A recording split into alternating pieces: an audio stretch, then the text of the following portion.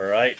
Better late than never. We're a few minutes late, but we are now live from the fourth annual demo days for Intune Marine down here at Lord Fletcher's on Lake Minnetonka. We're super excited to be down here. We've got a great selection of Vexus, Caymus, and Phoenix boats for you guys to come on down and then test drive. We got a bunch of industry experts around here. Obviously got Rich and the guys doing the podcast here. So we're super excited for today. Now just kicking her off, and Mother Nature's holding off the rain so far for us. So yeah. So introduction, TJ. Yes. It's been yes. I'm TJ, our sales manager up at Intune. And it's been a couple years now. You've been with this will be a second year now. Second year. So last year you were here, kind of getting to know things. Last demo day. Now you're like kind of one of the faces of Intune. Very involved, kind of like really ramped up participation. For sure. Feeling it out last year, getting to meet everybody, getting to meet all these fishing guys, and yeah, we're super excited, like I said, to be down here again this year and cruising. Yeah. So yeah, you might, if you went to the Northwest Sports Show, the boat show, you probably saw TJ at those events.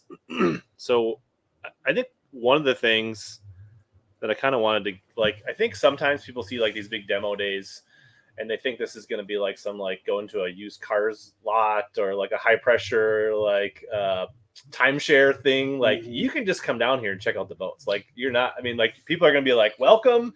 They're going to be like, hey, do you want to look at a boat? Do you want to ride in a boat? You know, we're going to talk fishing and talk boats. Yeah, all these guys down here were super thankful for bringing their boats down. It's not all Intune boats. In fact, a vast majority of them are, our customers of ours, or guys that we have a relationship with at the dealership, and everybody is great to deal with. So if you got any interest in taking a look at them, even if you're not interested in driving, out there today, we'd be more than happy to have you down.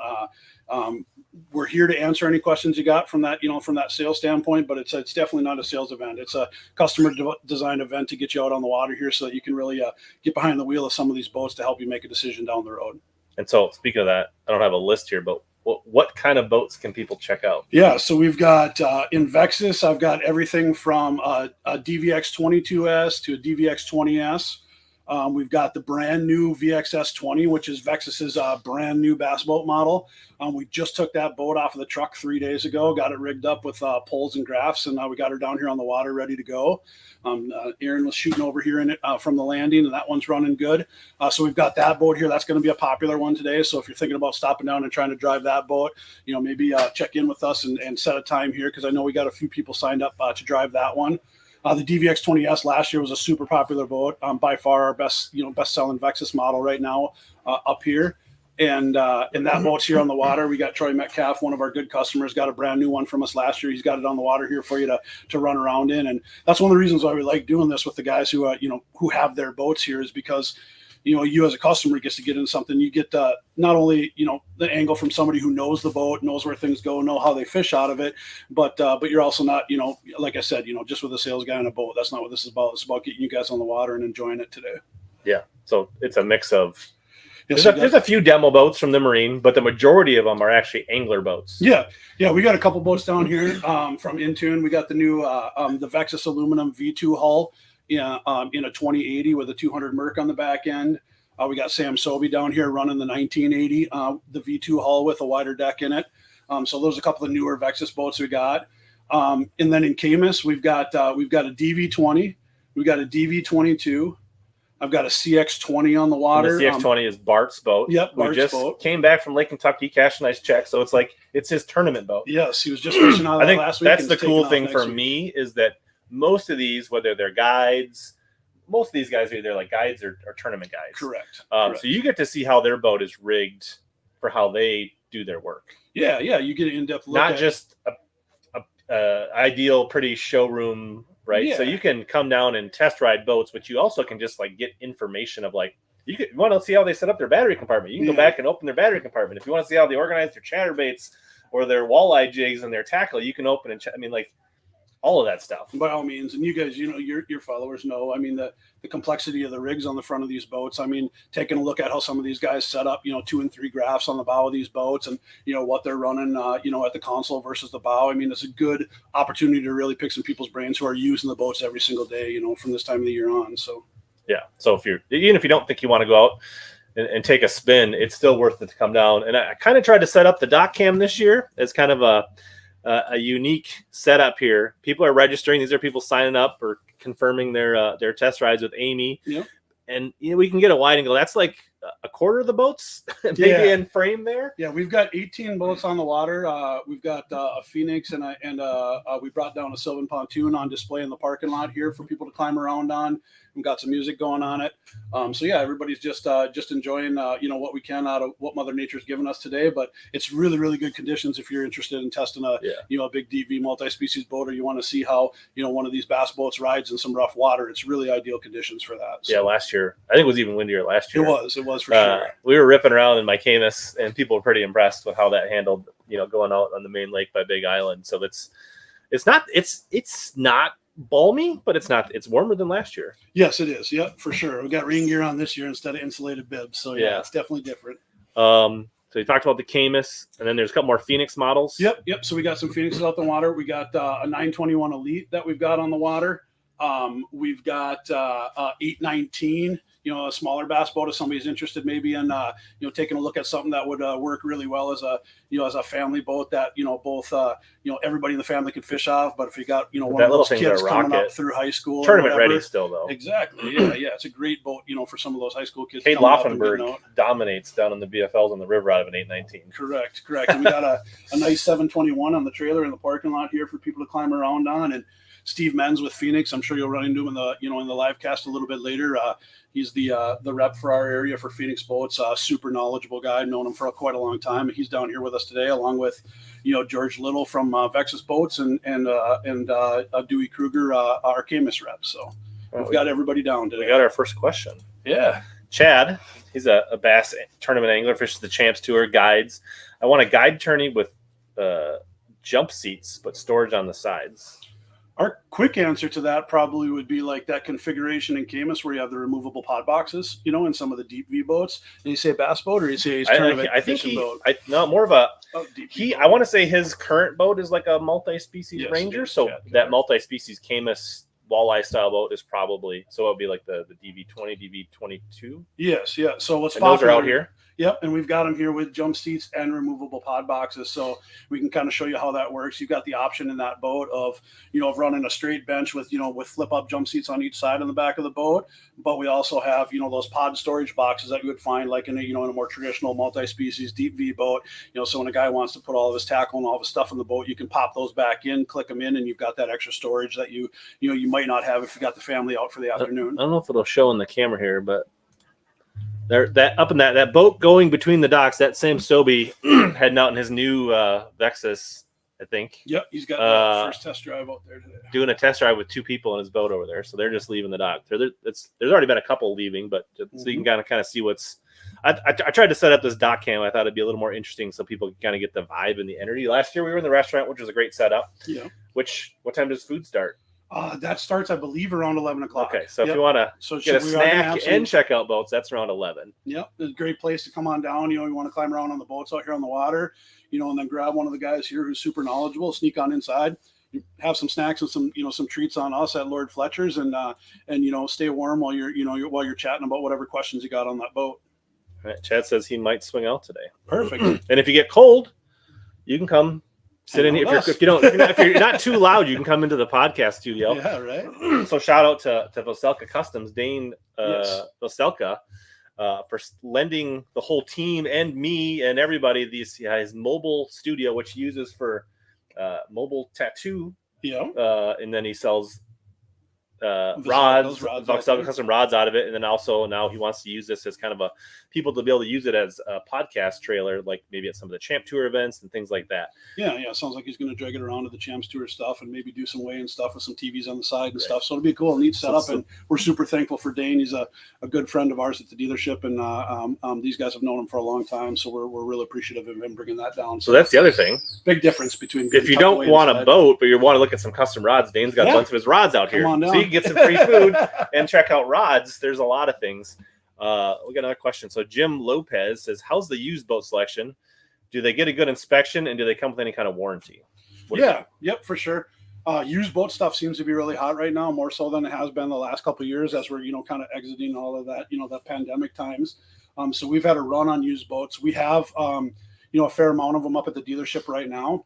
To answer the second part of your question, probably a little bit different with different dealers. At Intune Marine, we do what we call a major mechanical trade check on every boat that comes in. So when it comes in, our guys have a checklist they run through. They're checking everything, compression, leak down, going through the electrical system of the boat, making sure the gauges are working, communicating with everything it needs to, making sure trailer light, wiring, harnesses, all that stuff is good to go. So, and then we do sell our used boats with a warranty on it. So, yep.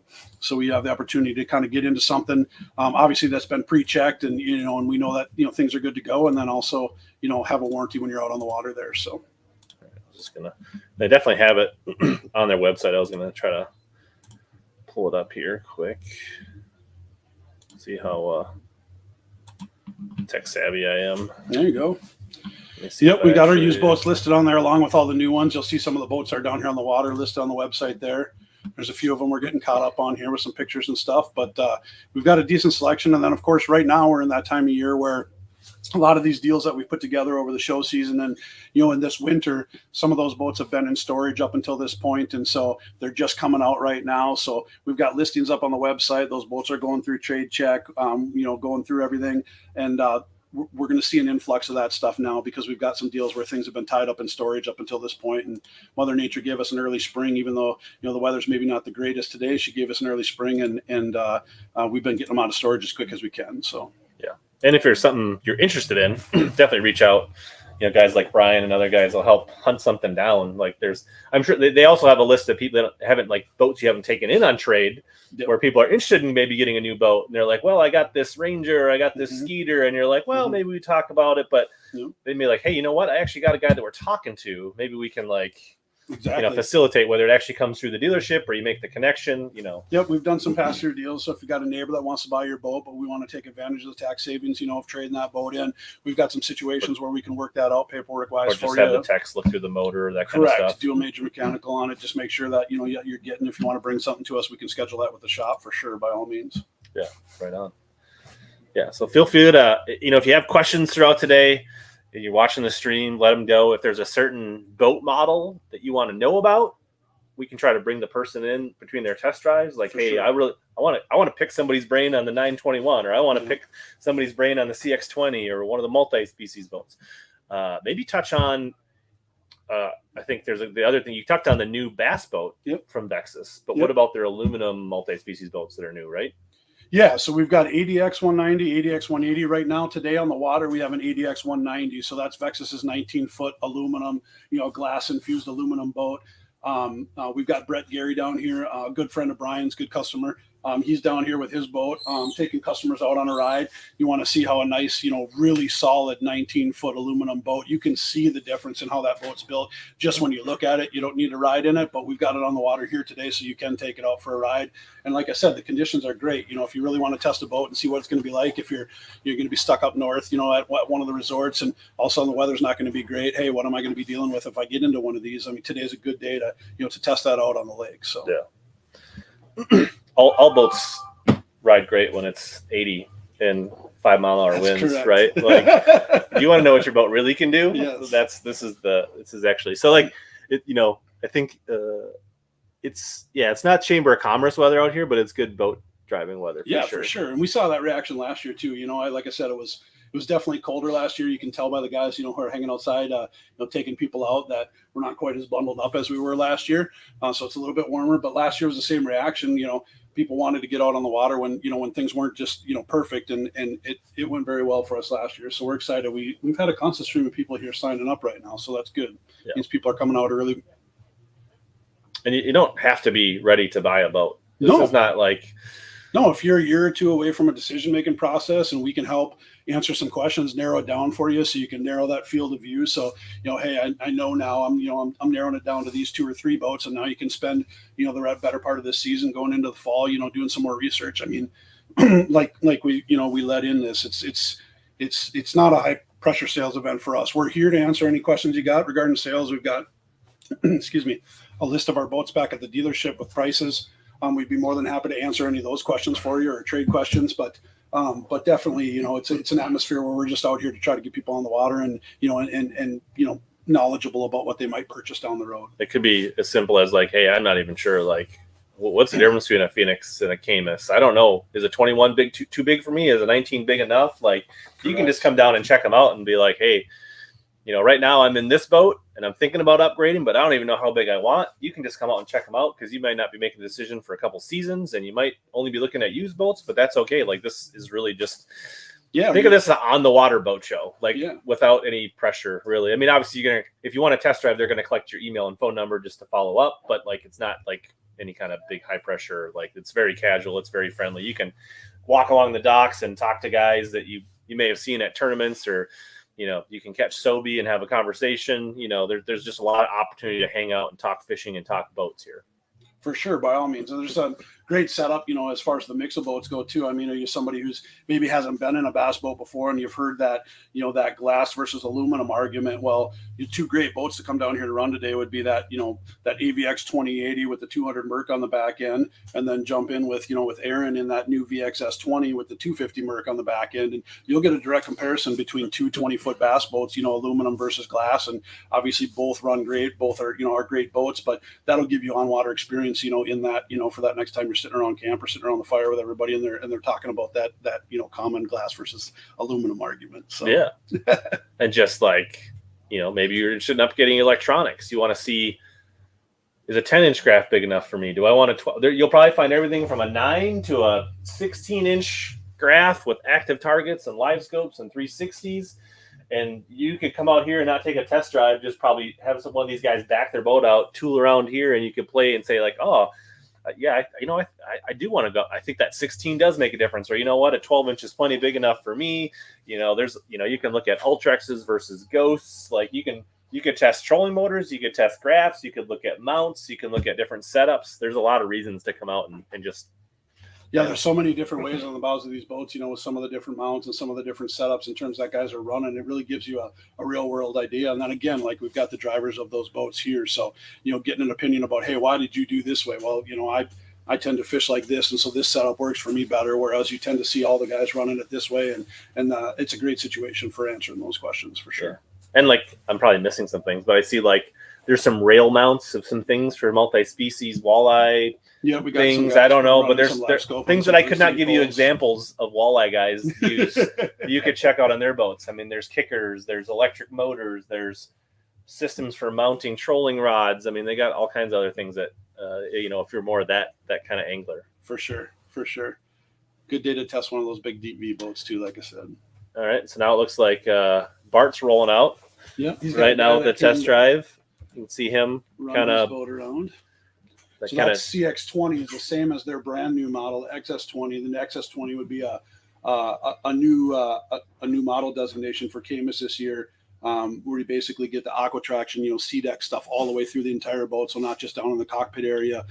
You eliminate that carpet up in the bow, which some guys love still, and some guys want that new, you know, aqua traction mat up there. So that same running surface though. So if you want to know how that boat runs, Bart's boat's down here to run today. So that's another thing, right? Like, maybe you were thinking about getting rid of carpet. Correct. There's boats with carpets. There's boats with different levels of aqua traction and if there's one thing I've learned C-decks and things like that. Yeah, a point. It's a love. You know, guys are polarized with that argument. You know, either they're in love with that carpet in the bow and they've always had it that way, and they like that feel underneath the feet when they're out there fishing, or, you know, guys see the, you know, the cleanliness, the sharp look, the, you know, the ease of maintenance on some of that aqua traction C-deck flooring, and definitely you know, it would be a viable option too. So we've got a little bit of everything out here for sure. I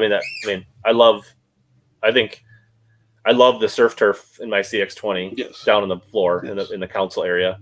Last year when it was out here in the rain, dried out right away. You know, typically if you spent all day in the rain, your cockpit carpet would take weeks to dry out. Yeah, you got a couple but at the same time, I love the padded carpet for fishing all day on the front of my CX20. So. Yeah, it seems like there's like when we're down at the shows and stuff, when we're showing those two boats side by side, it seems like it's a generational thing. Like the guys who've been on the boats for a long time and have been fishing with that carpet in the bow, they swear by it, and that's what they want. They're used to that feel underneath their feet when they're moving around in the bow of that boat. And then, you know, a lot of these guys who are looking at, you know, coming up through, you know, out of the high school fishing leagues and into some of the college stuff, and, you know, even, you know, into the tournament stuff, those guys really like that new, you know, that new flooring in the boats. Does Aaron have any tackle in his boat that he can look at? I'm not sure. First thing he did when I got it down here this morning was unload some rods and some stuff in there. So I'm sure he's been putzing around. And Aaron's probably one of the guys who will definitely have swing in here. We're definitely going to go till at least 12:30 on the live stream. The event goes till 3. I don't know if we mentioned that yet. Yep. So we might go a little longer, but we'll have some more people rotate through. So you have until 3 to come ride in the boat. Yeah, it looks like we got an early start. It's only 10. Is it 10:06? Yeah, we started at 9:30 just to kind of get the ball rolling. Sure. On people show up early too. Yeah, So. and some people came early for their test rides. It's like a steady stream of people like registering or kind of confirming their signups with Amy there at the. So yeah, it's pretty cool. So yeah, and there's reps from Vexus. There's reps from Vexus, Phoenix. Caymus, and Phoenix. We've got all reps here. We've got Tim here with who's a MinnKota MinnKota expert in terms of some of the graph stuff. So he's here running with Joe Jensen in his boat in his Vexus. So again, a lot of knowledge here. Yeah. So even if you're just like, I live somewhere near Lord Fletcher's and I got a question about my Solix unit, come down and ask Tim. Exactly. Like, there's a lot of resources, or you can ask guys that run them. They probably know. So there's a lot of reasons whether you're interested in buying a boat or not to come out and check it out. Yeah, and again, we'll have some hors d'oeuvres and some stuff in Lord Fletcher's here in just a little bit, so people can come on down, snack on that, and I think there's some check out the boats. And this morning, yeah, we still got some coffee left from down the road, and guys are going. They're out there on the dock, ready to roll. So, right on. Well, appreciate you kicking us off, TJ. Yeah, no problem. You want to go see if you can make some rounds and see what we got going on? Do you want to flag down Dane or Brian or somebody else to come in and kind of chat? We'll do. We'll get somebody in here for you. Thank you. Awesome. What's up, Clay? Thanks for joining in. It's a bit of a marathon. We're going at least 3 hours here today. Maybe take a look at the dock cam here. It's a little breezy. We got the awning though. We got places to warm up. You can come in and warm up in the restaurant. There's lots of options.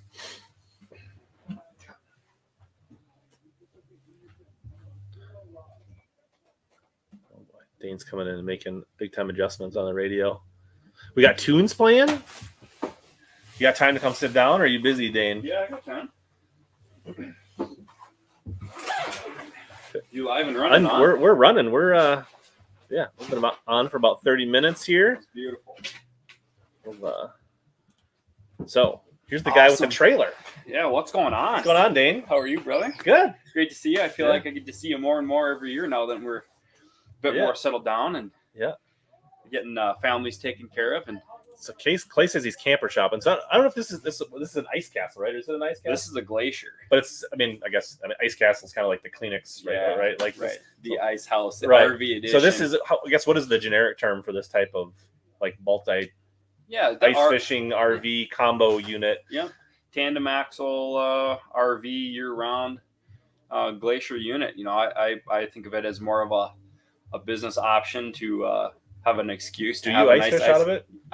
No, I have never been on the ice. No, well, not this year. This year we didn't have nearly enough ice. But my argument for the family was, hey, it's year round. We can bring the kids out and integrate the family with business models, and we can help our sponsored partners and Intune Marine and give them some warmth when it's cold out and some shade when it's hot out. And it's cozy in here. Yeah, man. I might have to kick my shoes off. It's super comfortable. comfortable. A little warm in here. Well, yeah, you got the fireplace, you got the couch, you got a queen size bed and a couple of bunks and a bathroom. And realistically, on the tournament trail, I use it to stay in with Aaron Teal. And so he'll pull the boat and you pull this. Well, my wife will bring the trailer, or my father-in-law or family or extended help, and Teal and I will bring our boats and we can stay in this. And then on the water, I can repair rods and sell custom rods and kind of exploit that option too. So it's a fun way to share some of what we've acquired, and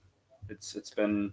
And maybe someday it's been welcome. Ice fish. Maybe. Well, yeah, maybe if we get enough ice in Minnesota with a little bit of snow, we can drop this thing down and stay comfortable. Yeah, I could probably fire up my cameras. My phone is an extra camera, but like right here, there's like this lid that you can unscrew. For sure. Right? Like, yeah, you can just pop it right up. I think you should just be able to pop it. Yeah, give her a good pop. You can't see it, but this plug comes out of the floor, and now there's a hole right to the asphalt that we're sitting on. Yeah. That could be your ice, and then your For your sure. ice fishing. For sure. So- Yeah, and there's plenty of holes in here, and I don't know really what you would do with them in the summer. You could play pranks on your buddies, or I guess you could use it as an outdoor restroom if you were in the right spot. Like in a real pinch. Might be no pun an issue. intended. Yeah, I mean, if the bathroom was taken, you got 7 other extra bathrooms if you're with the guys. So cool. Well, Dane, you do build custom rods, and we got Jim Lopez wants to know. He says he throws a 30-second hair jig. Can you talk about your hair jig rod? Oh, for sure, Jim. Do you know anything about hair jigs? I know a few things about hair jigs. I have a handful of 8-foot hair rods here available for people to feel. If they want to try them out, they certainly can. My hair rod is designed to cast your hair jig just a little bit farther while maintaining sensitivity. So it's not just a hair rod. You could throw spy baits on it. You could throw small swim baits on it.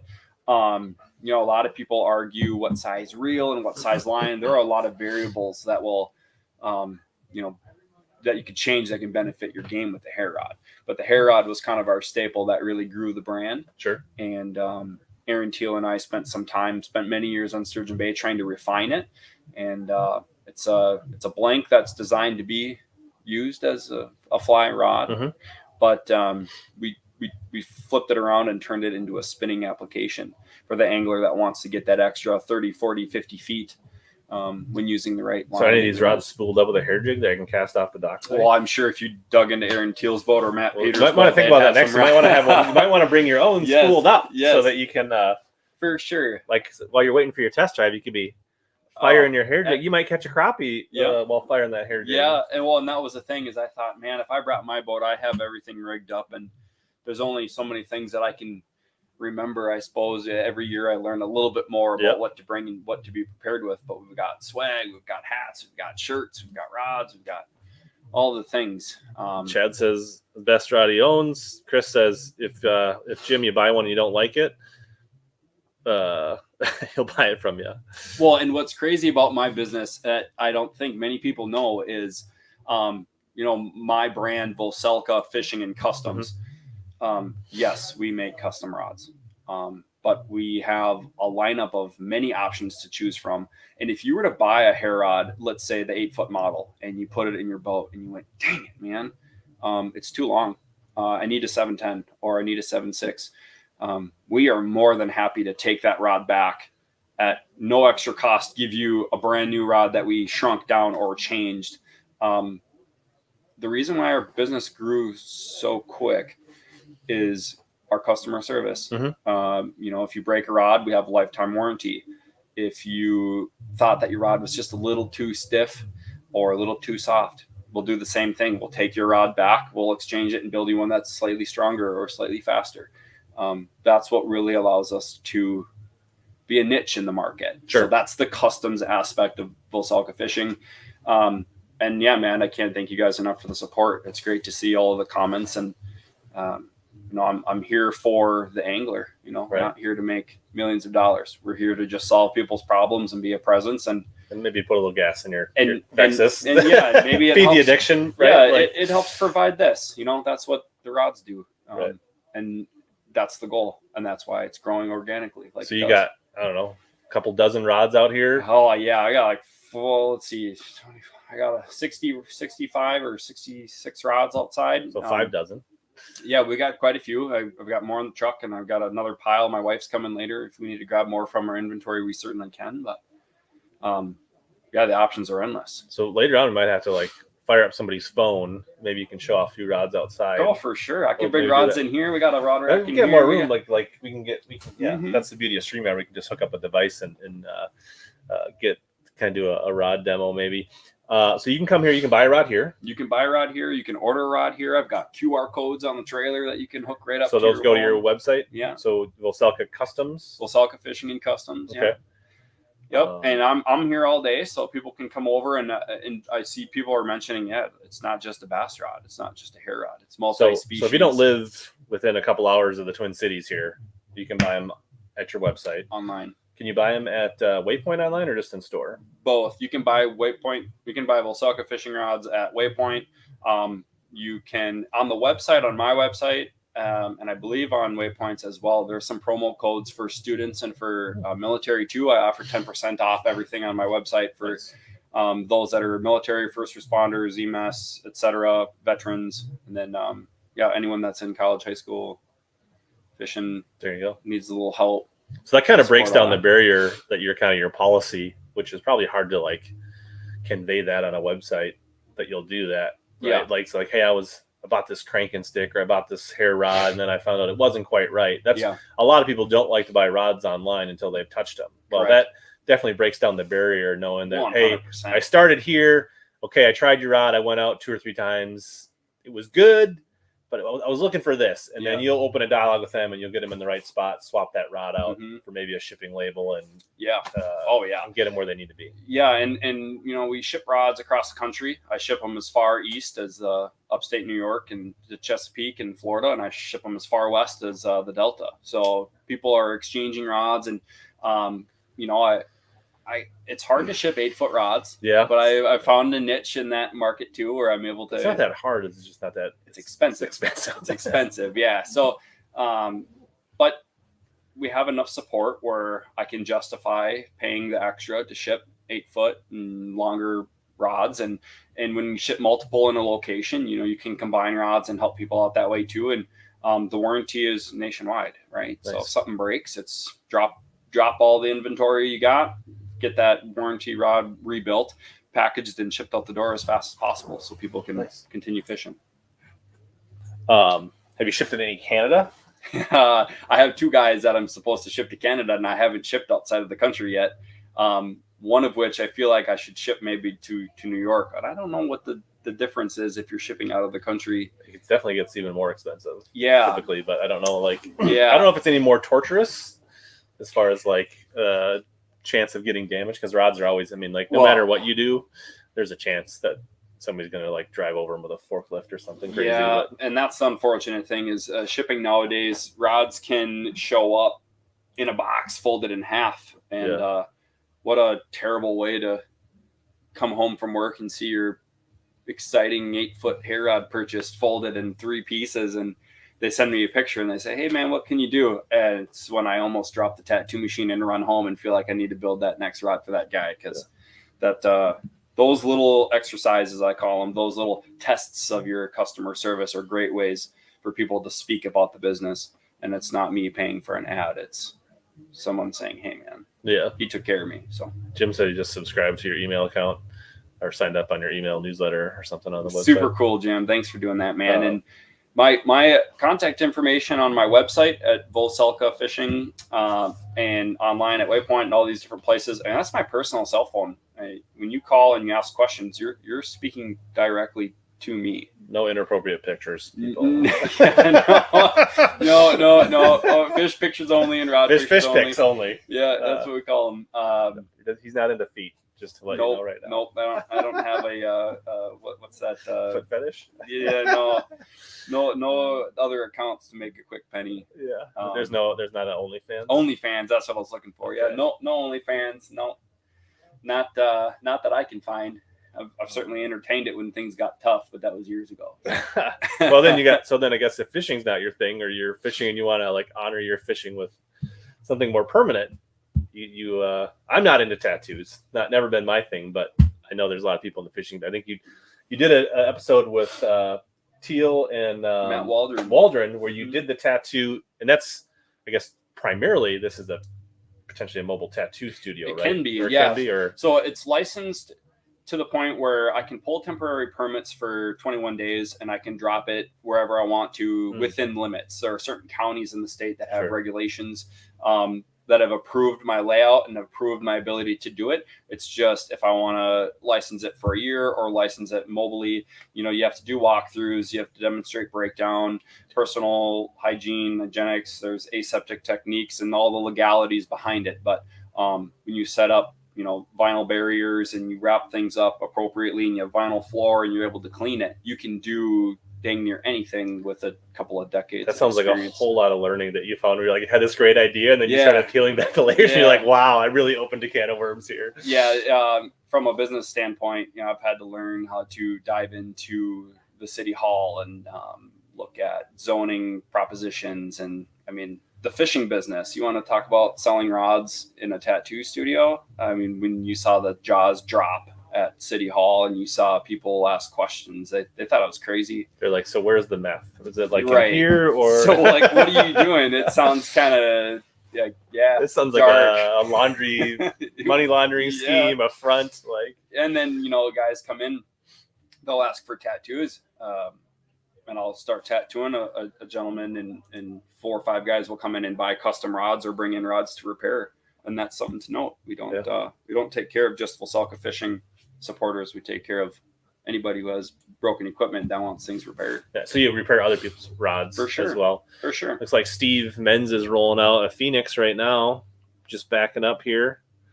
Y'all are having a day. There's got to be. Looks like that's the new 21 XS or XP 21X. I don't know. It's a new 21 footer, isn't it? I think Phoenix. Yes, forget what the number is on it. it. It is clean. Yeah, it's a nice sharp boat there. It's so sexy. It's a little hard to see at distance, but how many people do you think are standing out there right now? If you take a stab at that, do you think that's at least a couple dozen people? oh, for sure. Yeah, there's 3 dozen people 20-ish people. Yeah, on the dock alone. Yeah. What a cool way to have people come out and get together on a day that maybe isn't your choice for. So you're not fishing. driving test drives today? No, I hooked up the RV and I wanted this to be my contribution. But you did last year, right? Yeah, my Vexus, my VX20, I freaking love that thing. I came from the Triton world, and my VX20 has been my favorite ride by far. Mm-hmm. And it's a 21, so it's got a couple years under its belt. And my tournament partner Aaron Teal, he has the new model, so he can bring that nice fancy. So you get to clean. you'll be able to. Have you been in the new one? No, yet? I haven't. So you'll get to like not on the water. You'll get to go back and forth. Oh yeah. So we'll check in next in the fifth annual demo day. Yeah. We can get Dane's like, here's what I like and love, and pros and cons between the two. Yeah, and I have nothing bad to say about my experience with Vexus. I was there in 2019 when they first dropped the first fiberglass model, and I'm still in the boat 5 years later, 5 seasons later, and enough said. Yeah. It was a good year for driving boats last year. I know I had a lot of fun showing people how good the CX20 Caymus handles the big water as well on the waves. There's really, in Tunes brands, they're all pretty good rough water boats. Yes. If you go with the PHX Phoenix, the CX20, and then the Vexus fiberglass, wide bows. They're up there. They have to be 3 of the best riding bass boats in big water. I Deep think. chisel, like great all around performance boats. You know, you're not getting something that runs 100 miles an hour, and you're not getting a total tugboat. You're getting. Although you can find there's a couple of models in the Phoenix that are the rocket ships, for sure. So if you want that, the Phoenix, there's definitely options there. Yeah, and there is such a stereotype with these Vexus boats, being kind of just like a cruiseabout boat, but not a high performance boat. But what would you consider slow? I mean, at the top speed, it's not. I don't think you're at like a disadvantage, right? No. We're talking 5 miles an hour ish. You know what I mean? Like but like on an everyday, like. Sure. Okay. And when it's 83 with a 2 mile an hour ripple, then you're going to get there's going to be some distance between. For sure. You. But how often do you blast off in a tournament where it's ideal conditions where they're allowed to open it up and run at 78 miles an hour? But mine runs 73 and a half. That's what I mean. 70, that's what I'm saying. But normally once there's 1.5 feet, 2 foot, they're back right where you are, even below, right? So it's like, I'd rather have, it's same with my Caymus, right? It runs low 70s, and like, even when I'm not running low 70s, it's surprising how many 70 mile an hour boats I pass. Yes. Yes. And when it comes down to it, man, it's about getting there in one piece and being comfortable and, staying dry. And, the driver has a lot to do with that. Yep. But that's why we're out here today, right? Is to really showcase how to properly drive, what people's preferences are, describing a hot foot and a hydraulic jack plate and all of these different things that can be options on a boat, which I feel like a lot of them should be just standard features. But and that's it. A lot of those go fast boats, they're more weight sensitive. So once you put all your tackle in it, and I don't think people realize when you put 3 graphs up front and those new heavy mounts and all the extra transducers on the trolling motor and Certainly. that stuff, like it really hindered. Like some of those boats that are really like top end boats get slower really quick when you put all that nose weight on. Oh yeah, the bow lift changes dramatically, and that your aft weight and how you balance your boat out is sensitive on certain models. I threw Raptors on my boat for the first time here.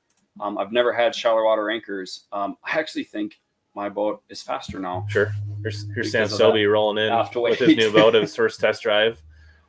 Oh man, the Sobi. That kid had the biggest smile on his face when he came up to the trailer today. He said, "What the heck, man? He's like, You got the living room to the shoreline? Yeah, What's going on?" he's probably got a little bit of envy because if you've seen his, I mean, he's got a nice ice fishing setup. Yeah. Like this is way nicer than well, his. Like, and okay, so he is an everyday angler. He Right. is a die-hard fisherman. I mean, he puts that thing to the test. Yep. This purchase is definitely multi-use, Right. not just go out and flay the fish and do your fish cooks overnight, right? This is, and I couldn't get on the water that he could most of the year. And Sure. How nervous would you be driving a 1-ton diesel in front of a 24-foot RV edition With your family in the truck, right? On what, 2 feet of ice? Yeah. You're still kind of, well, I don't know. 2 feet. That's you got Just to being wait honest, a while. I'm a lot. I don't know. I remember when I was in like 16 to 25, I used to go just rip around the lakes for fun. Yeah. Well, I'm like, Why? I'm like, Why why do even like even if there's like a 0.5% risk, why I don't know. Like, so I don't tend to put my rig out on the trucks even when there's a bunch of ice. Yeah, it's not really my vibe. It gets a little shaky. There's Mr. Little. George, you coming in to talk or what? Come to bring you a gift. Come to warm up a little bit. It's not bad in here. It's great to see you. Good to see Really you good to too. see you. Good to see you. You and get Mr. Little Yeah, you talking a little bit. Do you want to sit on a podcast and talk your live stream? You got a ready few to go. minutes? Oh, the live stream. That's awesome. You got a few cool? minutes to join, Yeah, George? Sure. Have a seat. Sure. We're gonna rotate somebody in. Thanks, Dane. okay. We might see you later. Yes, it was a pleasure, my friend. Yes. Always great Good. catching up with you. George, you let me know if I can grab you anything while I'm walking in and out. here. Okay. Probably need to unzip. It gets really warm. Do in we here. need to cut the hats up to?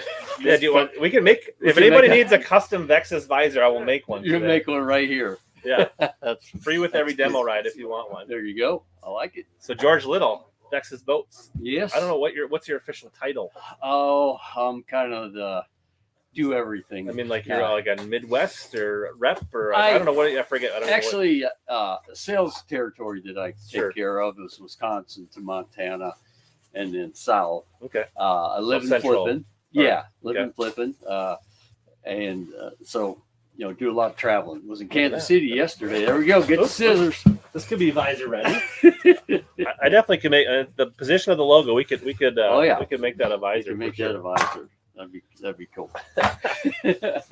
So yeah, I was in Kansas City yesterday, doing a promotion and living in Flippin. I did that. Well, I love it there, but spend a lot of time in the plant Sure. and sweep floors or sand on boats or do whatever we need to do. You can see Bart rolling in on his Caymus, There you coming go. back from a test drive here on there. So this new this year.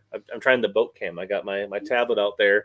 Nice. So we can just get people a feel for what's going on out there. Because last year we were in the restaurant, it was nice, it worked, but there was a disconnect. Yeah. And I think we're trying to now the trailer we're in is like 20 feet from the docks, Yep. the boats. We can see what's going on. I've got kind of a dock cam, trying to make this for the people that can't. For Be the here. people that can't be here, if you're not within a couple hours of the cities. Although last year there was a guy from Indiana that flew in. I gave him a ride back to the airport. Okay. Back to Oh my house. goodness. Yeah, he was coming to look at one of the multi-species boats last year. So It's yeah. it's an incredibly great. It's a great event. It's unique because of the fact that these boats out here aren't necessarily from the dealer. They're from Right. the people who few own are, them. but I would say 80-90% of them are Yeah, guides, tournament anglers. and so it's that experience getting to be in the guy's boat who owns it and seeing how he sets it up and all different brands of electronics. It's a really unique thing, and once you get in a boat, then that decision is taken care of. Yeah. Right. Yes or no. And then you get to, go forward with what one you want, but knowing which one you want. Yeah. This is the best way to do that. Yeah. get in the So boat. Big Jim Lichty says hi, George. Okay. He's got a Ranger Hello. shirt on in his profile pic. Yeah, I spent a little time Had a few over years. there. Yeah. So Yeah. if George looks familiar, he spent some time with Ranger back in the days. Yeah. Also, if you fish tournaments around, you've definitely fished classic bass and some of the other big tournament trails over the years Love in it. Minnesota. I love the I think competition. you've done some regional national stuff in the Yeah, days over the years I as have, well. and- So Looking forward to Sturgeon Bay. yeah, you doing the open? Yeah. Okay. Who are you Yeah, fishing looking with? forward to Sturgeon Bay. I've got two guys that I got to figure out which one I'm going to take. Unfortunately, it's not anybody from up there. So, Okay. but I'm definitely. Does that come down to who makes the best sandwiches? Yeah, that could come down to that. Yeah.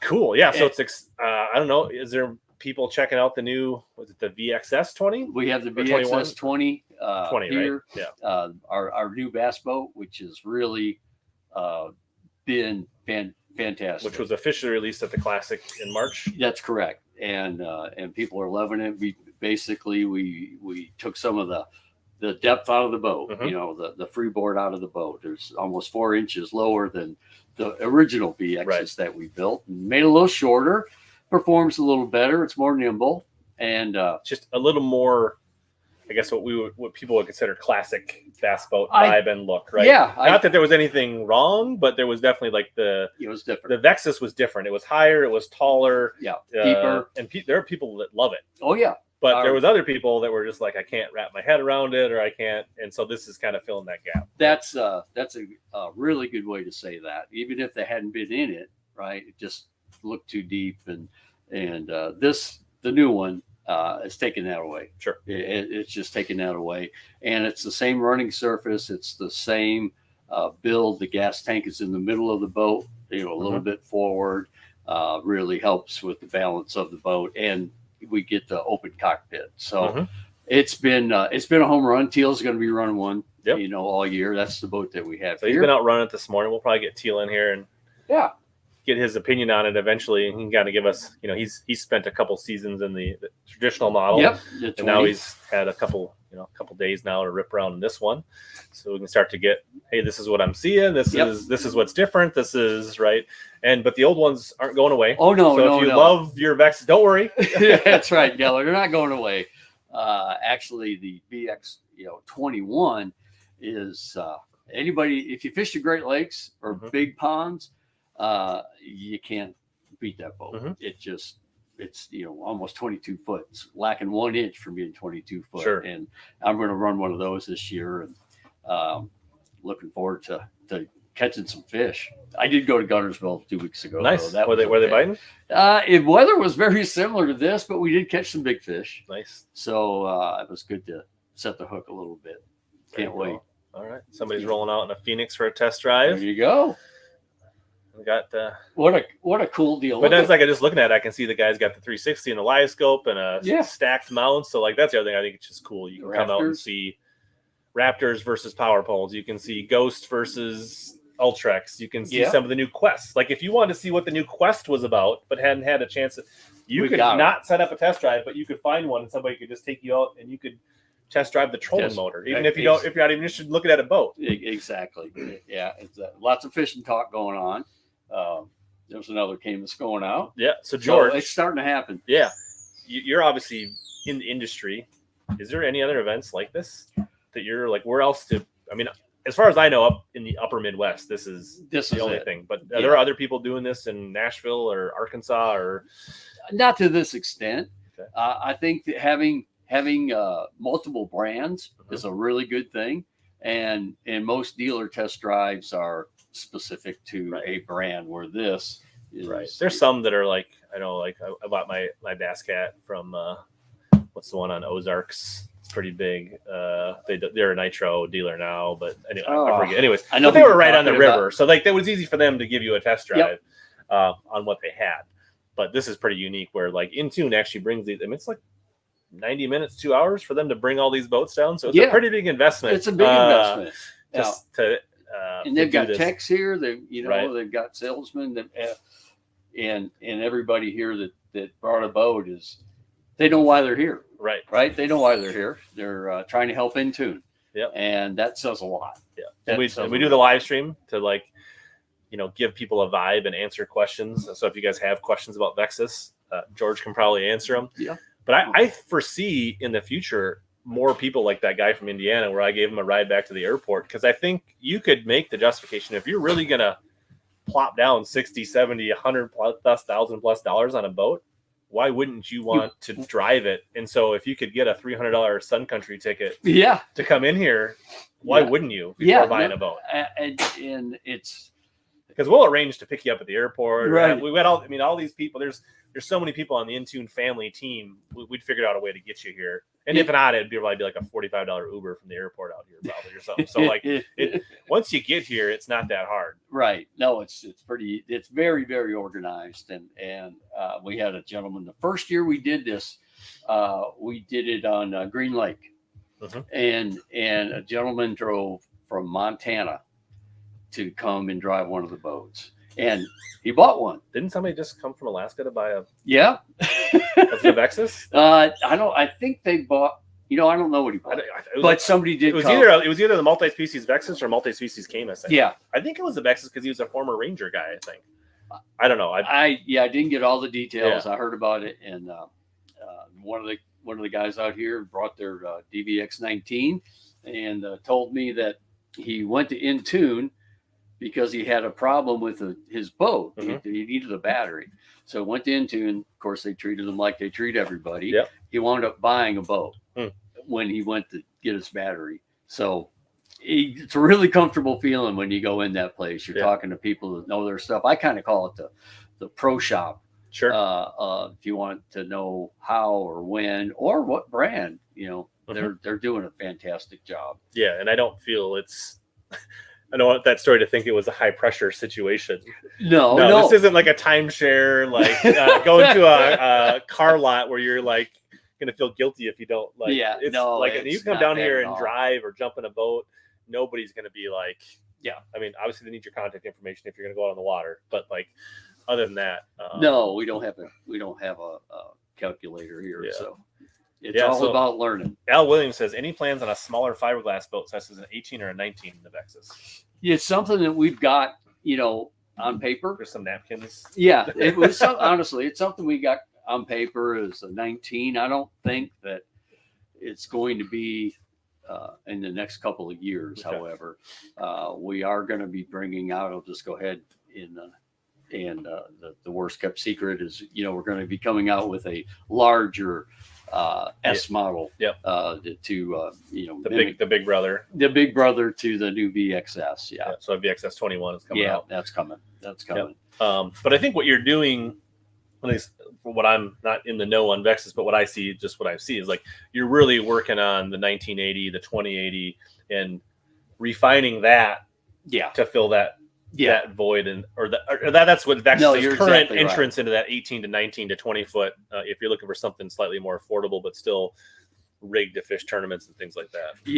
You're exactly right. All the aluminum has been redone. Don't want to turn it into a commercial, but Sam, Sobi's here. He fishes out of 1980. Yep. And it's a great way to get in the boat with him and I fished out of change it. Okay. We were on just a little lake in a Turning Tuesday, but I was impressed how I'm not gonna say we tested it on big water, ran around, but the fishability. Yeah. Like standing two guys on the front deck, how stable it was. Like it's amazing. As good as anything else as far as fishability and platform and especially if you live up where we live. Yeah. Unless you're fishing Mille Lacs and Leech and some of those lakes consistently. Yeah.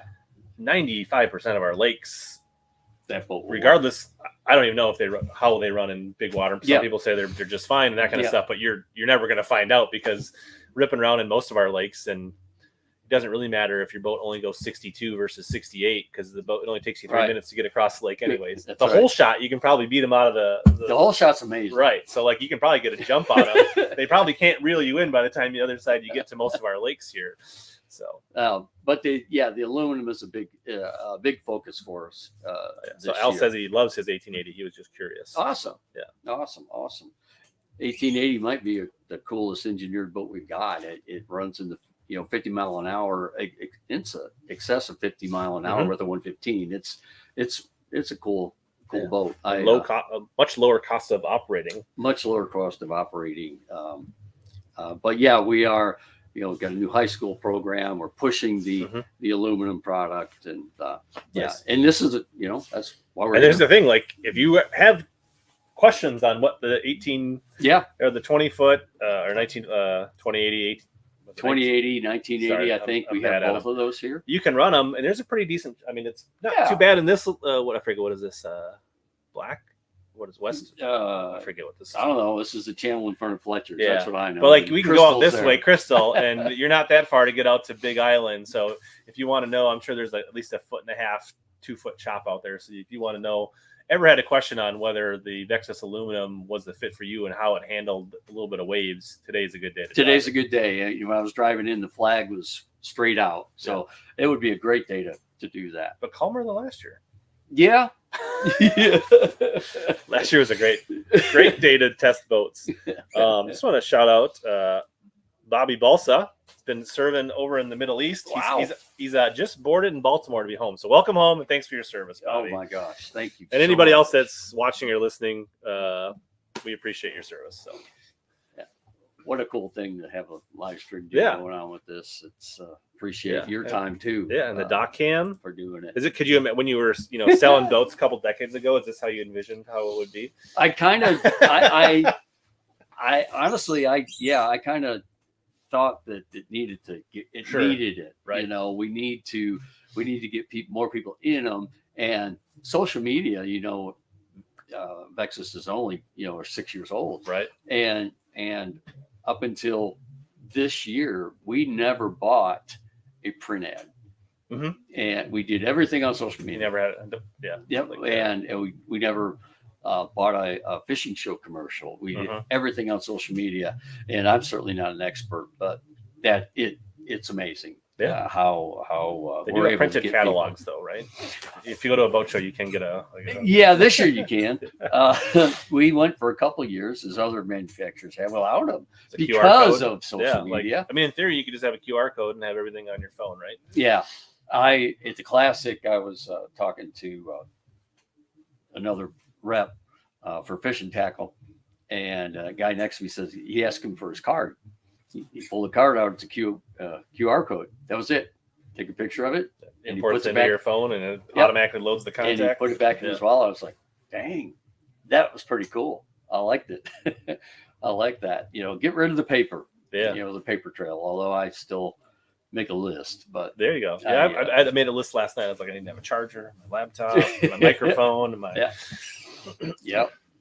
So also, I guess the other thing to maybe touch on is for those that are maybe not bass anglers, tournament anglers, there's the new aluminum offering from Vexus, right?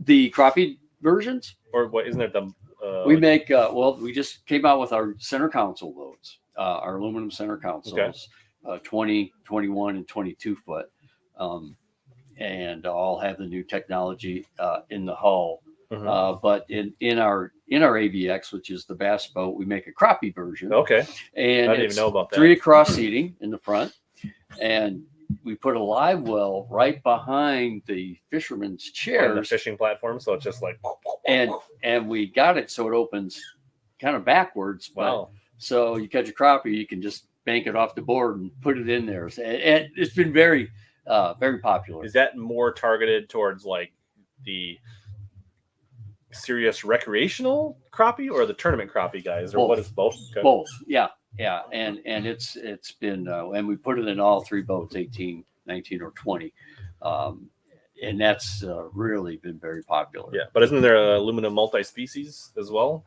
Yes. Yeah, that's what I was thinking of. All right, thank you for getting me back here. That's the one I saw at the boat show, anyways. It was like, I haven't seen this yet. We've had a 19 foot for 2 years. Okay. And it's called a 190. It's 19 foot 3 inches. And this year we brought out its little brother, I guess, a 180. That's 18 foot 3 inches. And you can either put a 115 or 150 on it. Been very popular. We're a little bit late to to get it out there, but it's getting some traction. And so now we have 2 aluminum walk-through windshield boats, an 18 and a 19. Where is the big like market for that, or where are people? I mean, is that nationwide? Is that an upper Midwest thing, or is it's a Midwest, upper Midwest thing, but we're selling them everywhere. Sure. You know, excuse me, California and Arizona, we're selling them everywhere. People, there's a lot of. And we have those out here. We do, right? Yep. So you can come, but I mean, that's kind of like your more traditional. I mean, I guess. Yeah. Alumacraft, Lund style walk-through windshield multi-species boats that people up in this, I guess, market would be familiar seeing that. Now it's got Vexus's spin and refinements on it. Yeah. So I don't want to say it's the same, but that category of that category. Boats. And what, you know, a lot of people from this area are retiring in the South. Sure. And that's really, they still want to walk through windshield boat.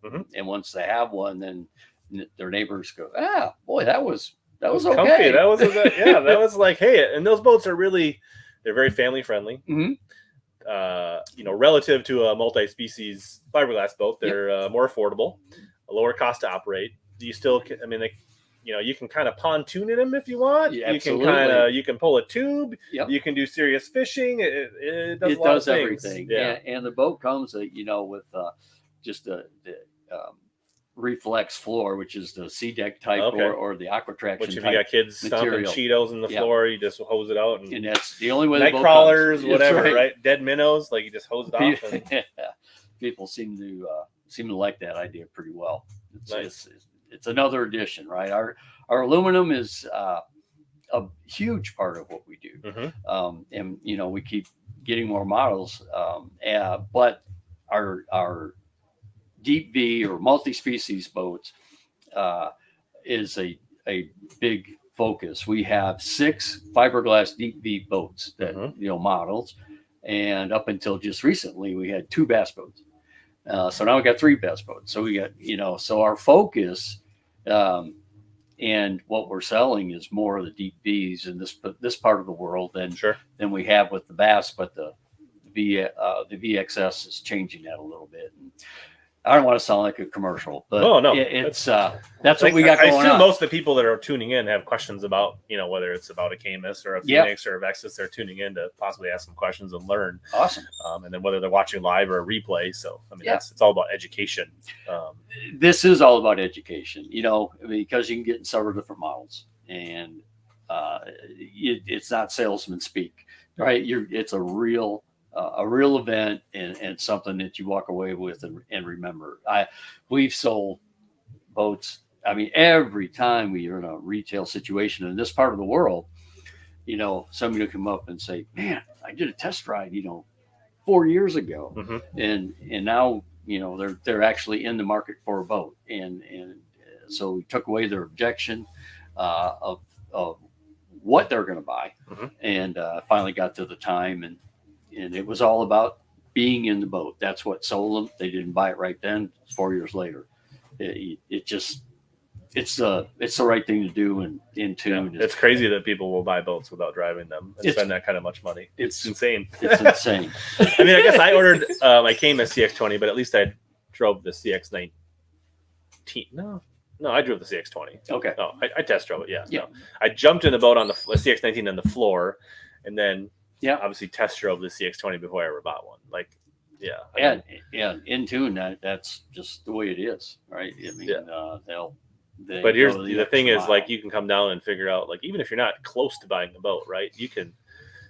Is a fiberglass boat right for me? An aluminum boat, a multi-species, a bet like I mean, it's like we've got minivans and we've got pickups and we've got SUVs and or whatever, right? And you can figure out what's right for you. And we got the limit, the LT, and we got the Nolly packages and everything in between, right? Or however you want to think about it. And like brand specific, you know, there's some people that just, you know, the features of a Dodge and the way that is set up is better than a Ford or a Chevy, and like they're all here. Yeah, and that's, you know, not everybody fishes the same way, right? Like some guys like to a guy that's power fishing shallow river fisherman doesn't need the same things that somebody fishes the Great Lakes that somebody fishing, right? So there's, I see some people with some Becker High School jackets on. There we go. So got some high school Get the team high school anglers, gang in here.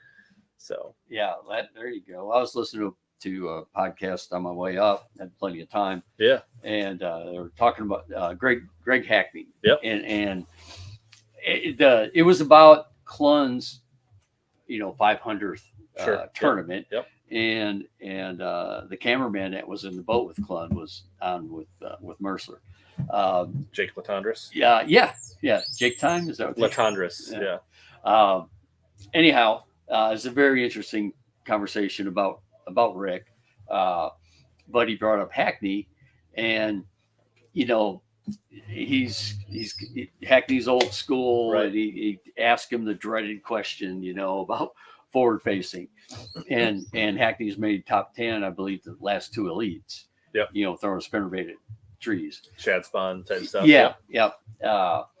But his take, and I thought, we're talking about how people fish. His take on forward facing was, I've got it, and when I need to use it, I will use it. Not as good as everybody else, but he said what I thought was really interesting. He said, I try not to look at it because it changes my attitude about fishing, and I really thought that was an interesting way to do it. And he said, he gets to St. Clair, he's going to do that, but he's going to grind and fish the way he does. And if he's looking at forward facing, it gets him off his, what he does for a living. That literally happened to me yesterday. Really? I was on pools 3 and 2. Okay. I'm fishing the Northern Qualifier on the cross in a couple Yep. days. So I want to get out and get my mind on the river, start looking at it, right? Like, can't be on the water there, but I want to get some reps and get in tune here, get my boat ready. Getting some reps. So I was in this area that I knew was kind of a pre-spawn, smallie spot where they should be coming in. And it had enough water. I was like, I also wanted to, the other things. I feel like every time out, I need to be getting some reps on the live scope to be getting better at it. So I'm fishing this area, this pocket that has depth, and I'm trying to throw my jerkbait at the ends of these bushes and laydowns and watching. Yeah, and focusing on that, trying to catch them on a jerkbait, and then the guy behind me catches 4 flipping a Texas rig. There you go. So then I went back through and picked apart with my tube and caught some, and then it definitely can change for the good and for the detriment sometimes. Yeah, and of course, early in the spring, it's gonna probably go just like that. Right. So I just thought that was a really interesting take on forward facing. And that's all I'll say about I thought you were going to when you went with Hackney, because I know for Phoenix has come out with all their new models, but Hackney ran the 721 forever. Yeah. That just fit him. Does he still run 721? I don't know if he finally switched to one of the, the 9 series or not, but for years, that was what fit him. That's what he was comfortable with. Yep. That was the balance of speed and whatever and how he fished and shallow it fit his style. So Hackney's a pretty, so that's the thing is that's the thing is there's the PHX models, there's the 721, there's the new Vexus, the Illumin, that you can kind of check them all out, which is what's really cool. It's really cool. It's really cool. And the 721 comes into the price point that's really, really interesting. Not interesting. It's good. But so does the 921. Yeah. Well, his name escapes me now, and I feel like an idiot, but one of our guys that runs the 721 helped me out. It was,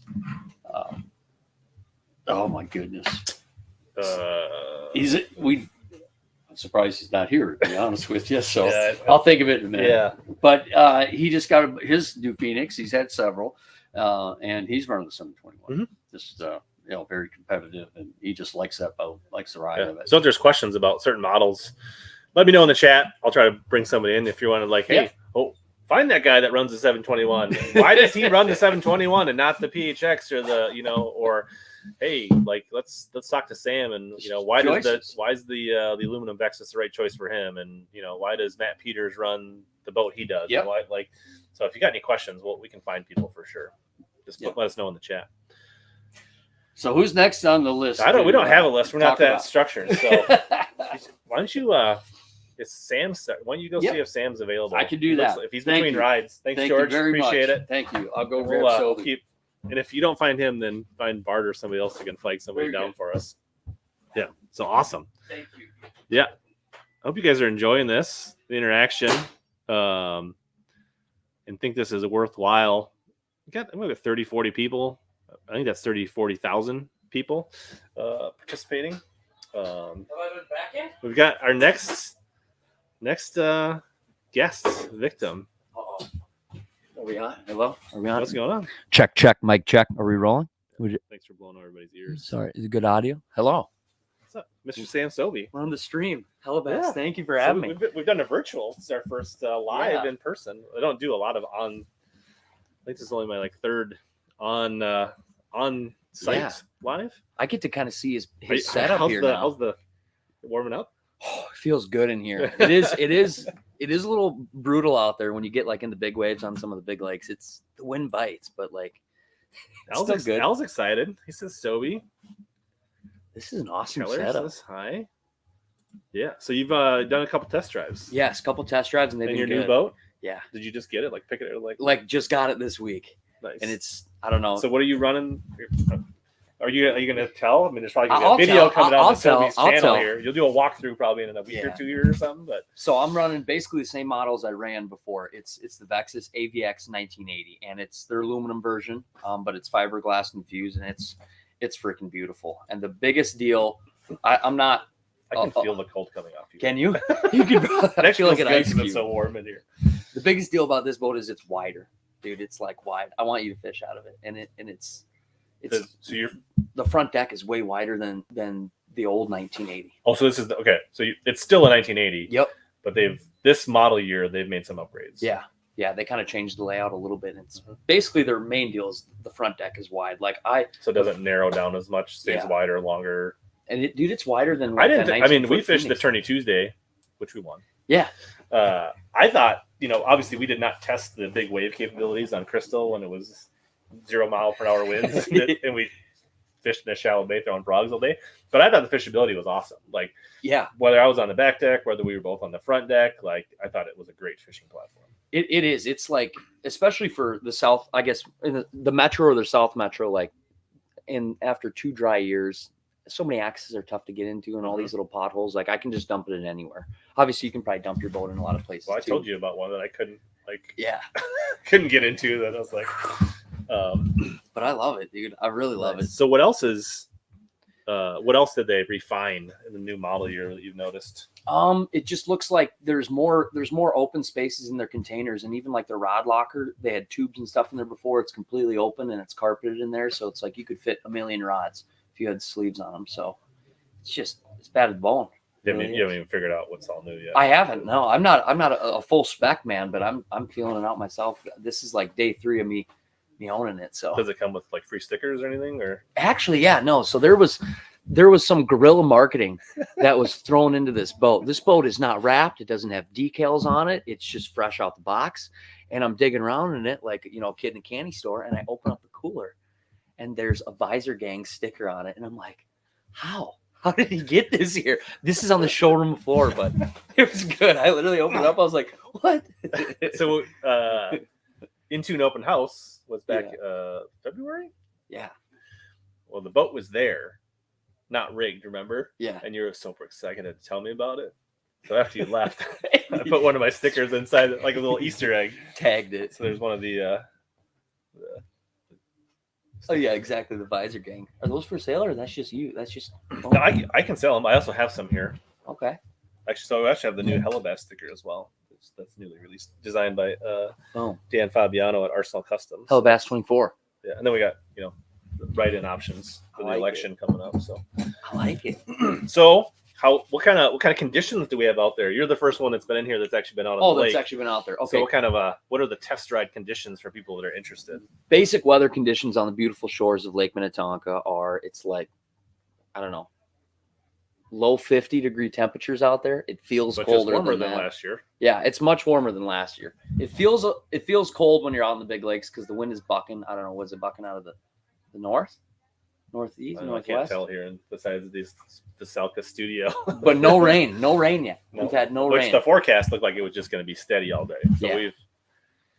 which And- I think did Bart arrange that there's like if you wanted to come out here and you weren't sure you had the right rain gear, there's blackfishes that you can borrow for a test drive. They got a bunch of rain gear and stuff like that, and everything is here. You know what I mean? Boats are lined up. People are ready to take people for test drives, and It's 11 a.m. The food's about to probably start. Yeah, it's free food. Literally, come out and just get yourself a free bite. So, and if there's anybody that comes out So what later, kind of chop can we find on the water out when I go out to Crystal and towards the Big Island? it's kind of chopping. It's Yeah? kind of ripping. Yeah, it's not quite as much as last year. No, last year was really ripping. There's a decent chop. So I think that's a lot of people's questions at the AVX series. So what do you honestly? How does it perform in waves? Really good. Yeah. Really good. And especially, so growing up, I had a bass tracker. And that's like, a little aluminum boat and arrow, but it has kind of that modified V hull. It's like a John boat with a V in the front. And basically, it's like that on total steroids. This hull kind of dips down in the front. There's a Vexus taking out one of the fiberglass Vexus bass boats. Just you got a sit down camera there. outside? Yeah, I got this my tripod set You're out there. dialed in. People are there's constant sign up. You don't have to be that quiet. We have a directional mic, Dane. You don't have to tiptoe. Yeah, so you can kind of get. I mean, I think that's the thing is like last year we were in the cozy studio by the food, which was nice. But now you can kind of get a feel for the level of activity. I think a lot of people think, oh, it's like 45, 50 degrees. It's windy. There's nobody out. There's a lot of people out here. Yeah, there's quite a few people here, and you guys know there's a fleet of boats. Like how many boats do they have here today? They've got over a dozen. That's got to be 15 plus. Yeah. I think there's like 8 Vexuses alone. Like there's like the multi-species, the aluminum bass boats, the fiberglass boat, the fiberglass. I mean, there's quite a few. Have you driven my boat? I don't think so. Just Really? riding in that one Tourney Tuesday. And you're like kind of an OG river rat lover. Yeah. I mean, he always says that we should get out fishing, and then he doesn't. I just took He's people too out a busy. second ago, You're too busy. and So- he's from lacrosse, and I went like that. I put him around, and it doesn't peel out or anything like that. And he's like, "Oh, I could rip backwaters." And if I had a little more kahunas on me, I could probably do it too. But if someone knew the river and ripped that boat, they would. Well, tear we things talked up. about fishing the river together next year. You should fish the Jude. You said you were going to fish the Jude with me next year. Yeah, we shook on it. You committed Yeah. FMO day. We're doing it. Do you have it on video? We do now. So if I don't fish the Jude, and he said, Yeah. I will post a YouTube short Yeah. calling him out. Be like, and are we clipping fishing or this. not? Yeah. No, I want to. The Jude is coming up this year. That'll be. Have you Yes. seen the weights on the river The recently? BFL? Yeah. Yeah. My buddy, Kevin Rue, Yeah. 5 for 20 and change, and he took 5th. You know Kevin Rue? Yeah. How is he fishing? I can't talk to him because I'm fishing the qualifier next week, Oh, and it's off limits. I'm staying with him, but I cannot ask him about. It's gonna lacrosse. take mega weight. It's gonna Should be take interesting. mega weight. I just got to beat some. There's that kid named Cade down there. I don't know. He caught a bass once on the river. Just got to probably beat him. He's with thinking the- about going on the river. He ain't been out on the river yet. Yeah, ever. hardly. No. No, Oh, but he's thinking about. He's gonna Sure. fish it this year. So yeah, no, I was actually on pool 2 and 3 yesterday, Was it good? kind of pre-practicing, not being on the pools. I think we haven't caught 20 bass and a pike. How are you catching the bass? Well, we did everything from like chatterbaits and flat sides and flipping for largemouth, and then caught a few smallmouth flipping, and then I caught one little spot on a currency, but I just ripped him on a Ned Yeah. for a while. What do you mean you caught smallmouth flipping? Like flipping wood? Like wood, Yeah. or current, like it's more like staging current Yeah. adjacent to where they're going to be, and then I found one little like corner where they were stacked. We caught, I caught 6. I think we caught 8 and missed 4 others in like 20 minutes. They What were are you just fishing in those piled in there. seams? What do you mean? What are you fishing in those? You said you fished some seams yesterday. Like what was I throwing? Yeah, Bait? like are you power fishing through it or are you throwing a swing head? Both. It was like I was flipping a tube, like Okay. a Texas rig tube, and then where it was a little lighter, I was catching them on a Ned. Ooh, okay.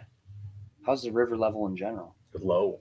Really? Like pool 2s and 3 felt like they were lower than when I fished out there last summer, Like kind of or sketchy? like sketchy. Ooh. And you ripped your glass boat all over there. You're a wild man. Hydraulic jack plate will travel. Let's see. Sean says he rode a Sam at the test drive 2 years ago. Great time. Nice guy. Sean, did we crappie fish 2 years ago? Sam, what's the PB? PB what? PB bass, PB crappie, PB walleye. We'll go personal best. We'll go personal best bass. Largy? Yeah. In Minnesota, 7 pounds, 3 ounces. It's a monster. But that was back when I was like 17, 18. Doesn't sound like a certified scale. It was a certified scale. It was a good Rapala scale. But my personal best large, Yeah, 7 pounds, 4 ounces. Are you serious? 7.25. That's gonna burn forever. But out of Minnesota, not 9.5, a 9. Nice. A 9. I think mine is only like 8.3 out of Minnesota. That's a hog. It'd just be sweet. It'd be sweet to get a double digit, a 10 For pounder. sure. So, can you give us a crappie report out here? I can, yeah. So it's been wicked weird weather, past couple days, like massive cold fronts push in. But when it was warmer, like maybe 5 days ago, crappies are pulling back in cuts, and the cuts were kind of on fire. But now after that, in this cold front, Main Lake has kind of been the deal. Main Lake weeds, like Look at this big blue Vexus. I don't know, is that a 20 or 21? I don't know. Yeah. That thing's sharp. It's a little fur in the cam to see that, but that is a sharp boat. you got the matching blue decals on the Mercury. Today would be a sweet day to be in a big old walleye boat, and you just. But no, crappie fishing on Minnetonka is phenomenal this time of year. If anybody's local, they should go because this lake is absolutely juice loaded. Yesterday was, I don't know what annual, maybe There's a crappie tournament on Prior Lake today, I think. The Prior Really? Lake hook setters have their crappie tournament today. yesterday was the Memories Made crappie tournament out here for $5,000. Oh, that one, yeah. Yeah, You and fished that last year. I fished it this year. Did I you fished fish it? yesterday, yeah, and it was not good. It was not good. I think we got top 20. Last year we got third. This year we got top 20, just petitos. But the fishing was good. A lot of fish. Just we didn't get some hogs. Bry Guy says he was repping his LTAB hat Oh, you were yesterday. on the water yesterday. So what? Get So for the some people that slime maybe on. don't know, what is LTAB? LTAB, yeah, it's Let the Adventure Begin, just an acronym for Let the Adventure Begin. And it's just something I've been saying on my YouTube channel since the very first video. I don't know really why I started saying, or I don't know, it just felt right to say. I've actually seen the saying Let the Adventure Begin on like pillows and stuff now in Kohl's and Target. And I'm like, I need to trademark this. I need to That's a patent different this. kind of adventure. I know. They're like, Let the Adventure, but it's just on like home decor, you know what I mean? Yeah. And I'm like, no, I had that first. But yeah, so it's just kind of a cool brand. Me and my buddy. Wedding gift. A little Kohl's Let the pillow. adventure begin pillow. But yeah, so we sell some merch and stuff like that. ltabco.com. Check it out. Yeah, Merch game. the merch game. My good buddy Cole, he kind of heads it up, and we do all our printing and stuff through a small town, Montgomery, right by us. So They're Yeah, so we're gonna cool. call. They're so popular. what do you got calling in? TJ Johnstone. TJ, what's shaking? Hey, sorry to bug you, but you got an 11 o'clock out there that they're looking for you when you get a chance. All right. All right, I'm hopping off Test the live drive. stream right now. So you still got time. You're 4 on the live hours. stream right now, TJ. Awesome. Come on out. Tell the guys out there that anybody that wants to come on in, we got the hors d'oeuvres out. Food's out. Ooh, Live food's report. out. Food's out. All right. The food is here. Come down, You get a still have time ride, to get free here food. to say hi to Sam, catch a ride. Yeah. Thanks for joining. Thank you for having me, and If- thank you guys if for you see tuning into the somebody- live stream. Send them in on your way out. Where's this camera right here? It's right here. Right there. All right, I'm going right there first. Thank you. All right. See you, Hellbass. Yeah. All right. There's the one and only Sam Sobi. He's going to poke his face at the camera here. So there you go. He leaves this trailer. There he is. So there's the vibe. That's how close we are to the action. There's a Vexus. One of the bass boats rolling out for our test drive in the background there. I don't know if you guys have any questions. What things you want to see? Somebody you want me to get on here to talk to? We could maybe find somebody that actually has been on a test drive. They could give kind of their information. I was kind of hoping to get somebody to like walk around and do a boat walkthrough on the docks. So maybe that's still a thing. If Bart or Justin would JP would coordinate that. I'm gonna copy the stream link to. But yeah, love to hear what you guys think. roll through many people here. We'll be on for another couple hours yet to answer any questions. And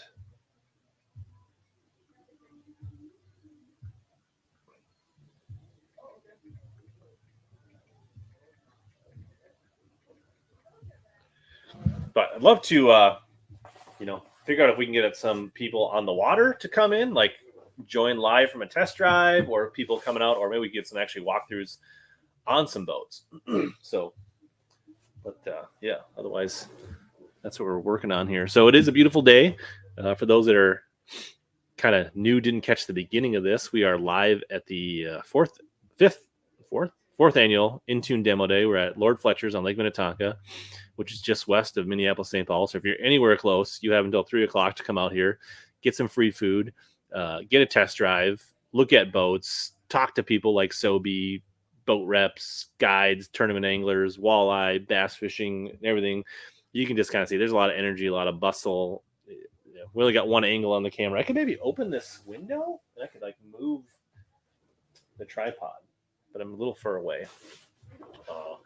Free food, lots of people to talk to. Vocelka Customs rods out here. Looks like who's Connor O'Connor rolling out on a Phoenix, giving a test drive there on the right side of the screen. It's a pretty constant flow of people. So that's what's happening here. Otherwise, I also could just go live on my phone and give you a look around too as well. That could be an option. That might be something we might consider here.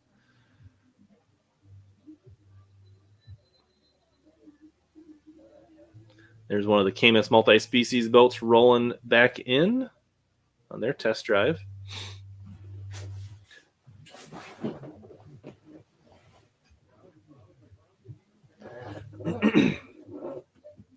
That was JP, multimedia extraordinaire. What's going on, JP? What's come give us a report on the action on what's happening out on the show them your big camera there. Look at that.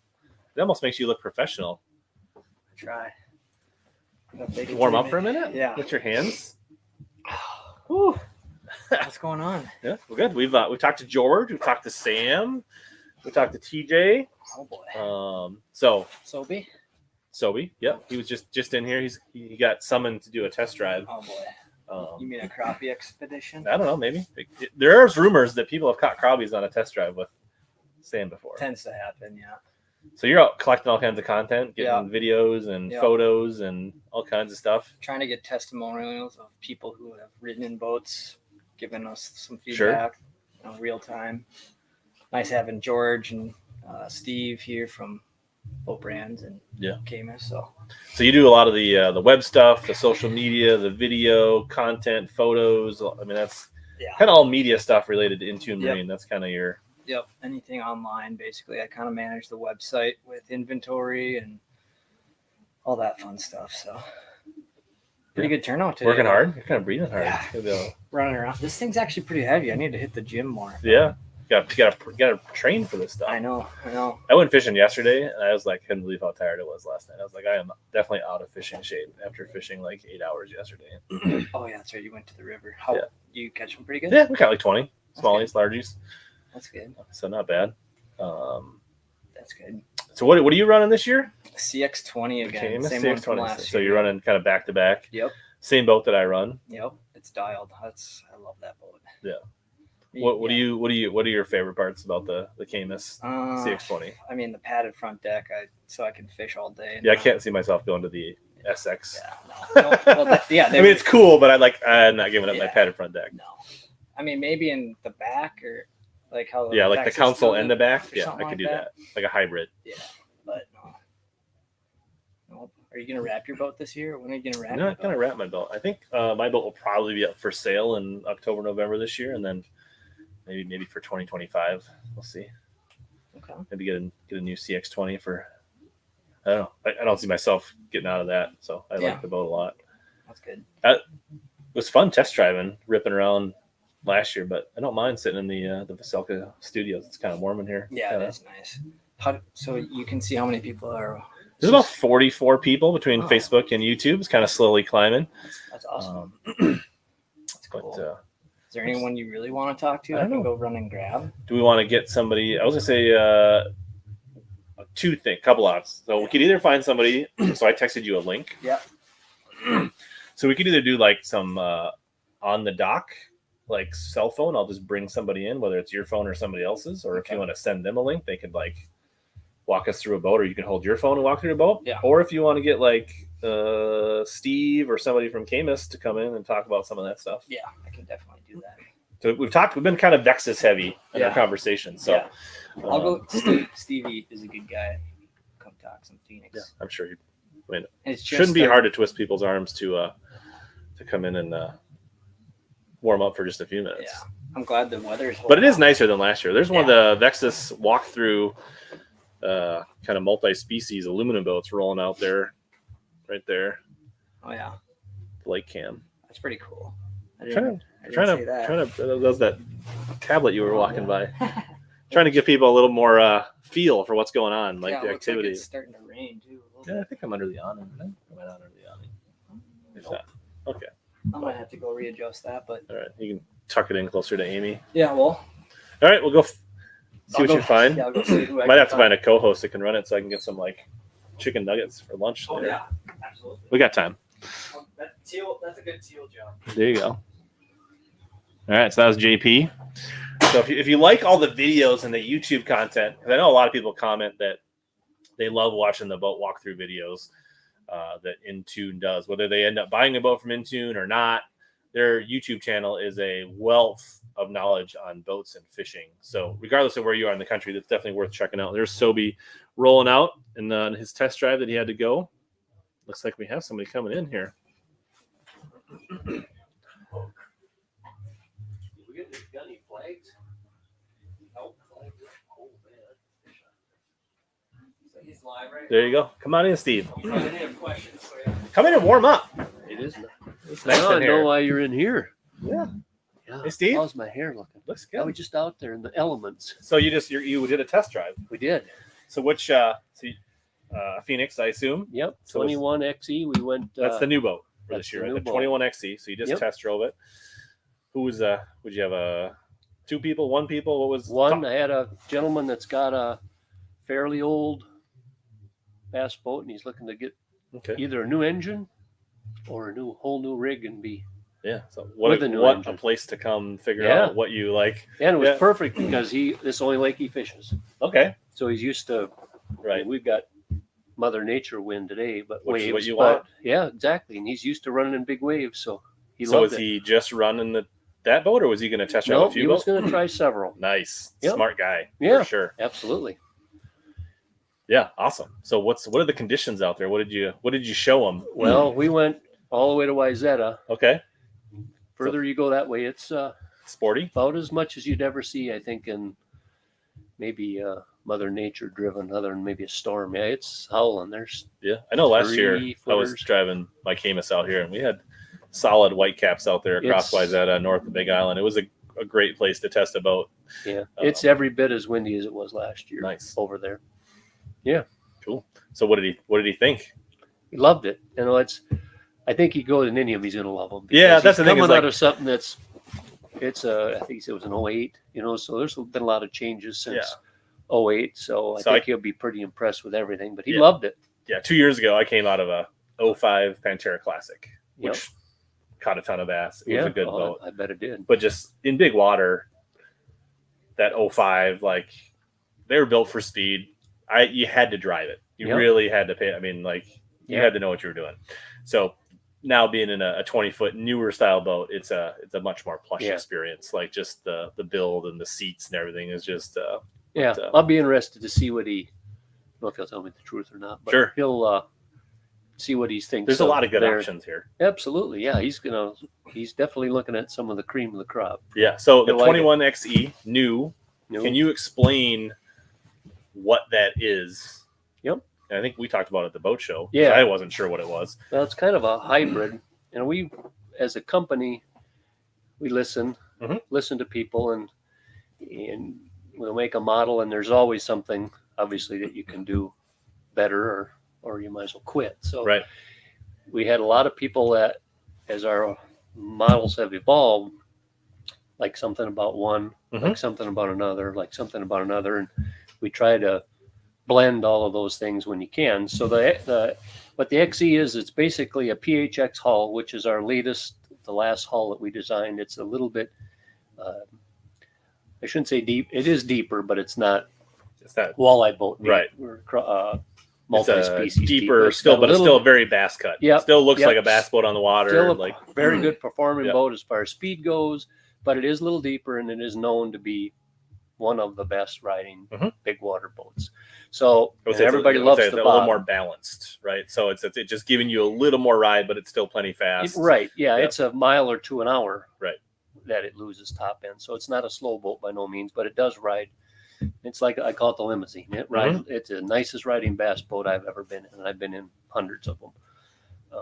So what we did, the things that people didn't like about that boat is, they didn't say they didn't like it, but as electronics and things have it, electronics is kind of running our What? business. There's things in electronics these days? Yeah. Well, okay. So when that boat came out, the PHX, which is, I should know this, but I don't, 7-ish years ago, I was going to say 5, so yeah. we didn't have,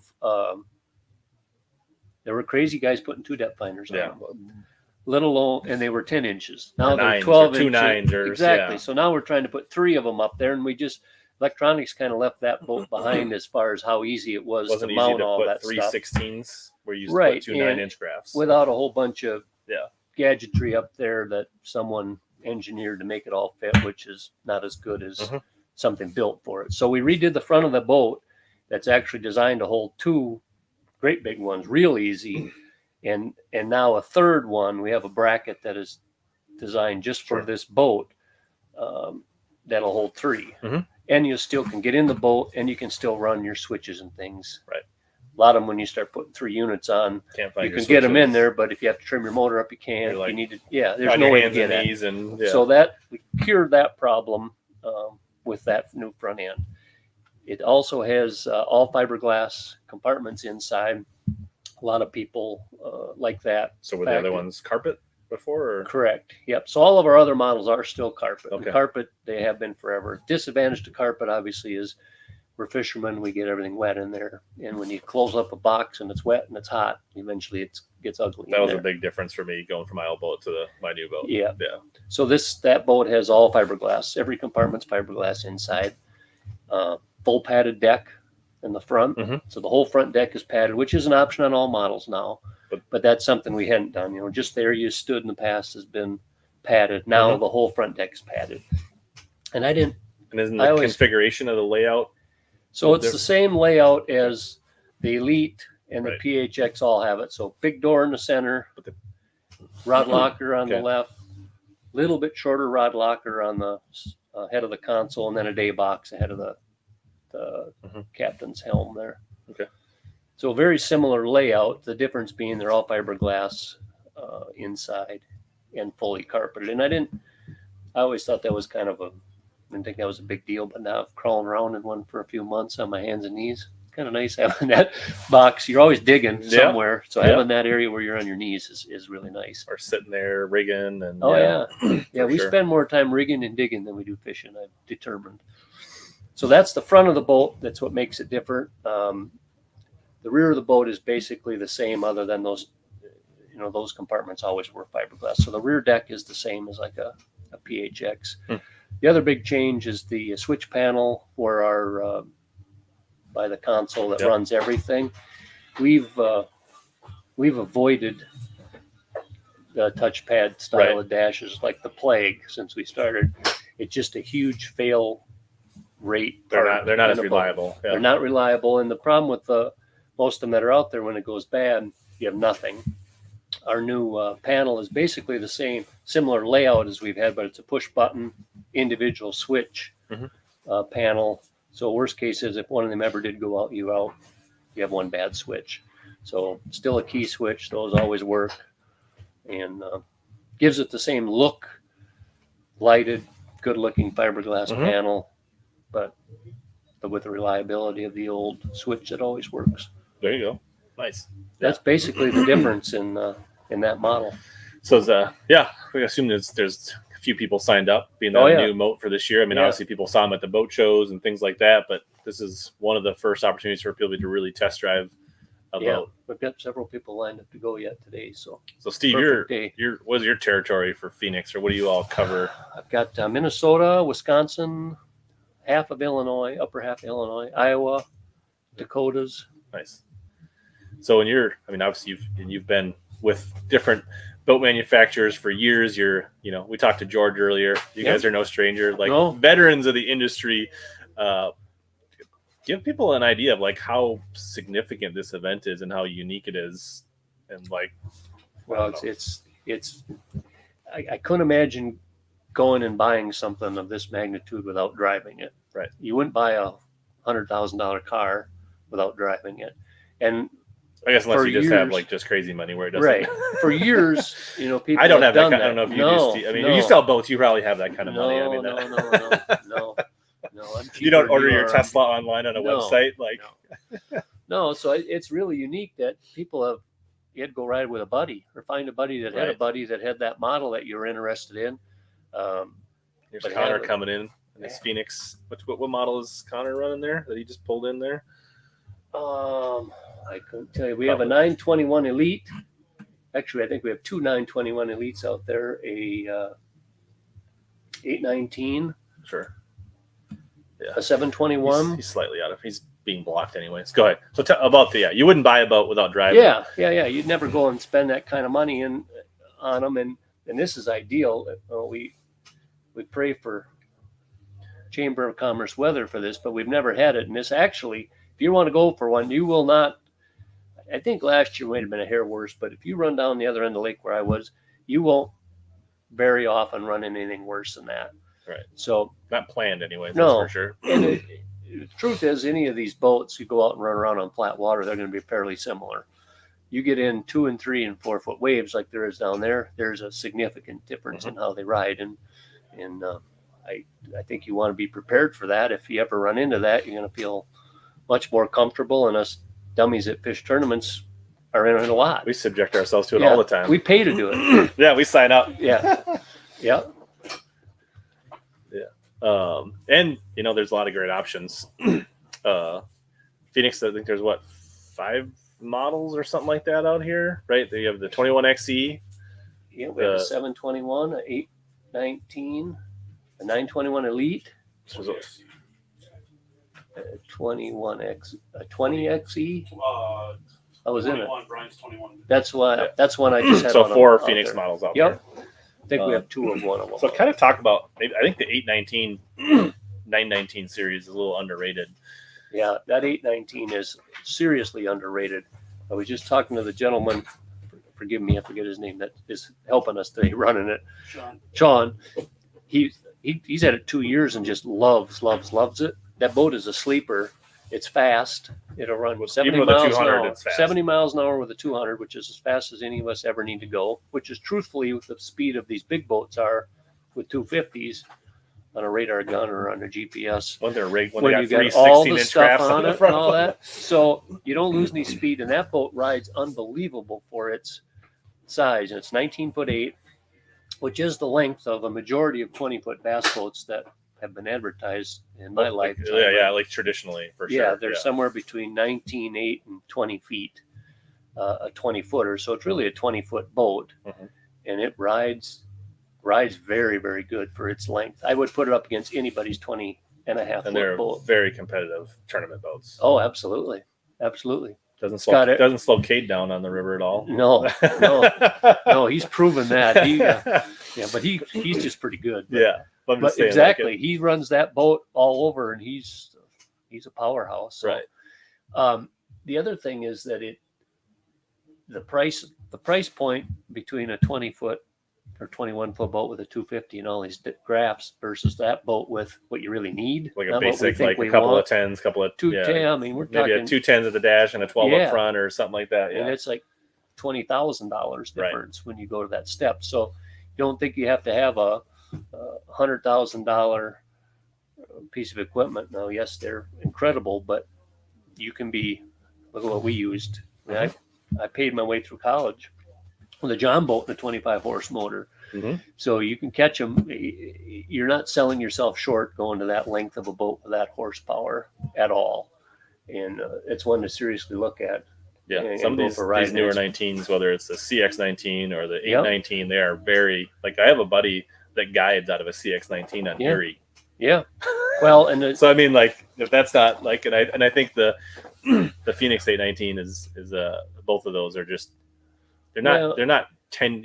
It's not the same boat as my 19 foot No, 2005 no. Bass Cat, I guess is what I'm trying exactly. to say. They've Like, gotten wider. The decks are really large on the front. Decks are big. The rod lockers are plenty long to haul 8-foot rods in them. And the truth is a lot of brands, the 19-foot boat can be their best riding boat. Mhm. A lot of companies, when they start making boats longer, they add it to the front of the boat and add it to the front of the boat and add it to the front of the boat. Sure. Well, we've seen what adding 100 pounds to the front of a boat does with these new depth finders, Right. trolling motors and things. You can't do that.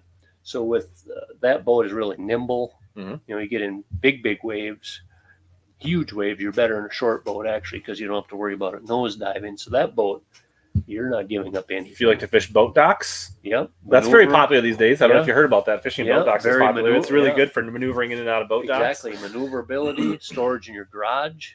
Yeah. Great big boats won't fit in a 24-foot garage very easy. A 19-footer with a swing tongue, Yep. and you tilt the motor down, you get in a pretty small garage. Yeah, for and on our trailers, actually, the boat's longer than the trailer. Mhm. So when it's swung, that 19.8 boat, should know off the top of my head, it's like 21-ish feet.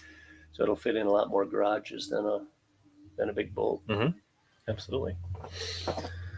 So yeah, I mean, that's one of the great things I think of this event is that it allows you to, like, if you're in a boat and you thought you wanted to get into a different boat, you can start to understand, is a 19-foot big enough to me? Do I need a 21? Do I need a multi-species? Do I need a fast boat? Do I need a kind of just an all-around performance boat? Like, you really start to, and then you can just start to see, like, what does 360 do? What does a live scope? What does an active target look like? What do 3 graphs look like? What are the mounting options? I want to look at the new MinnKota Quest. You can find one here and just put it down and test drive the MinnKota Quest if you want. Like, there's a lot of cool stuff to do out here. You can look, what is this person? This is the PowerHouse Lithium in this boat, and this person runs AGMs, and this person does this, and I can look at how their battery compartments are set up and just I can see how they store their chatterbaits and whatever. Like, it's gotten very complicated in the last 5 years with all of this electronics, trying to figure out how to power them without affecting how the boat performs,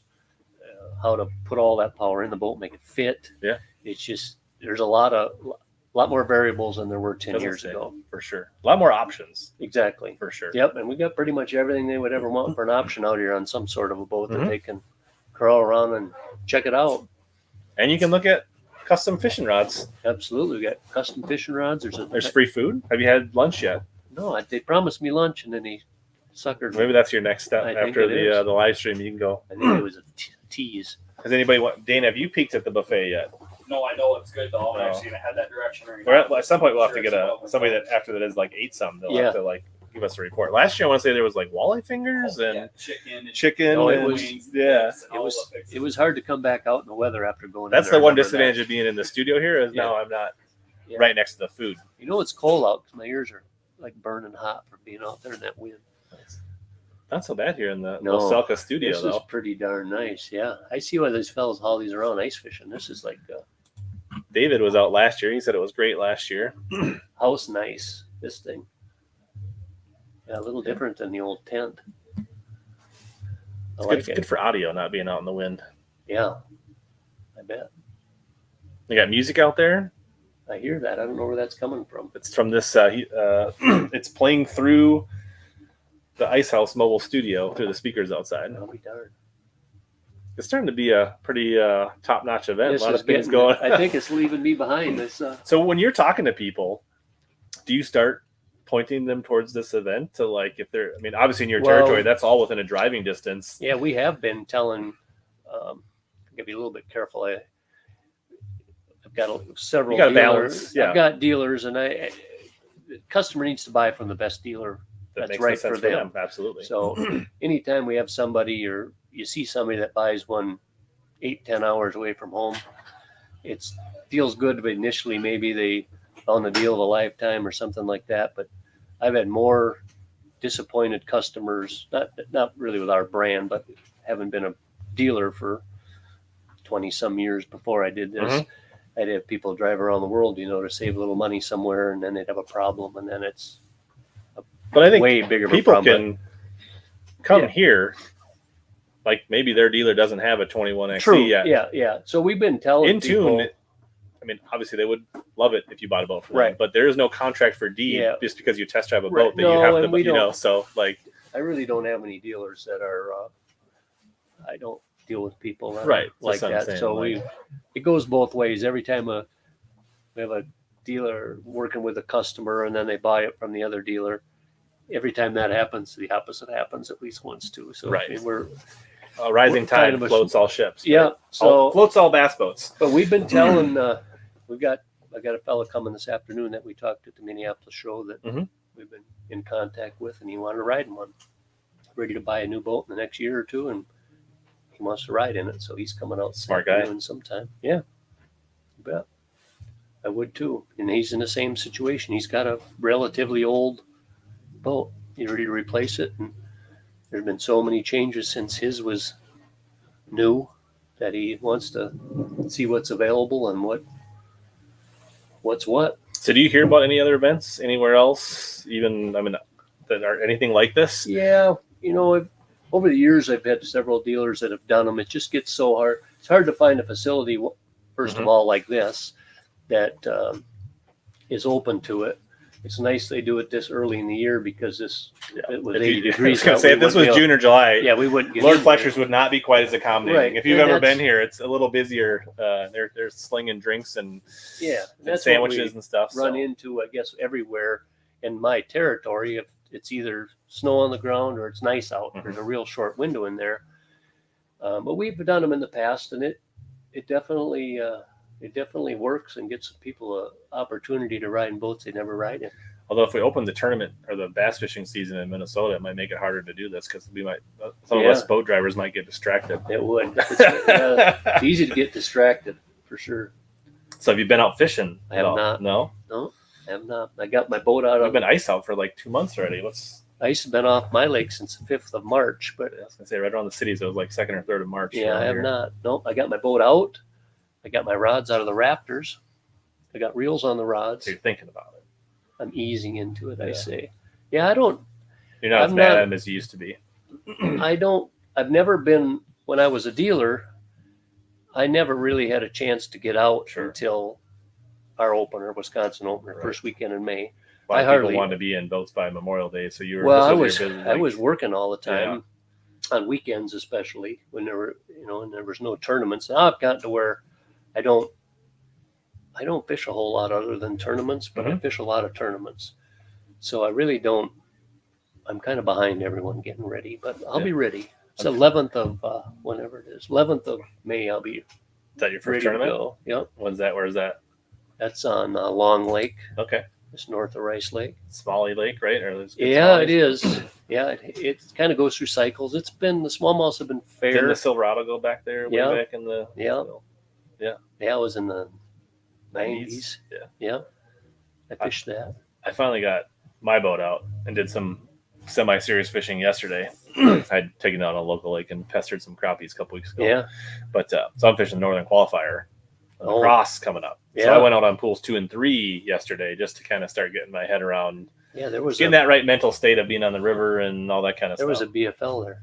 No, Yes, on the cross, yeah. yesterday. Yeah, They Boy, crushed them. Yeah, 23 or something Yeah. pounds. My buddy Kevin Rue, you probably know him. Yeah, I know Kevin real well. I'll be staying with Yeah. him next week. 20 pounds and he got fifth. 5th or something. I saw that. I was going to text him last night and say all you could do is 5th, but I looked. Well, that's a pretty good bag. It's like, he's like, I came in thinking I had a shot.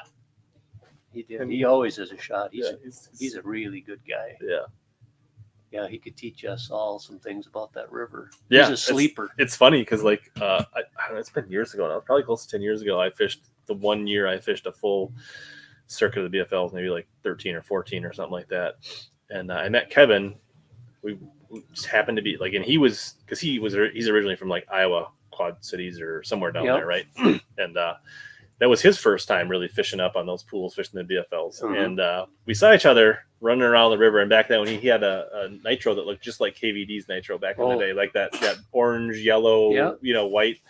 And then we ended up camping next to each other at what's the one that's right in town in La Crosse on the back channel? I forget what that the campground. Not Goose Island. The other one that's more like right on the island.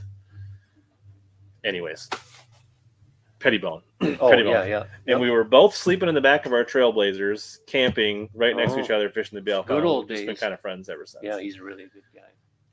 I like him. Good kid. Yeah, absolutely. You got to be more excited about Leech Lake. Yeah, I'm excited for all. So yeah, I'm fishing the qualifier and then I'm fishing the 3 opens.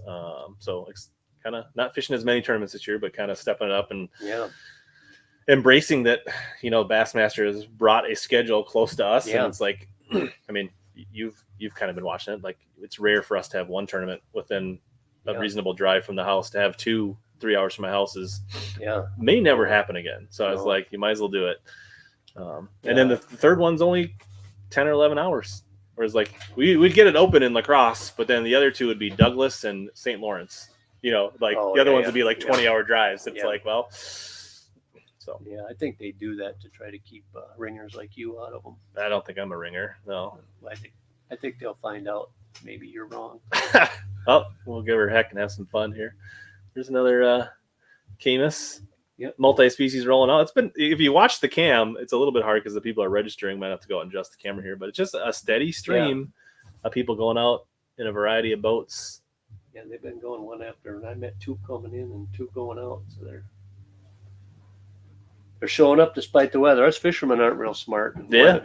We're well, the worst part is when we pay money to fish in water out there like this. Yeah, that's for sure. Can't predict the weather, so that's what happens. But it's good that it's bad because that'll give them a good ride. Especially if they go down the other end of the lake. It's deceiving. It looks really nice out here in front of Fletcher's. I'm telling you, it is a different world down. That's the way it was last year, too. Down. Yeah.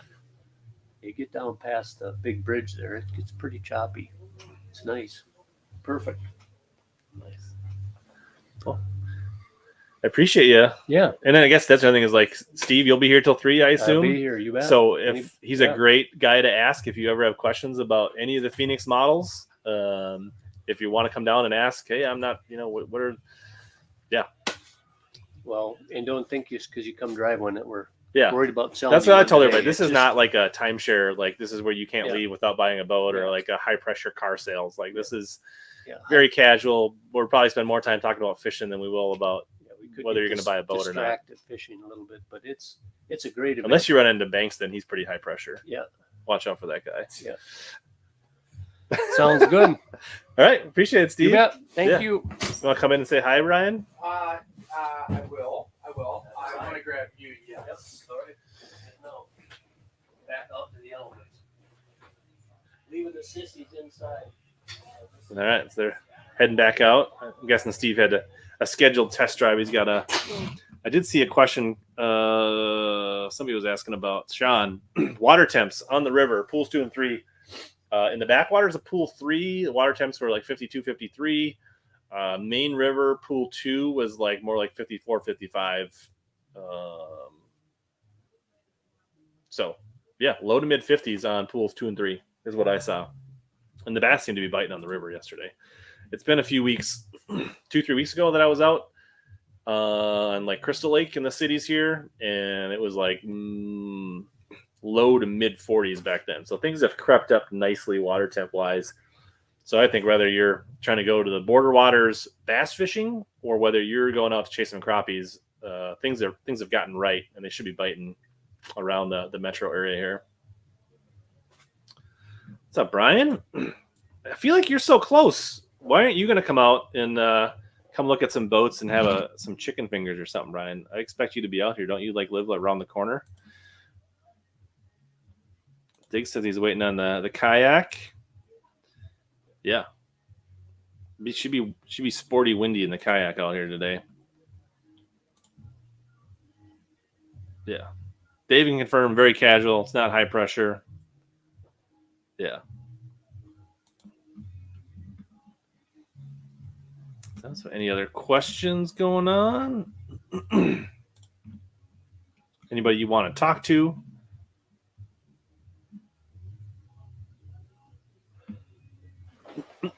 Any boats that you'd want to see a walkthrough of? I could see if I can arrange that.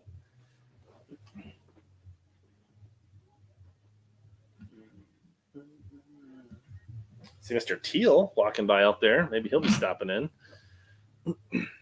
Give us a report. What's going on, JP? I got Teal coming to try and relieve you from your duties. Nice. Just Carol says it's a bit too far a drive. No to a big boat. We can go run. You can schedule it. It could be a family vacation next spring, Carol. Thanks, man on a mission. He said he watched our Bass Galaxy show from last night. I'm about halfway through your episode. Well, you know, all work and no play, Brian. You can take a break from remodeling. Come say hi. I'm gonna grab something to drink and tell Sam. Yep. I'll be right in. Sounds good. So Sobi does have his new ride here. He actually, you might have missed it. He was talking here maybe an hour ago. So he does have his AVX. It's the same model, but the model's got a few upgrades. They've kind of restyled, revamped. The new V2 hulls. The version 2 hull, so it's a little wider, further forward. So even a bigger front deck platform for fishing 2 people.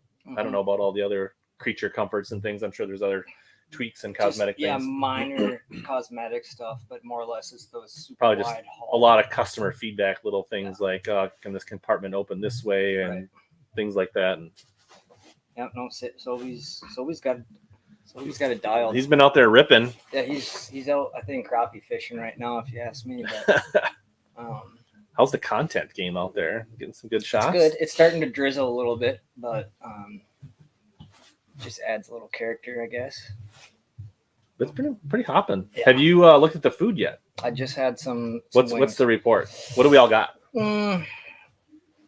I don't think they're. So you had wings. Yeah, so they it's brought out buffalo like wings? the B plate. I think the A plate's coming like next with the walleye fingers and the artichoke, like the artichoke dip or whatever. Okay.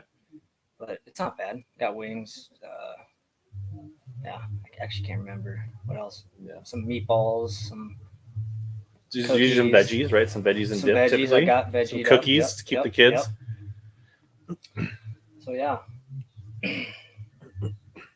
But pretty steady. Like Yeah. kind of keep an eye out the window here.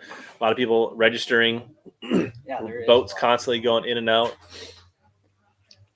How was it with Stevie? Steve's good. Yeah. He was a little. All these nervous. guys have a lot of insight Yeah. to share. You got to kind of talk about a guy that was coming out, kind of balancing. You know, he's had an older bass boat, and he wanted to see it. And this is a perfect. He was going to probably test drive 2 or 3 different bass boats today. Yeah, So it's a good spot to do that. You have to try and get Caymus Dewey out on. yeah, is Dewey out here? Okay, yeah, I see him now. Yeah, He's probably busy showing people the multi-species boat. Yep. Dewey's in his DV20 out there. That's probably like if you just want to go for fun, one of the DVs or the VX. You know, it's probably going to be your most comfortable ride today. Yeah. But if you want to test a bass boat, it's good weather for it. That's for sure. Steve said maybe it was only slightly less rough than last year out on the big water. He said it's comparable to last year. We'll get a live report from somebody that's been driving bass boats here in just a moment. He's trying to it's warm in here when you come in. It is. I'm gonna have to strip down. Dane will never not be able to bring his trailer to this event ever again. I slept up here one time and it is not bad. Yeah, that's a good spot. It is good. And there's a little fireplace down here. We had to turn the fireplace down a little bit. I was getting too sitting on the exhaust here. But people are showing up. Yeah. Rain or shine. Rain or shine. Just started raining a little bit, But just a little nuisance. It's not like a soaker. yeah. And there is rain gear here. If you don't have it, if you're in the area and you're like, I don't know where my bibs are and all that stuff, Blackfish has got gear. Yeah, we got about But 10. you can so you can test rain gear, you can test fishing rods, you can test boats, you can probably test trolling motors, graphs. I know last year somebody wanted to know, they had an LVS 32 and they want to see what my LVS 34 looked like. So we pulled up the Arcola and we shined it around, and we, so all kinds of options. It doesn't just have to be because I want to see a boat. Yeah. right? Any questions? We got a couple mechanics here too. If you got a Service battery questions, battery questions, rigging questions. I think there's somebody here from MinnKota. and Humminbird. Yeah. Tim Winterhalter is really knowledgeable with Humminbird stuff. Joe Jensen. A lot of pros and guides that run Garmin, Lowrance, Humminbird. So yeah, you can bop down and ask questions. You can ride in boats. You can just eat free chicken fingers. You can do that. Nobody's double checking. You ready, big guy? You hungry, big guy? Well, let's come in and chat for a little bit, and then we'll. Yeah. Look at you. Hydrate to be great. That's right. He's got caffeine. He's got hydration. Caffeine, hydration. Somebody just said, where was it? Man on a Mission said, we watched your Bass Galaxy appearance last night. Pretty good show. Hey, we appreciate that, man on a mission fishing. It means the world. Sorry, my nose is a little red. It's a little sporty out there today. Yeah, well, maybe next year you can plan for it. I think this is becoming such a premier event that people need to start putting it on their calendar. And like, if you're legitimately considering investing in a new boat, to not come test drive the options, whether it's a drive or booking a $250 Sun Country ticket and a couple of Uber, like people need, like, this should be the way people consider buying boats going forward. Totally. I mean, I remember sitting in the showroom every day of my life, and people would come in and we'd look at a boat and they'd ask how it does in rough water, and you'd tell them. Mm-hmm. But I'm sure every sales guy north of the Mason-Dixon is going to say the same thing about their bass boat or theirs or whatever. south of the Mason-Dixon. Right. Or south of, any longitudinal or latitudinal plane. But today it's freaking gassing. You can answer that question yourself today. I don't even need to say nothing. Yeah. So it's been really fun so Brian, far. do you have a question? I have a gentleman who really wants to go into the X20. He drove 3.5 hours. Are you down? I mean, I just got here. I just got my bibs on. I mean, he can go right now if I would he needs love to. to. Okay, awesome. I'd be honored. Awesome. And he's a friend of Johnston's. Okay. Yeah. Perfect. Yeah. Do you want him now or in like 10 minutes or like now? He's got like Okay. 4 boats and they're scheduled later, and I know that you were gonna That's cool. jump on. Yep.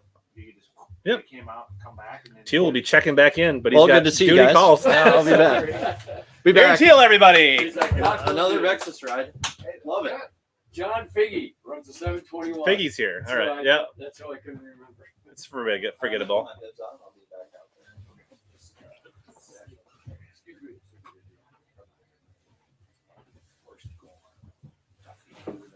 Is anybody looking at rods, Dane? Oh yeah. We got a few that are going to walk out. I'm going to take Sam on just for a minute. I'm just going to have a quick take some. It's busy. I'm going to say We're adapting and being flexible on the go. I'm surprised that the hair rods are still sitting there. There's- I had a few that were almost walking out, but I think they're going to wait till they leave. So hair rods we sold a few rods today. Verbal confirmations before they Ah, walk okay. out. Yes, sir. Hopefully they get a payment confirmation before they walk out as well.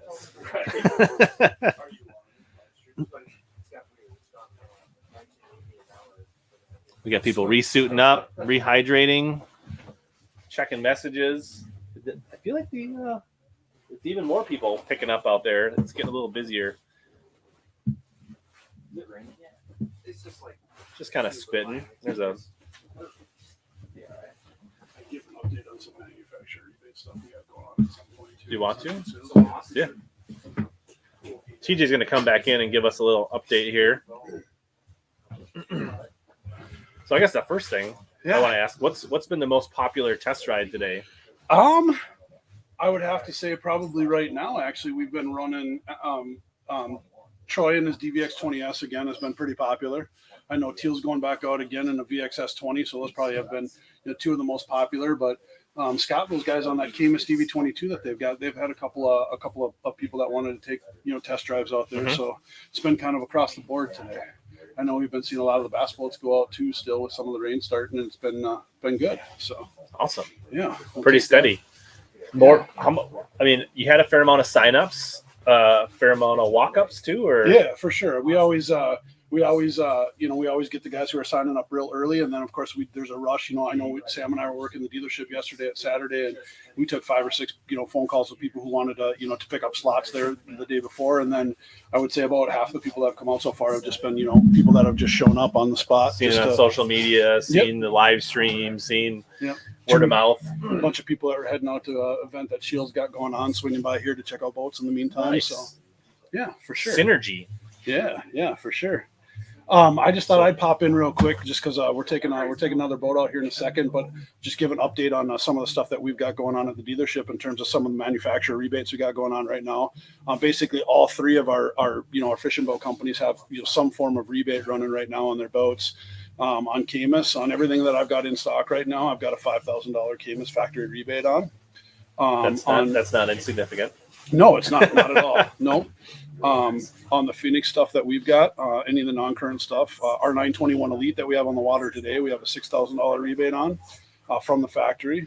We've got 4 on that $4,000 rebate on that 721 Pro XP, and then even on the current model year, brand new model 20XE that we've got on the water here, that we've got at the dealership, that one has a $5,000 rebate on it. So, and then Vexus, they've got deals going on any 2023s that are left, and then free cover promos and some other stuff going on in the current model. So there's a few things from all of our manufacturers going on right now. So and most of those run, now through the end of the month of May. That's very cool. Yeah, nice. For sure. So you got about 30 days on those if you're interested. Mm-hmm. You've got about 3 hours to come out and visit. Mm-hmm. I've heard the food is up. Food is up. Food is running. Yeah. What I don't. I'm an artichoke dip guy, but they got good stuff here. We've got some places up by us in the middle of Minnesota that make a really good artichoke dip, but they've got some stuff here. So yeah, there's artichoke dip. We got some wings going on. We got some hors d'oeuvres. The guys are in there right now. Watching the live cast. We figured out put that on the TV nice. in there. So you can, you don't have to miss the live stream and you can be here at the same time. Yep, for sure. There you go. We're going to go out. We're going to run that 2080, that AVX 2080, that Vexus aluminum bass boat right now, that 20-footer. So, and is that the new one with the V2 hull on it? New V2 hull. Yep. The way they ran that bow up a little bit wider, it's incredible how much extra bow space there is in that boat. I would say, there's as much bow space in that AVX 2080 as there is in that VXS 20 in that new model from Vexus, which is amazing. So, lots of room to move around up on the bow of that boat. Very cool. Cool. Well, I'll let you guys update. Yeah, you bet. As you can tell, it's definitely hustling, bustling, lots of activity, lots of test drives, a lot of moving parts. You want me to go grab you some food? I can go. I mean, it's what do you think about firing up your cell phone with that link I texted you and finding somebody on the dock to talk to? It's kind of raining out right now. Is it raining? A little bit, yeah. Your phone's waterproof. Oh, it is. You know where Bart is? I'm supposed to go in. He was eating food in the flushers. Or maybe Adam said he would. Yeah, he just offered. Yeah, let's stick Adam on that. That'd be good. I think getting some walk around the docks would be kind of cool, especially because there's a lot of people, a lot of things happening. I think so maybe go verbally confirm that with Bart then. Yeah, I'll go do that. Jump in that ADX. Otherwise, I could go mobile too with my phone at some point as well. That also could be an option. I could give you a live. I could go live to the buffet. It might be hard to dish up and hold the phone at the same time. Yeah, cool. But we're just having fun out here.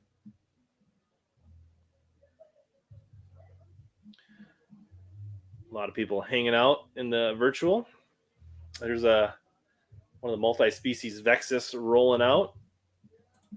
Kind of obstructed. A lot of people. As people get more busy, it's harder to see what's going on out in front. But it kind of gives you an idea of the level of activity that we're having at this event, which seems to be growing each and every year. Looks like Steve, who we just had on from Phoenix, is about to roll out with the 21XE Phoenix. Give somebody a test drive. Pulling up his power poles, backing out.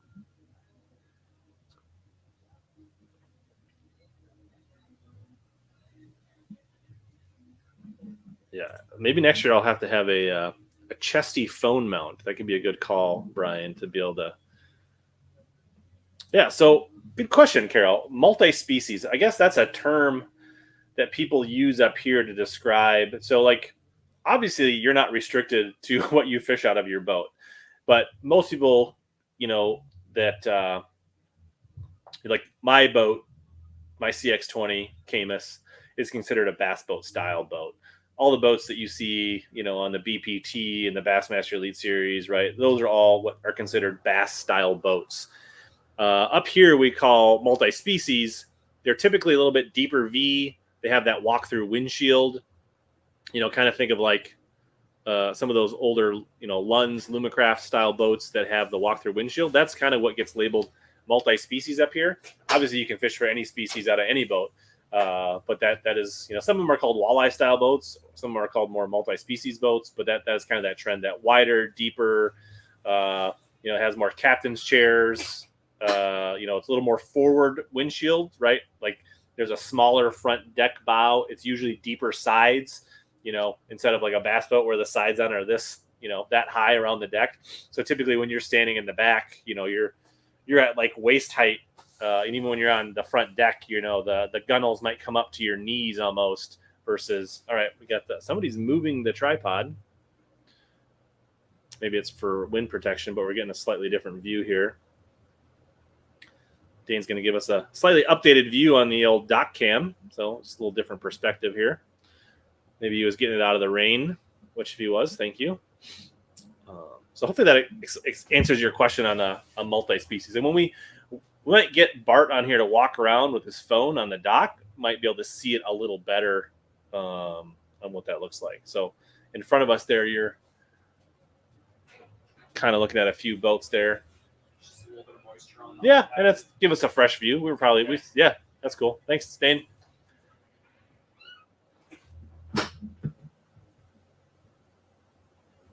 All right, Adam said he's eating quick. He'll be out in 5.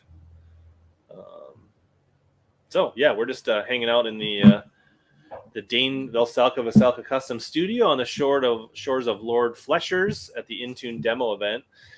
People are getting boat rides. They're learning about boats. They're asking questions. They're talking fishing. Overall, just a pretty fun event to be at.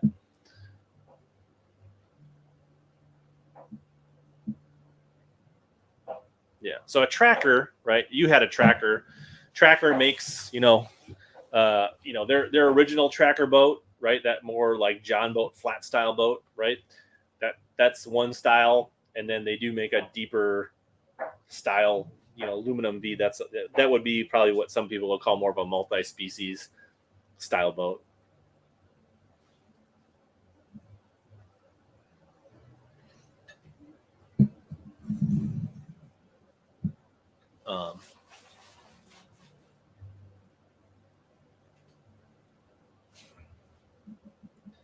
So whether you're watching on the Hellabass YouTube or the Intune Facebook page, hope you're enjoying the stream and the options that we have. It seems like we've had pretty good connection and stuff like that, so that's been a success. Saw Marty Burns was on earlier. Saw he had a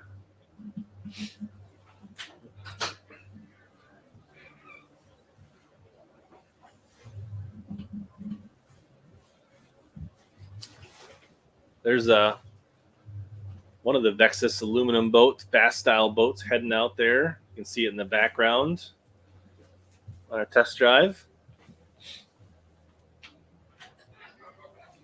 People are charging phones, getting warmed up. Lots going on. They brought out the 8 plate. The 8 plates, officially now. If you were waiting for the top-notch food, it's officially like the full spread of steak bites. Something steak. I don't know what it was exactly. Bart needed his food. Yeah. I could see like Bart being like the guy in the Snickers commercial where he's a little cranky until he has something. Oh, I just have to. We lost our lighting. Uh-oh. Back. Ooh, oh, go the other way. So this is what all the influencers have. This is our TikTok light. Yeah, kind of. What do we got? This all just doesn't happen on its own. No. I mean, there's a lot that goes into this. Big production. This is a lot of production, but we're year over year, right? Yeah. So first 2 years it was just in-person event. Last year it became slightly virtual. Yep. We made some adjustments. we've Got got some pretty good feedback last year. Yeah, and so we were in Lord Fletcher's. We're kind of detached from the activity, right? People were coming in and eating. We had a lot of good interviews and questions and things like that, which was awesome. But now we've got, thanks to Vocelka Customs mobile studio, we can be a little more on the water. We've got a dock cam, so you can kind of get a vibe of what's going on. I think we're about to try some mobile stuff. Yeah, the rain's gonna hold off for a little bit here, and Yeah. then, so You trying to warm up, Matt, or what? Yeah, it's raining right now. I just did 2 test rides. I got rained on, and Do you got a break right now? we went on 3 bays. I don't know what I got. Why don't you come over and tell us what it's like out on the water right now? It's even warmer over here, right in front of the fireplace. What's going on? Live. Matt Nice. Peters, what's going on?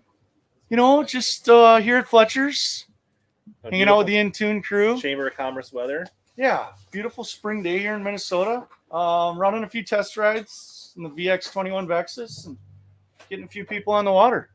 How have things been? Good. It's pretty cushion here. I'm not gonna lie. Last Yes. year I was doing test drives.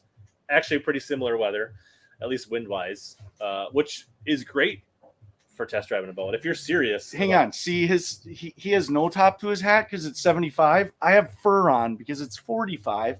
But come on out if you want to test ride. There's plenty of boats, plenty of people. And that's why I got the fur on. Different atmosphere. He's sitting in front of a fireplace, and I'm out driving around Lake Minnetonka. Yeah. And I want to be fishing. Last year I did a hybrid. I did some live stream, some test drives. This year they're just putting me in the booth. Well, I would sign up for that. I like it. No, I see you've customized a few more visors. We got an Intune visor, PowerHouse visor. Yep. I mean, What's everybody asking? Does been anybody a few want questions. the fishing report? Because yeah. So have you been out fishing? a little bit. Went down to Okoboji Okay. 2 weeks ago when we had a little nice weather. I ran down there. It's been 20 years since I've been there, so I went there once last year. That was the only time I've ever been there. refamiliarized myself a little bit with the place. We're going there for Champions Tour, so I thought it's going to be a nice weekend. I'll just run down, scope it out a little bit. Water was still cold. Fishing was kind of the secondary to more just getting familiar with the lake again and what's all going on. Did catch a few smallmouth on the west side, some deep rocks. But yeah, no, other than that, just crappie fishing here locally. A little bit on Waconia, a little bit on Minnetonka. The crappie fishing's been decent. Lots of fish up shallow. So that's been fun. But no, outside of that, work, kids, American demo Dream. rides, podcasts. So you're fishing. The main thing, the Champs Tour, is your focus again this year? Or? Yep. And we're going. So we started in Iowa, and then we're going to Gull. No, we go to Mille Lacs for a pro-am. Then we go to Gull, and then we're going to the St. Croix out of Hudson. So it's turning into a regional tour. Yeah, and I think Iowa's going to be fun. There's going to be some big bass caught. I think it'll be a really good event. It will be a little interesting for those that follow it at all or know that our tour with Champions Tour, and you did enough of them, is 50 boats on half a lake can get interesting. Sure. Now that our field size has gone up to 65, last year was the first year that he moved it to 65 or 60 or whatever. That extra 10 or 15 boats was way more adversely affected practice in the tournament than I was expecting. Sure. You just another 15 boats practicing, another 15 guys out during the tournament that rotation wise and trying to get on stuff and just the amount of stuff, everything gets found nowadays. Dude. There's no, so it's, we'll see. That Iowa one's going to be interesting because that whole lake, I think both sides added together is like a little over 7,000 acres. So it's not overly big, right? The way it sets up. Should fish pretty big that time of year. I think you're going like it'll. Yeah, I think we're there middle of June, and hopefully the grass will be up, and I think there'll be plenty of guys that catch them on the docks because there's a million docks on that lake, as you know from going there. But yeah, I hope to catch some fish offshore. Other than that, so the St. Croix, that's going to be fun. Is it only the Croix? You can't go south of the bridge? Cannot go south of the bridge. That could even make it more interesting if they would actually let you fish Pool 3. But yeah, no, they're not letting us go into the Mississippi, so that's the cutoff. I don't know a whole lot about it. I've been there once or twice over the last, it was years ago. I know it's got a lot of smallmouth in it. It's got some largemouth. I think that one's going to be. Are they going to do a 1 pound minimum? or do you have to? Like, yeah, I think it's a 1 pound minimum. Or do you have to now. hit the 14 inches? Nope, it's 1 pound minimum. That'll make it, I think, more dynamic and more fun and more. There'll be more scoreable bass that way, especially. So it'll be interesting. I think there's definitely good ones in there, but there's also a pretty good population of like 12 to 14 inchers. So if you can get them to weigh a pound, then there's some different strategies. People will have more options on how they attack the game, I guess, is do you fish for less frequent 2.5 to 4 pounders, or do you try to crush 13 to 14 inchers? I don't know. We're there in August, which could be challenging. For me, I'm excited for, because it's feast or famine, I feel like, on any river in the summer. Well, anytime on a river, I guess. But really in the summer, when you go to these places in August, and I mean, when you get those nomadic summer schools of bait getting just crushed on in the morning, especially that first early light, that first few hours of the morning, is going to be the X factor of the guy who finds those pelagic kind of nomadic Will it schools. turn into more, like, especially with this year, low water is what it looks like. I won't expect the river to be raging in August based on where we're at now. So will it fish more like a lake than a river at that point? Yeah, and where like you get I don't have high enough roamers history. and floaters. I don't know. It'll be interesting to see if somebody can exploit that. And you're probably going to be testing those waters, I would imagine. I'm putting my chips all in. I'll just let everybody know right now. I'm going to have my chips all in on trying to chase some nomadically, and because those, no different than Pep in that time of year. That year that I caught so many of them there, I got lucky, for lack of better explanation. I found a little area where some shad and bait was pushing up on a sand drop, and all the fish were there in the morning. But again, it was all relative to that feed, and those minnows and shad and all that stuff in the St. Croix. If it gets pushed up in an area, you're just going to have to get a little, somebody's going to land on a pot of them where they're just going berserk for an hour or two in the morning, and just somebody will get a little, get in the right area. I was kind of excited that I like the move, the Champs Tour, to go into Tuesdays. Oh, I love it. I feel like that's more balanced for people that have to maintain a more traditional job to be able to get the right amount of prey fishing in. Yeah. So if I wasn't fishing the opens this year and the Northern Opens, I think, assuming that Bass doesn't roll on a schedule with 2 Northern Opens within 3 hours of my health next year, I probably might consider coming back and fishing some Champs Tour next year. You got to be looking forward to the Opens, though. Yeah. The river.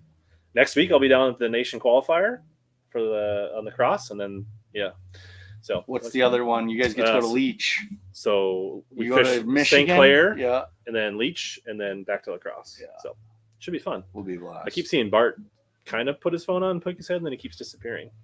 He's trying to connect his AirPods right now. Okay. Technology's hard for some of these kids. Yeah. How are you enjoying the Vocelka studio right now? I like it. I like what he's done with the place. Like, we're in this real nice glacier fish house. We have heat, and we've got some rods outside. It doesn't smell like fish because nobody's ever actually fished in it. No, this is quite the mobile studio. Does he do mobile tattoos in this? He can, yeah. He does. He did a podcast with Teal and tattooing Waldo. Which Waldo's here. So if you're a Crappie Chronicle fan, Matt Waldron's here. So you can come out and meet him on the docks of Sobi's here too. Sobi. He got a tattoo one time from Dane. Yeah. Let's see if that one's a good one. We won't get into that whole story for anybody that's watching. What's going on, Bart? All right, I got my AirPod working. We're good. I think I'm actually going to remove. All right, we're going to go live to the docks here. All right. What do you want to see, Rich? I got to figure out how to flip my camera around too, so give me a sec. It should be, it's in camera settings is where you choose, like you go into if you tap on there, there's like a gear item, and then you hit camera, you can switch between front facing. It's like a drop down menu on which, I think. All right. If you turn it sideways, it's even better for us.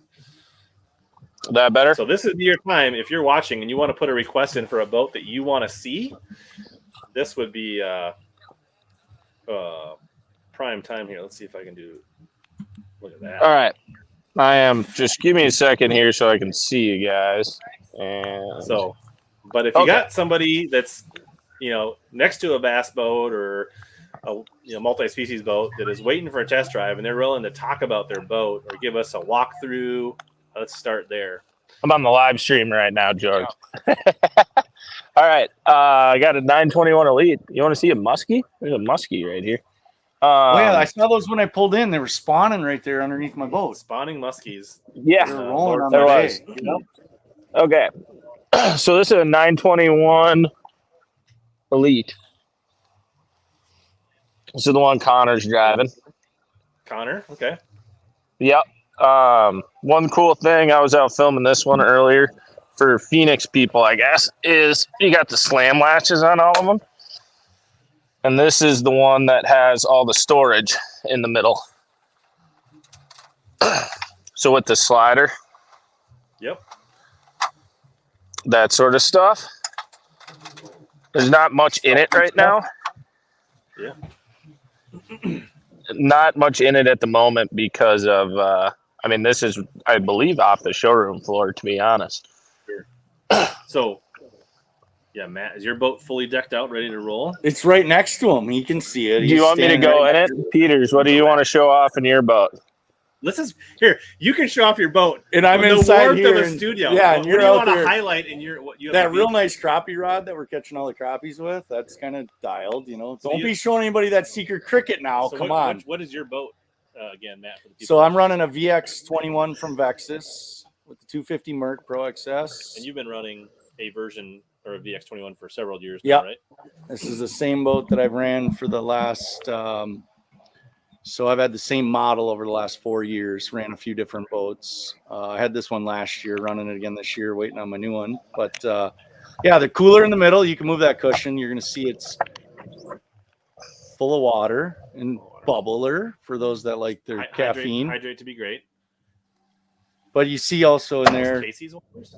Oh yeah, and Bart, you see that's left side. It's got the nice sandwich side. There's a lucky duck right there. That's the lucky duck. You need one of those, the lucky duck, bud. I'll keep one. I'm keeping one. Well, like, maybe. So how do you have your console set up? Like maybe walk through what Dual Lowrance 12 Pros. Okay. So And you got a map, and then you're running kind of a tri-box for your sonar, down scan, side scan. Is You that got pretty much it. how you run it most of the time? Yep. So side imaging, 2D, and down scan on the right graph, and then full map on the left. So you haven't taken the plunge and put like 3 live transducers off your No, hull? I'm not. You know, I know guys are doing it. Not really my cup of tea. Okay. Pretty simple yet. I'm kind of. Like walk us up front. Looks like you got a tri-stack up front on the front. So you're running a. I've got a turret with a live scope or your forward-facing sonar. That's on a cornfield crappie turret. That's an auto steer for looking around, and then So what does auto steer mean? so it's got a remote or a foot pedal where, rather than maybe auto steer where you can electronically. Where's that steer it. remote, Peters? It's in the center console, that little drawer, right where your step. The step. It's back here. There you go. Left side. There's a little remote on the left This side. guy's organization. Yep. Attaboy, Bart. JP's definitely not this organized. Now this little remote you'll see will steer when you're on spot lock. I can kind of look at the. It'll steer your deucer to So look does around. it? Do you have to use the remote, or can it follow the trolling motor head if you need it to? No, you have to use the remote So or the you're- foot pedal. It's got a wireless foot pedal too, so you're Is there- controlling do where you it's have a looking. foot switch down there too? Then, or It's in the compartment right now. Okay. I don't have it on the deck. Okay. So that means you're typically going to have that remote hanging on your belt loop in your It's all, pocket. yeah, it's something. always hanging on my pocket. So when you're soaking a jig worm, you got your thumb on the button and your. I'm just looking spot locked, looking over in the coontail. Okay. So you got Two Lowrance 12s and then the Garmin 8610 GPS map head unit up top for forward facing sonar. Okay. And again, it's kind of the similar thing. I'm running side imaging, down imaging, 2D, and a map on the other unit, but that side imaging is coming from the trolling motor. Okay. So as well as the 2D. So it's kind of a poor man's 360 to some, or the modified 360 by running your side imaging and Yeah. panning around. And that's all coming off what Bart's showing you there off that deucer nose cone is giving me all the read to that graph up front. And you're running the Ghost or what? Yep, that's the Lowrance Ghost I trolling can't motor. remember which one's the Ghost. What is the Garmin called? The Force. Yeah. Okay. Yeah, really happy with it. It's same setup the way I ran it last year, and it works for. It's plenty. Put it this way: there's more to. You could do more, or Rich, like it's more than I can even Mine take is in. similar, but the only thing I do instead of running a full graph dedicated, I just run a 12-inch helix, and I just basically do like 25% map and 75% dedicated to the 360, and then That's one plunge dedicated to Garmin. I've never taken the 360 plunge. I hear guys rave about they love the. But I don't dedicate a whole unit to the map. I guess that's the difference. Yeah. And so what? Can we test drive that white one with the green top on it? Yeah, sure. I feel like that was here last year too. Yeah, that's the what model? That's the shuttle. Covers. Bart? Yeah, the cover needs a little work. Is that if Dane didn't have his trailer, was that where I'll be doing the live stream from? Yeah, we'd probably have you in the dinghy. So is this your boat we're seeing next? Yeah, I can walk over to mine. I'm waiting for Teal to get back with that new VXS, and I'll show that off. But yeah, this is mine. Let's see your boat, Bart. What do you got here? Let's see this. So tell us about this Czech-winning CX20, just freshly back from Kentucky Lake. Yeah, so we got a CXS or a CX20 here. This is my second one. Yep, same boat you had last year. I mean, same model as last year. Is there any major or nuance updates from your 2022 model? The dash or the panel switches over here are updated. Those are all new. Yep. I don't know if yours are like that, Rich. Are they? No, mine are the older style. Yep. So they're like this. They're super slick. I like them a lot. Having the key tucked away is honestly kind of nice too. You never accidentally run into it. But yeah, other than that, that's kind of the only thing over there that's majorly different. Yeah, I mean, in the back, the one thing with Caymus that I'm sure you've noticed too, Rich, but these live wells are enormous. Deep. Like really big. I still got the pool noodles from Kentucky in here, but they're super deep. Like I'm 6'3" and I can barely reach down. It's pretty cold. Gonna be honest, pretty cold. Got the Raptors on the back. New this year, so first time ever, I went to 2 on the dash. So I got a Solix 12 on the left, and then I got an Apex 13 on the right. I run all my side imaging on the Apex. It's awesome, to be honest. I've been very impressed with the Apex. What was the major advantage to go into the Apex, or why did you want to go with an Apex? To be honest, for filming video was the biggest thing. And then I'd talked to a few guys who said their side imaging clarity was awesome. But yeah, this thing, I was showing the guys some settings earlier. Screen record on the Apex? Is that what you said? You said shooting video? Yeah, you can HDMI out it, so it's a lot easier to record than like other stuff. So I really like it. It runs really fast, and it seems like the clarity on it's even better. And I don't quite get, it seems to me so much bigger than a 12. And I know it's literally only an inch, but it just feels so much bigger. So yeah, yeah, exactly. But no, I like that middle area. How do you organize your boat? Yeah. Okay. It's not super organized right now. I got a bunch of old stuff in here. I'm trying to transition over from Kentucky to the river. Is that an Arsenal bag? What is that? Yep, I got some all-terrain and got a bunch of Z-Man in there right now. So basically, tackle in the center compartment. Yeah, I put tackle in the center middle, and then I got my rod locker is jam-packed with rods right now. Yeah. So pretty standard. Like I said, I'm ready to go down to the river. So how do you leverage your other in front of your console? Is that like rain gear, and what do you use that? Yeah, I have some rain gear line. I put a lot of my Kitex in here. That's what I've done. And then whole compartment dedicated to paddle tail swim baits. Yeah, I like throwing swim baits.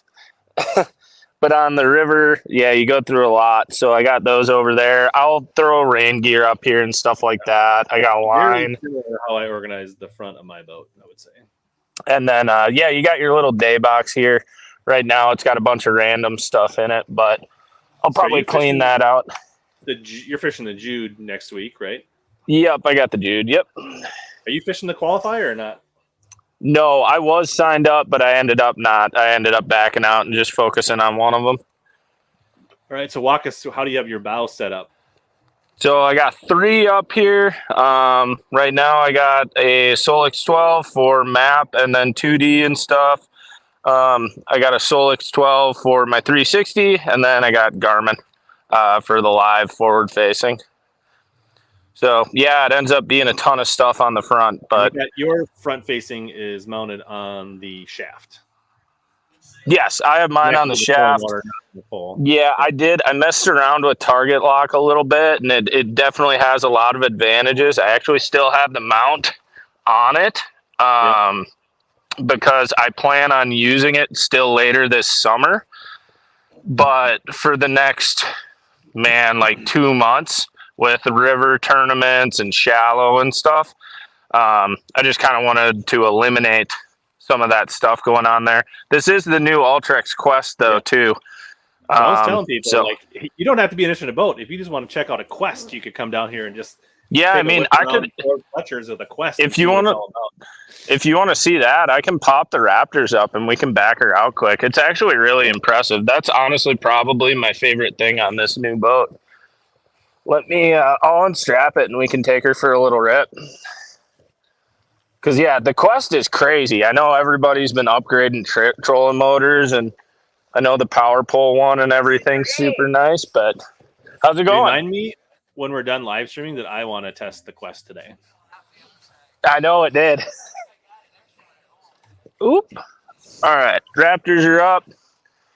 I just need to back up here quick. Yeah, that's another thing.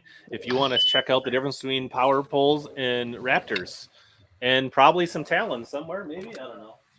Yeah, Tony Hatton's right here. He's got talons. Yeah. So, I mean, you can test, Ultrex versus Quest versus Ghost versus Force. You can check talons versus power poles versus Raptors. I mean, there's like the reasons to come down here besides buying a boat are pretty extensive, to be honest. Okay, so the biggest thing with the Quest, I'm going to say first, is you will notice the bracket is way sturdier, just really built strong. The shaft is also thicker. The whole thing is basically just bulked up, and the lift assist is amazing. Actually, since I pulled my target lock off, it's like I have to throw it down because it's so well lift assisted. But okay, I only have this thing on 5 right now. But if you hear it, let me know, because you won't. Isn't that crazy how quiet it is, Rich? Yeah. I was thinking about I think my Ultrex needs a tune because my Ultrex is not quiet right now. Yeah, so it's super quiet, and then here we'll kick this up to 9. This is what everybody always wants to see. We'll top speed test. Yeah. Oh, this thing will want to throw you out of it the first few times you use it, but all right, I got her on 9 right now. We're gaining speed. Looks like you got the new VX Lake Master chip. I do. And I'm going into the wind right now. To be fair, you're in a boat harbor. There's not that much wind. Yeah. So we got her up to about 3. You're not out on the main lake by your map. All right. Got her kicked all the way up now. I mean, you've heard of people getting theirs to 4. I'm at 3.5, and I'm starting. Than Bart has 3.6. Yeah, and I'm running out of room. So, but yeah, so that's the Quest. And now I got to turn back around. Now we're just stuck in my boat. What other questions do people have, Rich, or other boats people want to see? Asking a ton of questions. I guess how you've done some test drives today. How's it been out there? Good. It's rocking in Crystal Bay. So would you say similar as last year, a little less? Yeah, it's actually way warmer than last year, believe it or not. As far as like I would very strongly tell you that it is significantly warmer than it was last year. Last year was very cold. Test waves on par with last year, or? Yes. Yeah. It's blowing just as hard. It's just, it was so cold last year. It was like 10, 15 degrees colder. So I will make my way back over here. Is it true that I see Waldo from the Crappie Chronicles on the docks right now? Yeah, Waldo is up there. I did see him. I haven't said hi to him yet. I've been on, when I noticed he was there, I was on the phone with you doing this live stream. So Teal still isn't back in the new one yet. So we'll go, I think Sobi's gone too. Otherwise, I would go show you the new AVX. Have you seen any of the boats out here, or is this the first someone's tuned in? This is the first time we've walked around.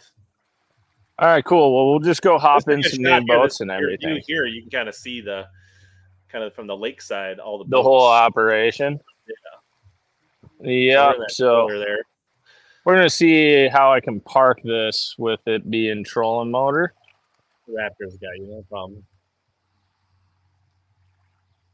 Biggest thing was I had to slow down. Okay. Give me 2 seconds here. Yeah, no problem. I'm gonna take Teal's spot. But yeah, the lift assist on that thing is so awesome. What? How would you rate the food? Food's fantastic. What would you recommend food-wise for people that are coming for lunch? If they're the steak crostinis just came out and they're amazing. Like amazing. Okay, I'm back on the dock. All right. We'll see. So walleye boat wise, we got the DVX22. Yep.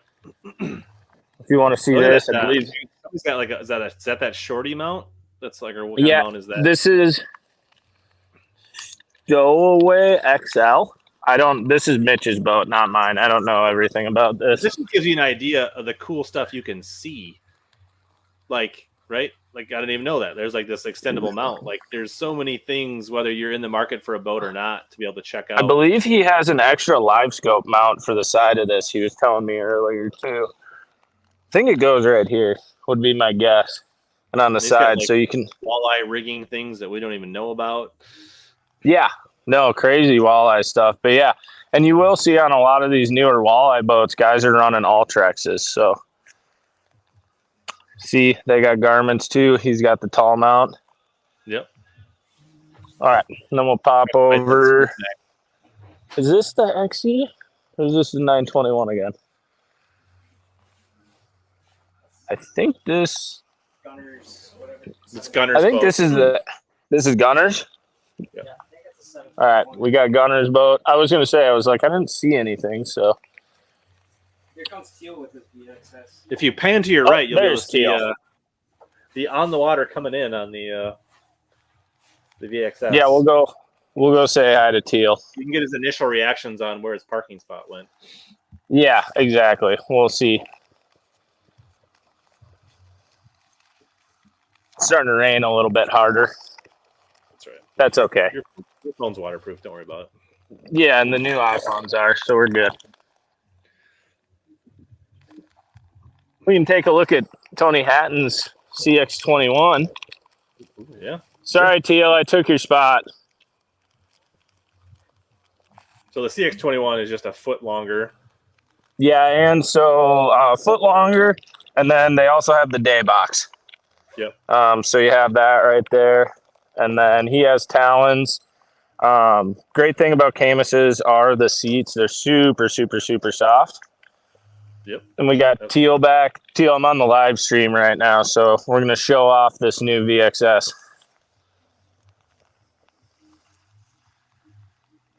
All right. This is the brand new, released at the Classic VXS 20. Teal, tell us. So you've had it a very Teal. Teal can't. I guess you'll have to relay to him. Yeah, I'm gonna have to relay the message because you can't hear. I got the AirPod in. Or Or do you want my AirPod? That'd be kind of gross. Okay. You want to show me some new features on this one, and then I'll relay them. So point to them, and I'll maybe point them out. Speak up, because your AirPod's got to pick it up.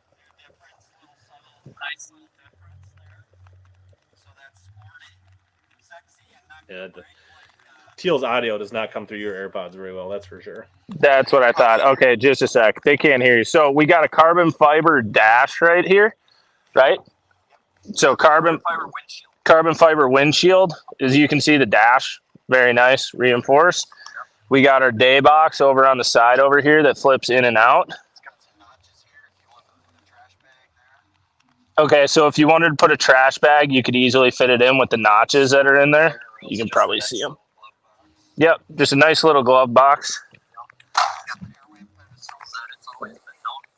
So airwave pedestals that they're known for with the comfortable ride.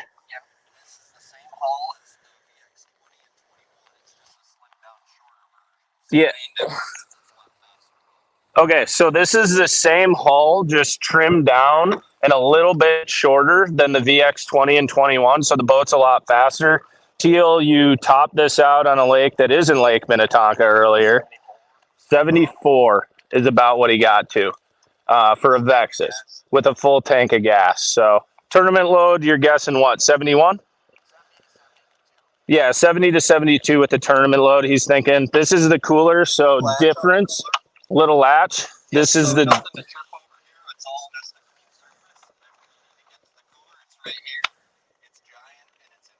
Yeah, this is a little different than Peter's. If you guys remember seeing the VX21, just a little bit different of a layout, but still super, super nice.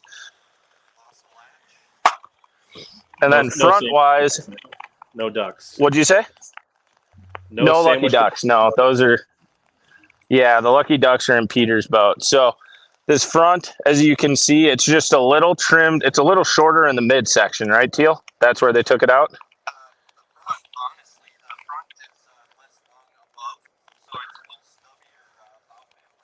Okay, so the front deck is basically the same size as a VX20. They took a little bit off the front. As you can see, there's just not much for wasted space up here, I would say. You got your reinforced mounts, step for when you're getting in, and I mean, it goes all the way up. This deck is massive, as you can see. I mean, I'll go all the way back here. Teal's tall. Teal, you want to lay down for the people, show them how big it is? Teal's 6'2", and his head isn't even touching the other side of it. So that's how big the front deck is on the new VXS. He said you could host prom on it if you want, Rich. I think I'm past my prom days, but I do have some daughters, so maybe. New reflex floor that you can see.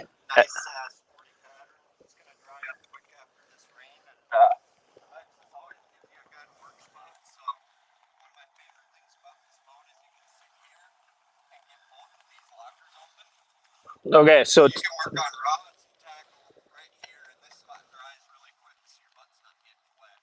if you guys didn't hear, Teal said one of his favorite features about the Vexus is that they have a perfect spot for rigging. So where he's sitting right now, he can sit there, open rod case, and pull out tackle, and go to that storage without having to constantly move to re-rig rods and do his whole thing. Good acting. You got any other questions on this thing, Rich? I haven't seen anything. Clay Williamson said the carbon fiber windshield is sick. He said the Vexus is top of the line, just built different. Yeah, they're super nice. This windshield is sick. He was power replaced in the shitty cove taking a nap. I like it. Yeah, I'm going to show the outside of it for you guys in a sec here once I can. We got to reach the dock. Maybe a question, and this might be too early to tell for Teal. Is there anything he misses from the other Vexus? They want to know quick. Is there anything you would say so far? I mean, this is early, but anything so far that you miss from the old design of the VX to the VXS20?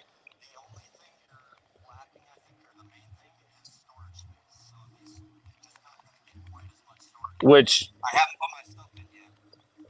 Okay. I actually don't mind having to bring less stuff with me. Okay, so he said the biggest thing would be the storage space is a little bit smaller, but those, for people who know Vexuses, those VXs had like I mean, you could fit human beings in the storage compartment.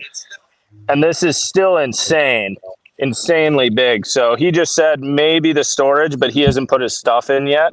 I'm going to show you guys just from the side how different this boat looks than the other Vexus. So let me go hop over on my Caymus quick. There's Dane. Okay. So I'm going to hop here, and then you guys can see, so the difference of how tall it is. You see how different the profile of the boat is? Yep. Not nearly as tall. Really sharp color pattern on this one, too. The blue accents and everything. But yeah, so that's the new VXS20. Did I nail that? You need anything else there? No, good. Maybe ask Dane if he wants to like show a couple rods while you're out there. Hey, Dane. You want to take me over to show me some rods for the people?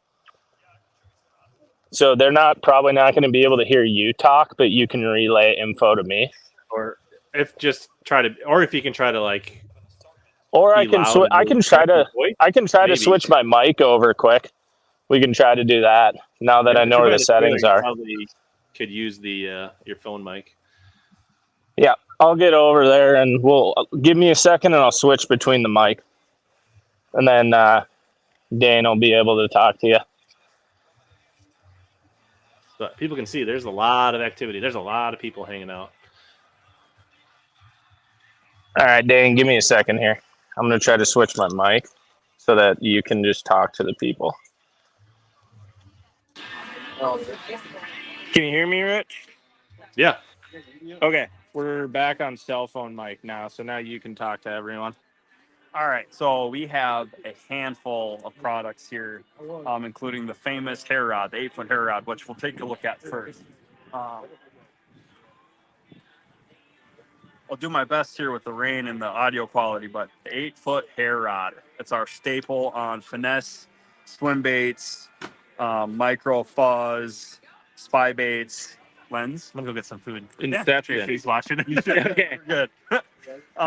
But this thing is 8 foot long, and you can customize it to be 710, 711, whatever you want. That's the whole customs part of the business. But this thing, throwing the fuzz, if you can get this whippy action.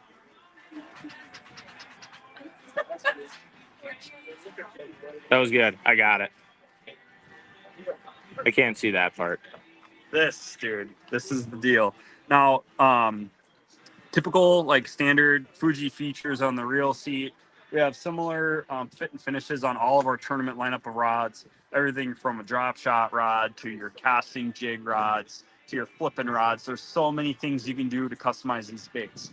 Our signature series models right now, though, are the second hottest thing next to the hair rod. So maybe we should take a look at a couple of those just so you guys can get an understanding of what those look like and what they do. Yeah, pull out that Puppet Master. I won money on that rod. I like that rod.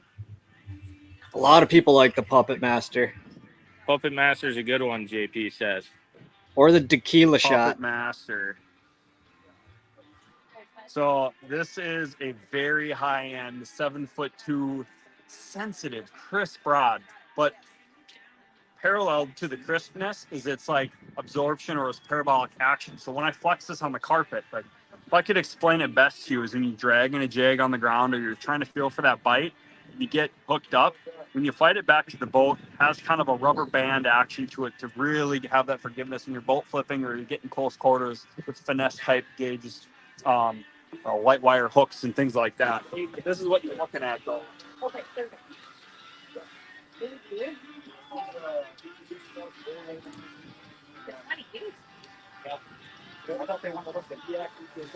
So super lightweight, extremely sensitive. This is the kind of thing that like Bart and Teal and myself and guys that are on tournament trails, they're trying to feel that transition rock, or even on like a river bank, current beaten bank where you're fishing shell beds and things. You can tell when you're in the strike zone and when a fish picks it up versus when you're rolling over a rock. And then when you load up on them, it's this rod that you want 5 of on your front deck.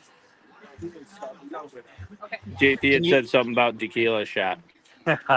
Yeah, the tequila shot. So I'm kind of known as a power finesse angler. These spinning rods I make tend to have a very similar action once you pass the tip. And with the advancements in line, you want to have kind of a forgiving tip after you feel the bite and you penetrate that hook. So my tequila shot is a 7-foot medium light with an extra fast tip. It's great for those really finesse drop shot type applications, but also scoping is a strong suit for this thing. Being able to control that wiggle or that shimmy when you're hovering it back. But it's very similar to the Puppet Master and the Spin Boss, where it has kind of a faster tip. And then once you get past, it has kind of a faster tip here, but once you get past it and it starts to load up, you can really play that fish with good drag. So you're really trying to play that bait. And we kind of boast back and forth that with our rods, you can kind of manipulate the bait the way you want to. Every movement with your hand is directly related to the bait. And then once you button them up, that's when you get to really see the rod shine. You can tighten up the drag or loosen it down and maintain a load throughout the entire fighting process, so they can't throw it as easily. So Puppet Master, the tequila shot, the Spin Boss, the Big Rig, they're all tools that we use on the water for certain applications, but they're not just one technique specific. You can use them for a variety of things. Money. Seems You got anything else, JP? No, that was awesome. I was just gonna say, it seems like Hayden's been putting his Spin Boss to work. Yeah, Hayden's been putting his Spin Boss to work. Do you want to show that one quick? For sure, man. So, this is one of our lightest spinning models, 7'3" and medium, and you can throw ball-headed swim baits. You can throw the Neko rig. You can throw a finesse 2. You can throw a small football head.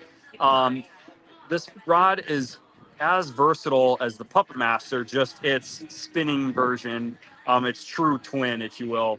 Some people want a little heavier rod for drop shotting. You can use a Spin Boss. Some people want to use a little longer rod for the Ned to throw it out there. It's a Spin Boss. Some people want to be able to load up on a quarter to, I mean, you could throw a 3/8 ounce ball head if you want to get real crazy, but that kind of 1/8 to a quarter, slow rolling, waiting to feel that fish either push your bait towards you or snap at the end of your cast.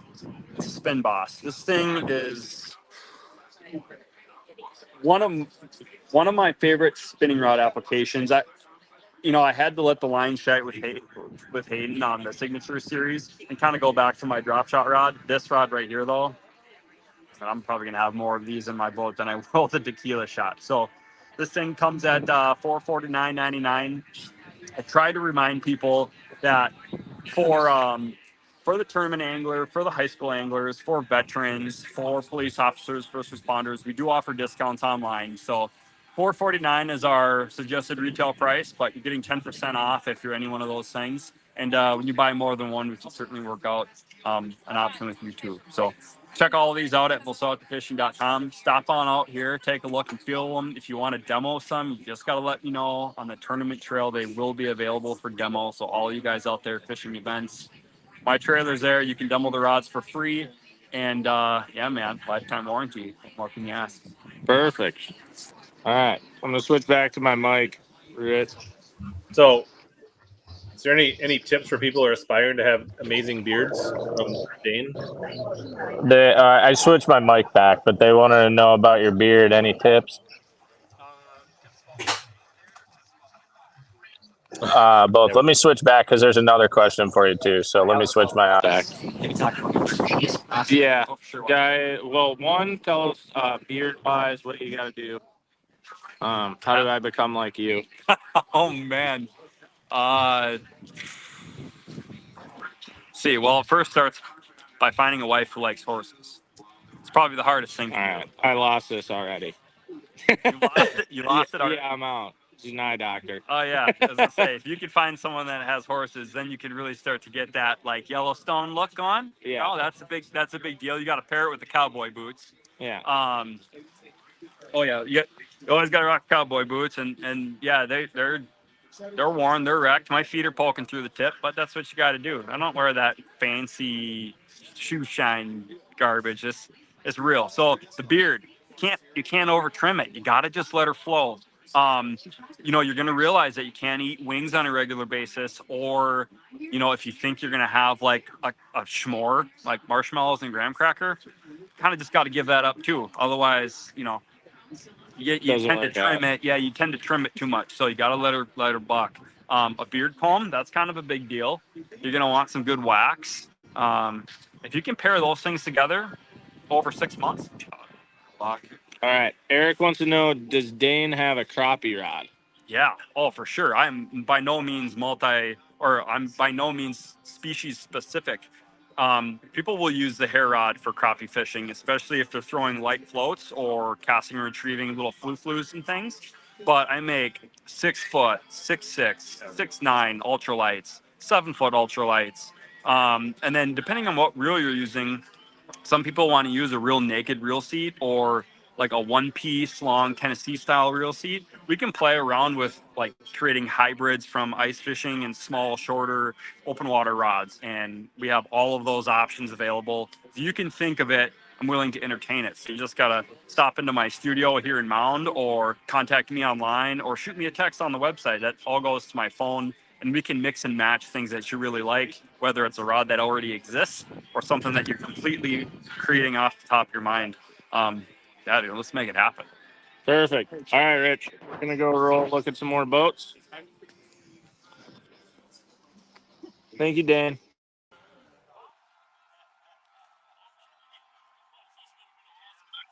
I suddenly can't hear you.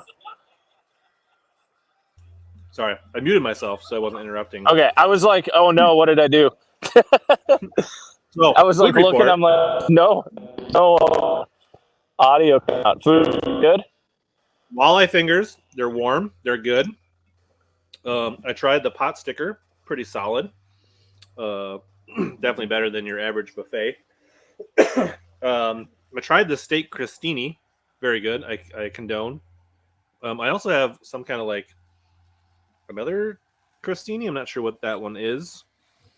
Maybe it's tuna, maybe it's something else, ahi. And then there's these like bacon wrapped fondue Oh, dude, the bites. bacon wrapped chicken is freaking unreal. It's supposed to be like fondue bacon wrapped chicken all in one bite. It's very good. All right, so we got Caymus V20 right here. It's a pretty new rig. That's the one Dewey's got down here. And then there is the Vexus. No, I'll walk over there. I got to make my way around. The dock runs out. It's a 20S, so the 20 Sport. It's got a 300 racing motor on it. I would be very curious, honestly, to know how fast this boat goes, because I would be fairly surprised if it wasn't in the 20s or 70s. For sure, high 60s. But yeah, so here's the DV20. Yep. Looks nice. Love this color, dark blue. And then here's POW! VX20S. Sick with, 300 racing Merc on it. She's sporty looking. Dane's company is Vocelka Fishing and Customs. Yep. That hair jig rod's legit. But yeah, cool looking boat, right? So the Sport, the S is, they take out the pods in the back. So you got extra seats. So it's much more of like a family friendly boat. So yeah, you could fit 6 people back here. Pretty sweet. It's All right. A pontoon meets a walleye boat. Yeah. Speaking of pontoon, have you seen the bar boat that they brought down? You want to see it? It's pretty cool, actually. Sam showed me around it. Everybody is here just to see fishing boats. Well, I mean, if you are here for fishing boats and you can't appreciate a cool pontoon, I don't really want to chat with you, you know? So, all right. He's got the music bumping in this thing right now. I'll try to turn it down. Just give me a second. Woo!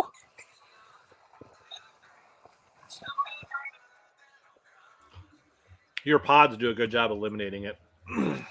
Okay. Okay. So here is the Sylvan.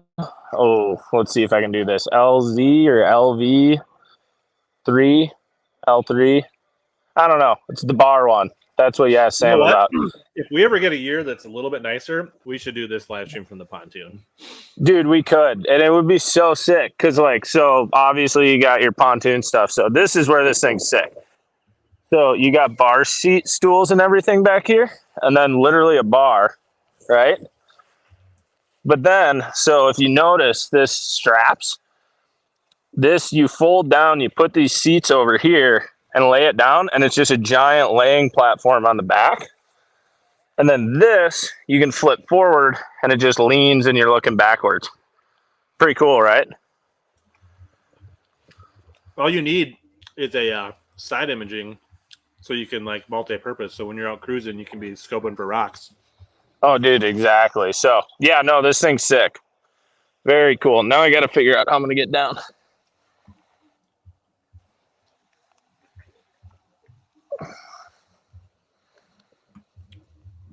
Okay, we're down.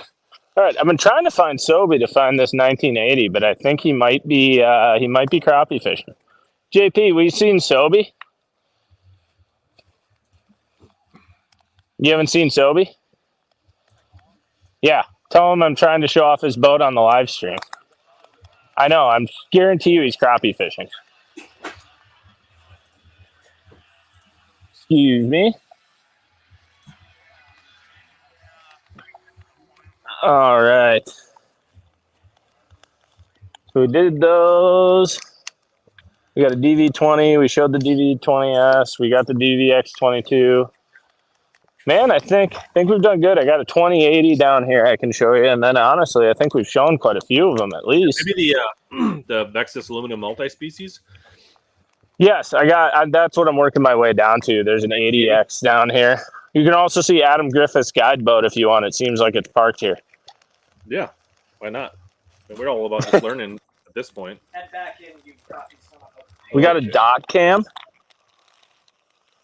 Yeah, I just created a new layout so we can have the dock cam, the studio cam, and the mobile cam all going at the same time now. Wow, look at you. All right, yeah. So if you go fishing with Adam Griffith, that's his boat. He must be at Fletcher's right now. I think I saw. Yeah. How did Griff do in the crappie tournament? I don't know. Let's see if he got his crappie limit. Any bets? I bet you it's not empty. Oh, not wrong one. Wrong one.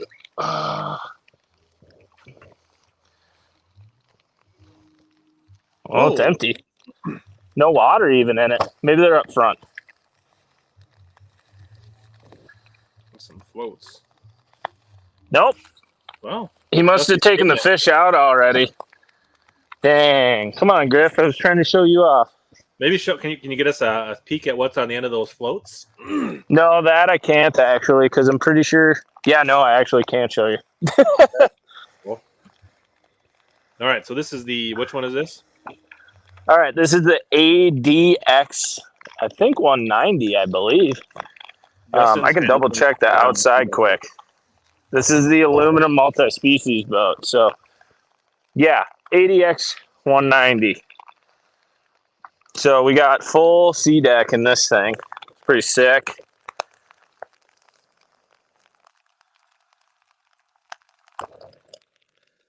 So kind of like your other AVX models, right? Where you got tons of room and everything. This one, you got the same thing, but it's all aluminum. This boat feels amazing.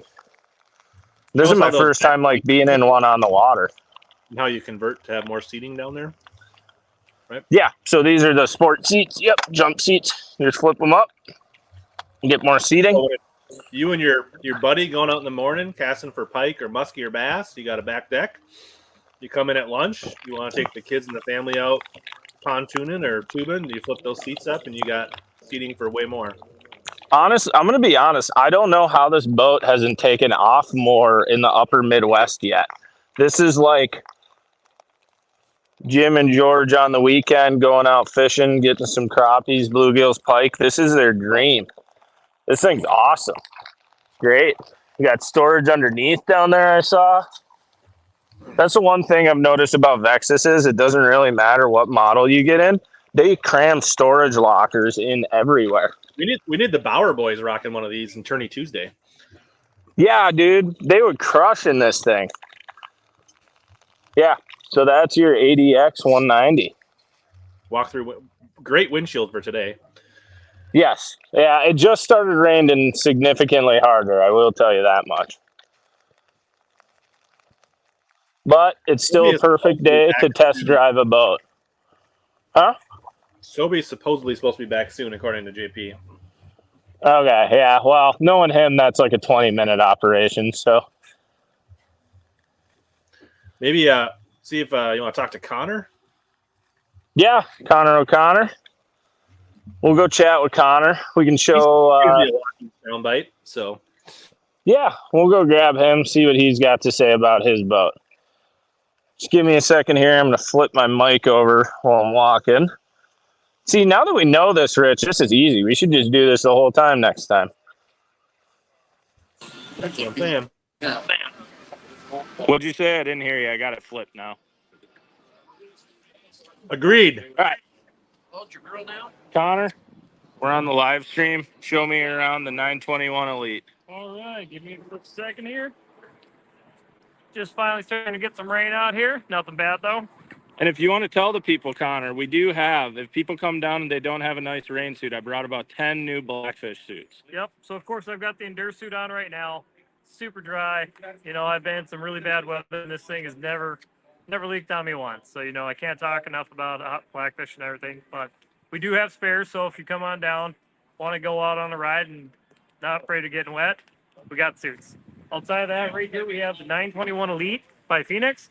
And this boat is 21 foot, 6 inches. Pure fishability in every aspect. You want to be on big water, you can do it. You want to be in shallow, you got it. Boat doesn't draft much water at all.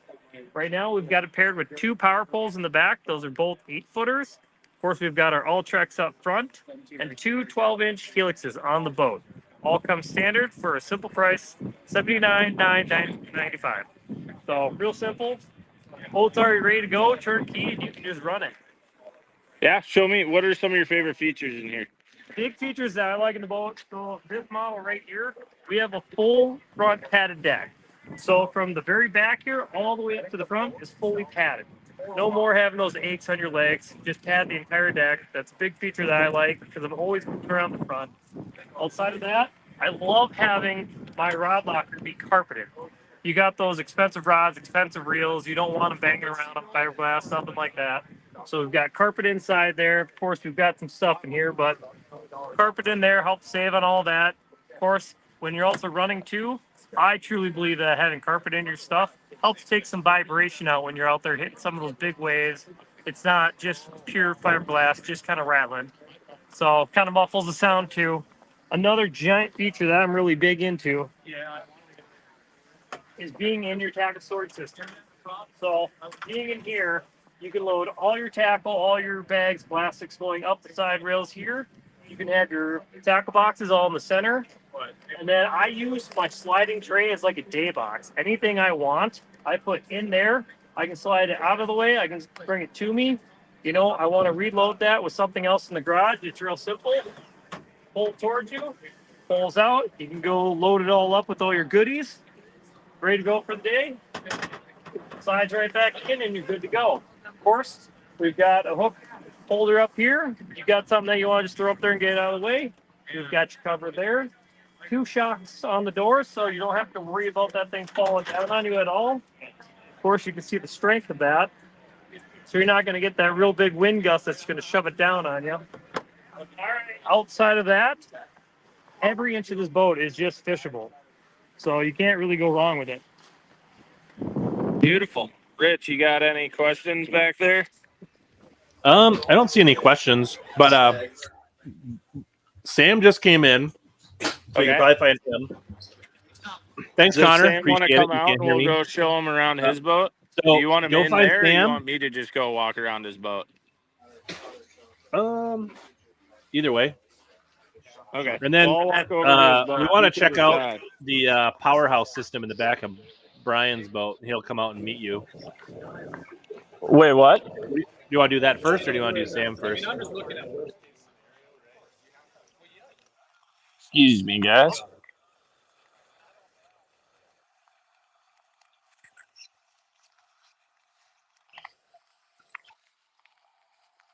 Are you going to Brian's boat?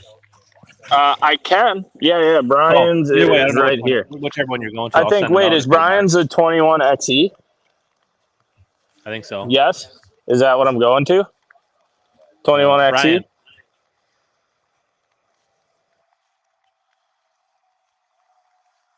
I'm on a Brian's 21 on his way. XE.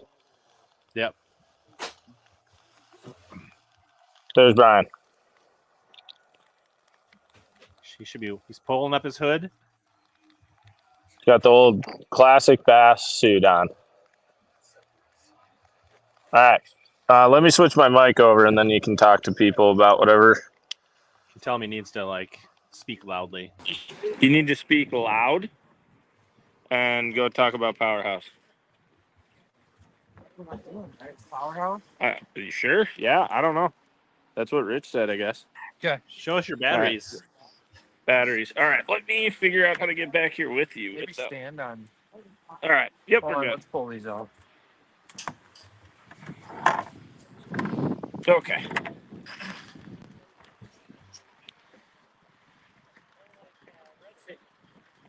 Go ahead. You're good. You're live. All right. I'm sitting in the 21XE by Phoenix Boats, and we wanted to talk a little bit about how we rig this boat.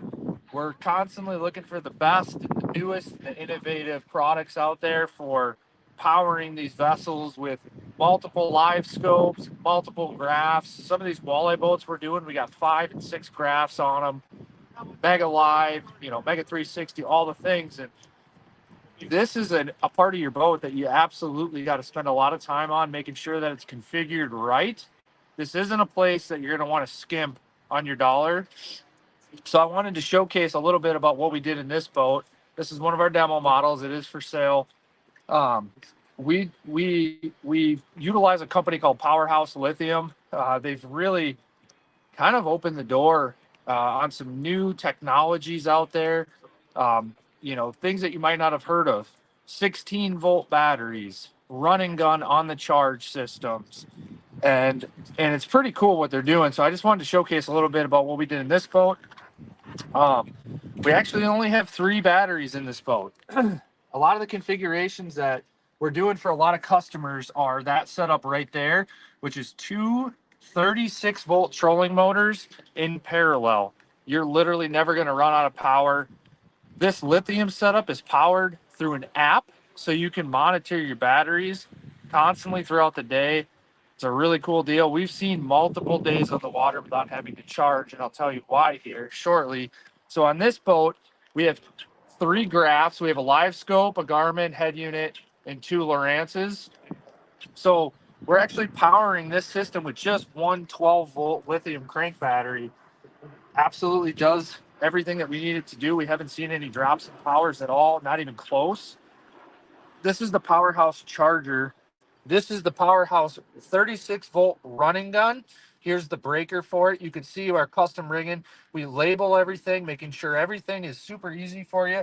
So when you do have a problem on the water and you don't have the opportunity to get to your dealer or call somebody quickly, you got a fighting chance here because we make it all nice and neat and throughout the compartment here.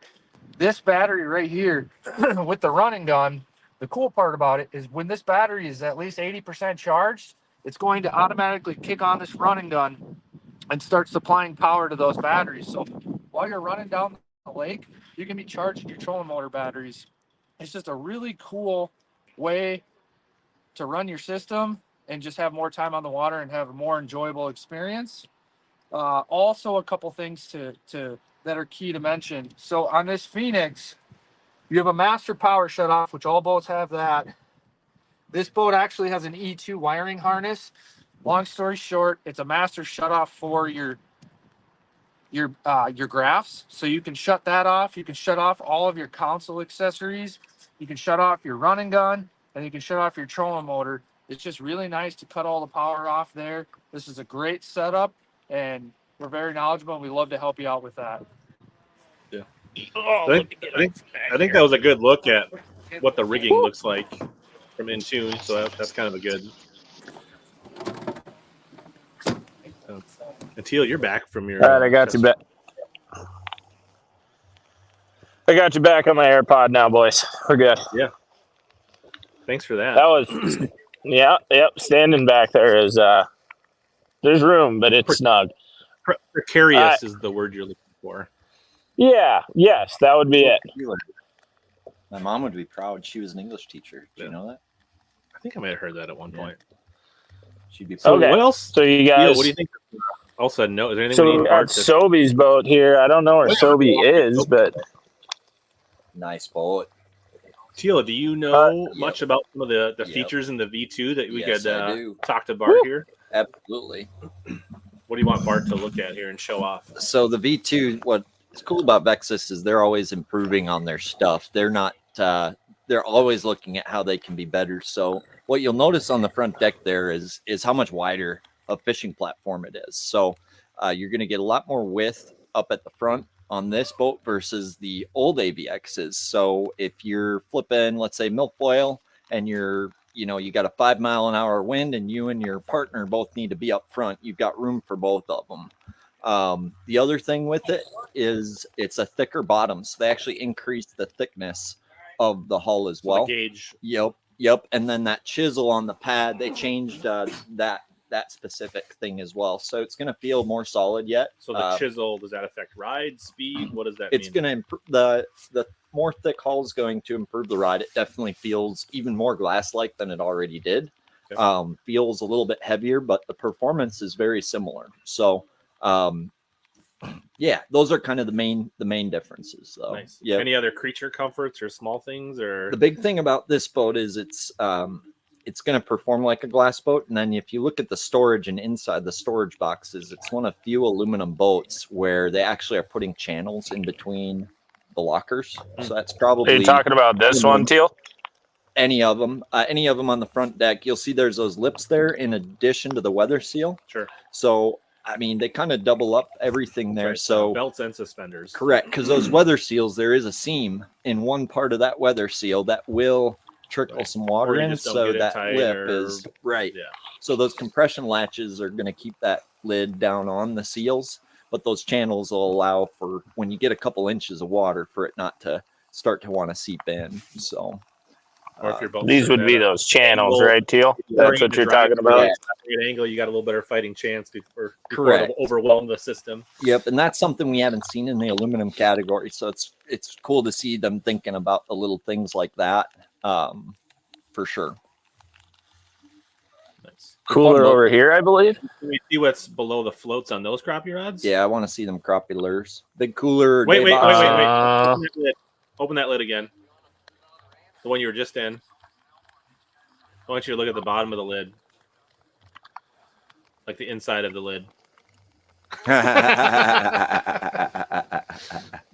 That was a little Easter egg. Nice play for Sobi when he picked played. up his boat. Well played. This is what we got for crappie rods and baits. Oh, yeah. Yeah, definitely some cubbies. That's a favorite if you watch Sam's videos. I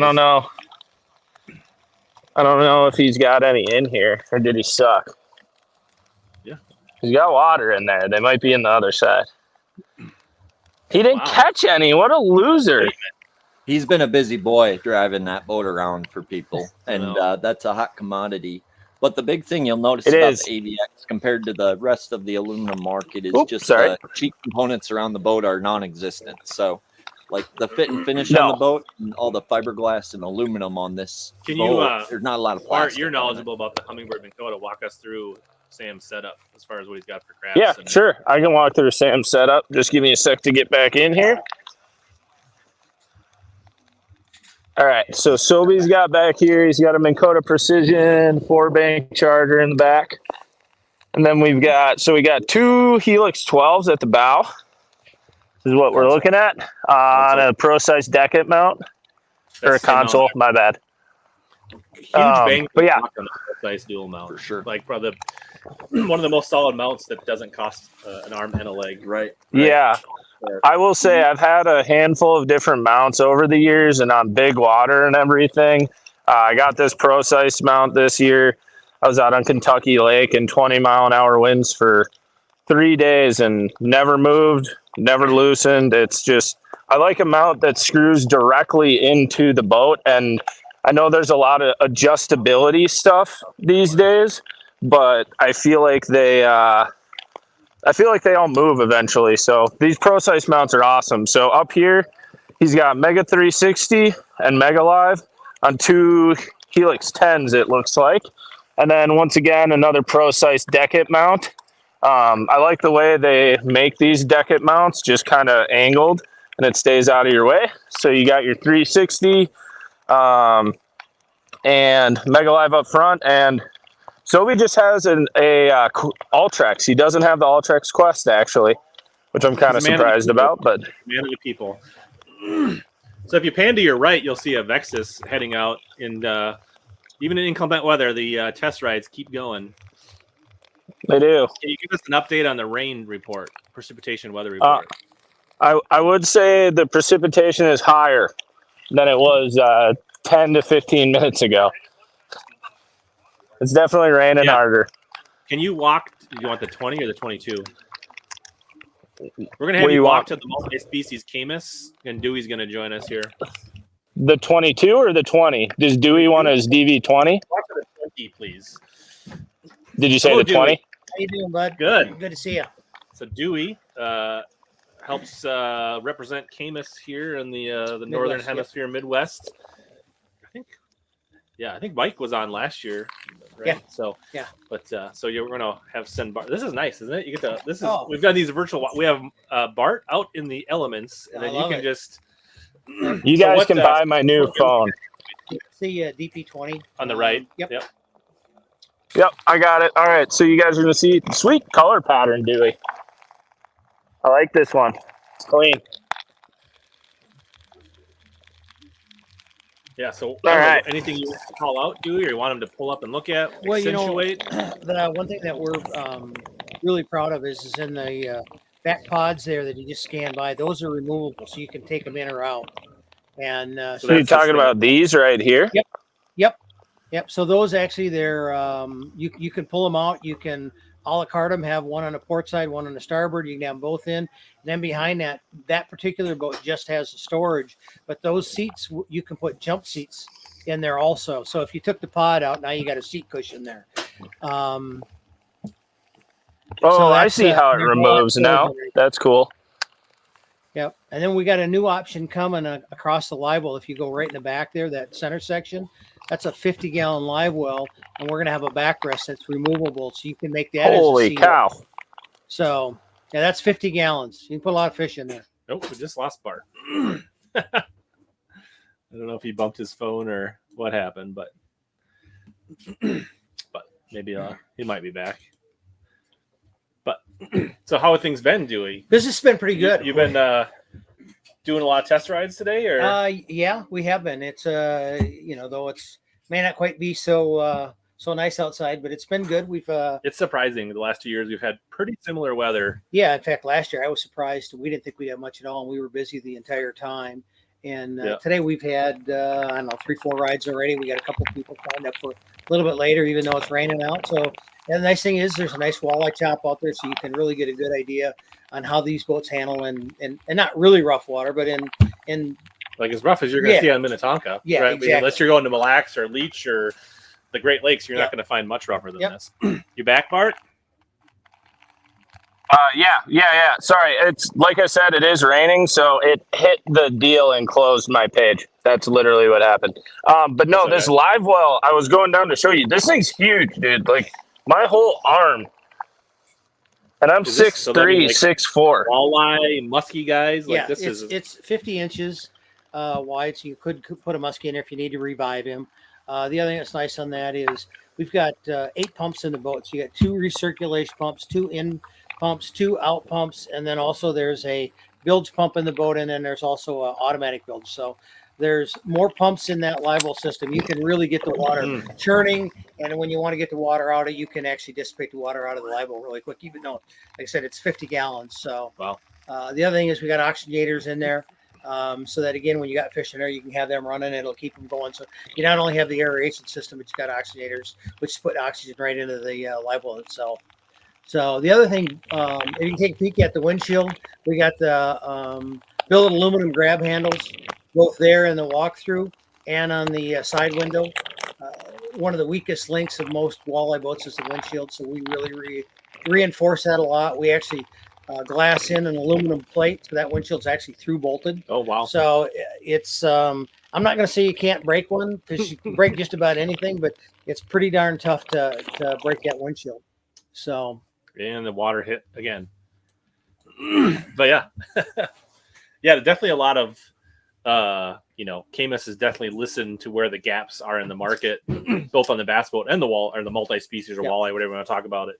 And yeah, we just introduced on the bass side doing aqua traction on the whole boat now as an option. We actually made aqua traction on the rear of the boat standard on the DPs now going forward, both the combing boards and the floor. And that particular boat's also got an additional pad on the front of the bow. So there's a pad that's stuck underneath the carpet. We do also do that in the walleye or in the bass boats. So when you're standing there all day, it's extremely comfortable on your feet. You don't get I was just standing on my CX20 all day. My feet still feel good today.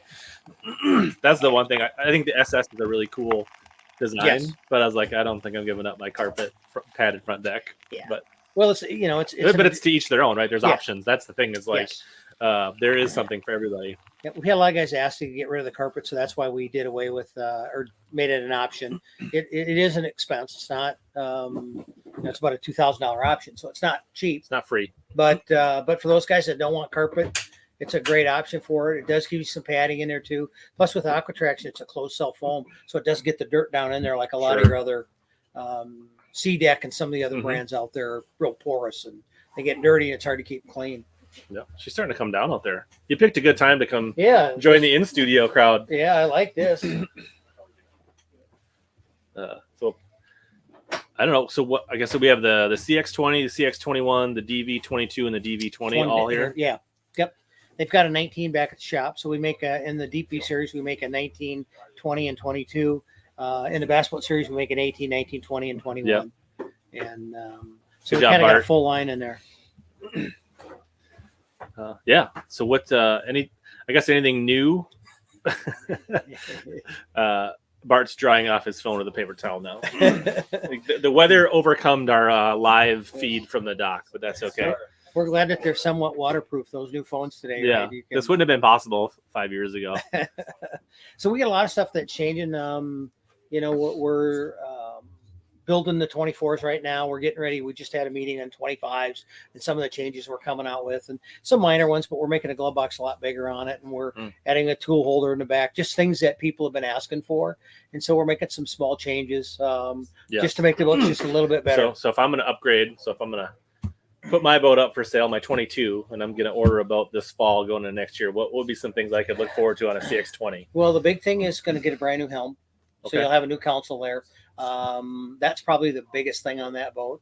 There's some other minor things. We've made a seat adjustment on the driver's side. We've had some guys want to have it up a little bit taller. Okay. So we've got a spacer that you can get it. So depending upon, if you're short like me, you like it a little bit lower, you get a little bit taller, you want that seat up a little bit. So that's an option that we've got. So I'll just be like you choose when you build it to get. Yep. Okay. We're going to Clear Power will be standard on that boat. Oh, it's nice. an option now. And for those of you who don't know, that's actually just a dedicated power going to your depth finders, especially now with live or, depending on a brand you've got, they want dedicated power to them so that when you live well pump stuff turn on, you don't get all that interference. So that's going to go standard on the boats also. I ended up rigging mine with my own dedicated run. So that could save me some time. I want to spend as much time rigging and more time fishing. Yep. And so that's going to go standard on the boat. Those are probably two of the biggest changes. There's some other, we've got an option for some slam latches. Some of the guys wanted that. I do. So yeah. Well, when you've had them, the other thing, I guess the thing is I don't like to twist them. So the other thing is I just can't leave them open. Well, yeah. That would be, so if they would go 180, then I wouldn't really, but yeah, anyways. Well, the problem is if you don't do it, you're tripping over them. So the nice part about those is they automatically shut back down. So you're not tripping over. Absolutely. So.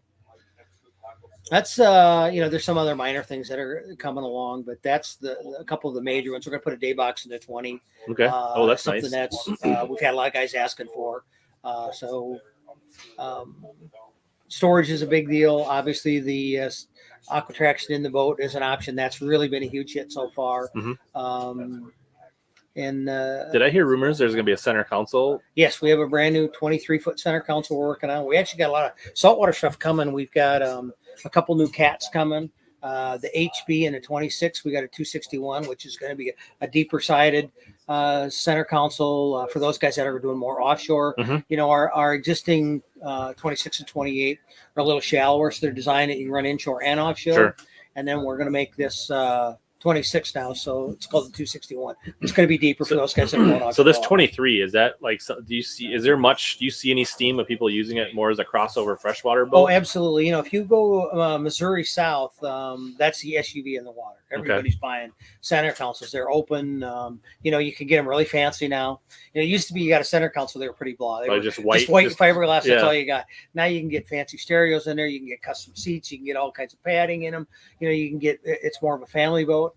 And so we see that market definitely coming further north. And now with the smaller, being the 26 was really too big for a lot of the lakes up here.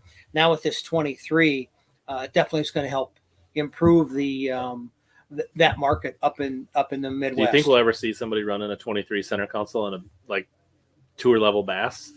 I don't know. Well, I don't know if you'll see it in the or bass like side in like of it, regional tournaments, or I don't think you'll see it so much in the bass side of it, but I definitely could. You could see it in the walleye side. Okay, they're great to fish out of. You got a lot of room, easy to work around. Super popular with guides, right? Like, well, they've got all kinds of room, and so it's easy to fish out of. It's easy to run around the boat if you got a fish on. You know, you can quickly move it. And with a 23, you can get on any of the lakes, and it'll handle anything that we're going to dish out or that you want to go fishing in the Midwest. So yeah, we're real excited about that. We're hoping that that'll be out here early 25. Nice. So right on. So what? I don't know, any fun comments from anybody you test drive? Any surprising remark? What is the feedback from the test drives? I think a lot of things.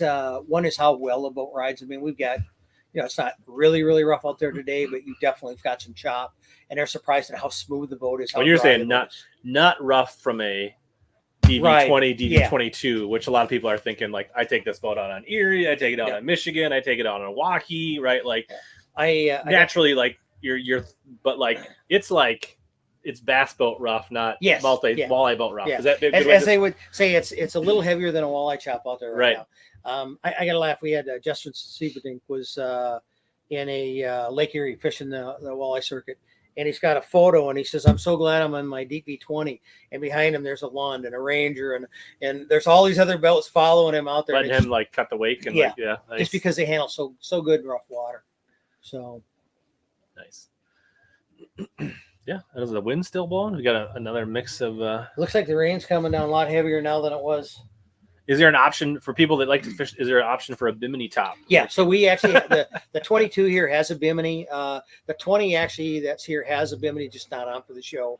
But we're starting to sell a lot more of them. Not only for wind, but a lot of people up here like it because it gets you out of the shade or gets you in the shade. Yeah. And you know, it's a good 10 degrees cooler underneath that top in a late July, August when it gets really hot. And you're out there and there's no wind and it's really tough on you. It's amazing what that top is. I wonder if we'll see that in bass with such the emphasis in graphing, right? Like if you could come up with a way to like your practice days where you're just driving around at 3.4 miles an hour graphing everything all day, you throw the bimini top up and then you somehow latch it down or remove it for tournament day. Like I could see that someday. Yeah, it's, you know, the bimini top on a walleye boat, it's, you know, you can be 6'4", 6'5" and stand underneath it. So it's really tall. And so people like that. They can get up, they can move around underneath the boat at all. And it's got a clear icing glass that goes from the windshield up to it. So you'd easily put a bimini top on a bass boat. There's 2 quick disconnects on each side, so it's easy to take it out. Maybe I'll start a trend next year. Yeah, exactly. Yeah. Maybe that'll get me to graph more if I can sit in the shade. And you can sell advertising on there the top. You go. You know, it's you tie GoPro mounts into it and all kinds of stuff. Yeah. You don't need a YOLO then. You could just put that on there. Did you try the food, Dewey? The food's phenomenal. It was. Last year I did not get a chance to eat any by the time I got freed up and went up there. So this year I said, hey, tell me when it's out. So I ran up and grabbed a quick eat. Yeah. And food's really good. High quality. So, yeah. Yep. So yeah, I guess, are you seeing more? I don't know. I mean, you've been in the boat industry for quite some time. Is there any other events like this that you're aware of?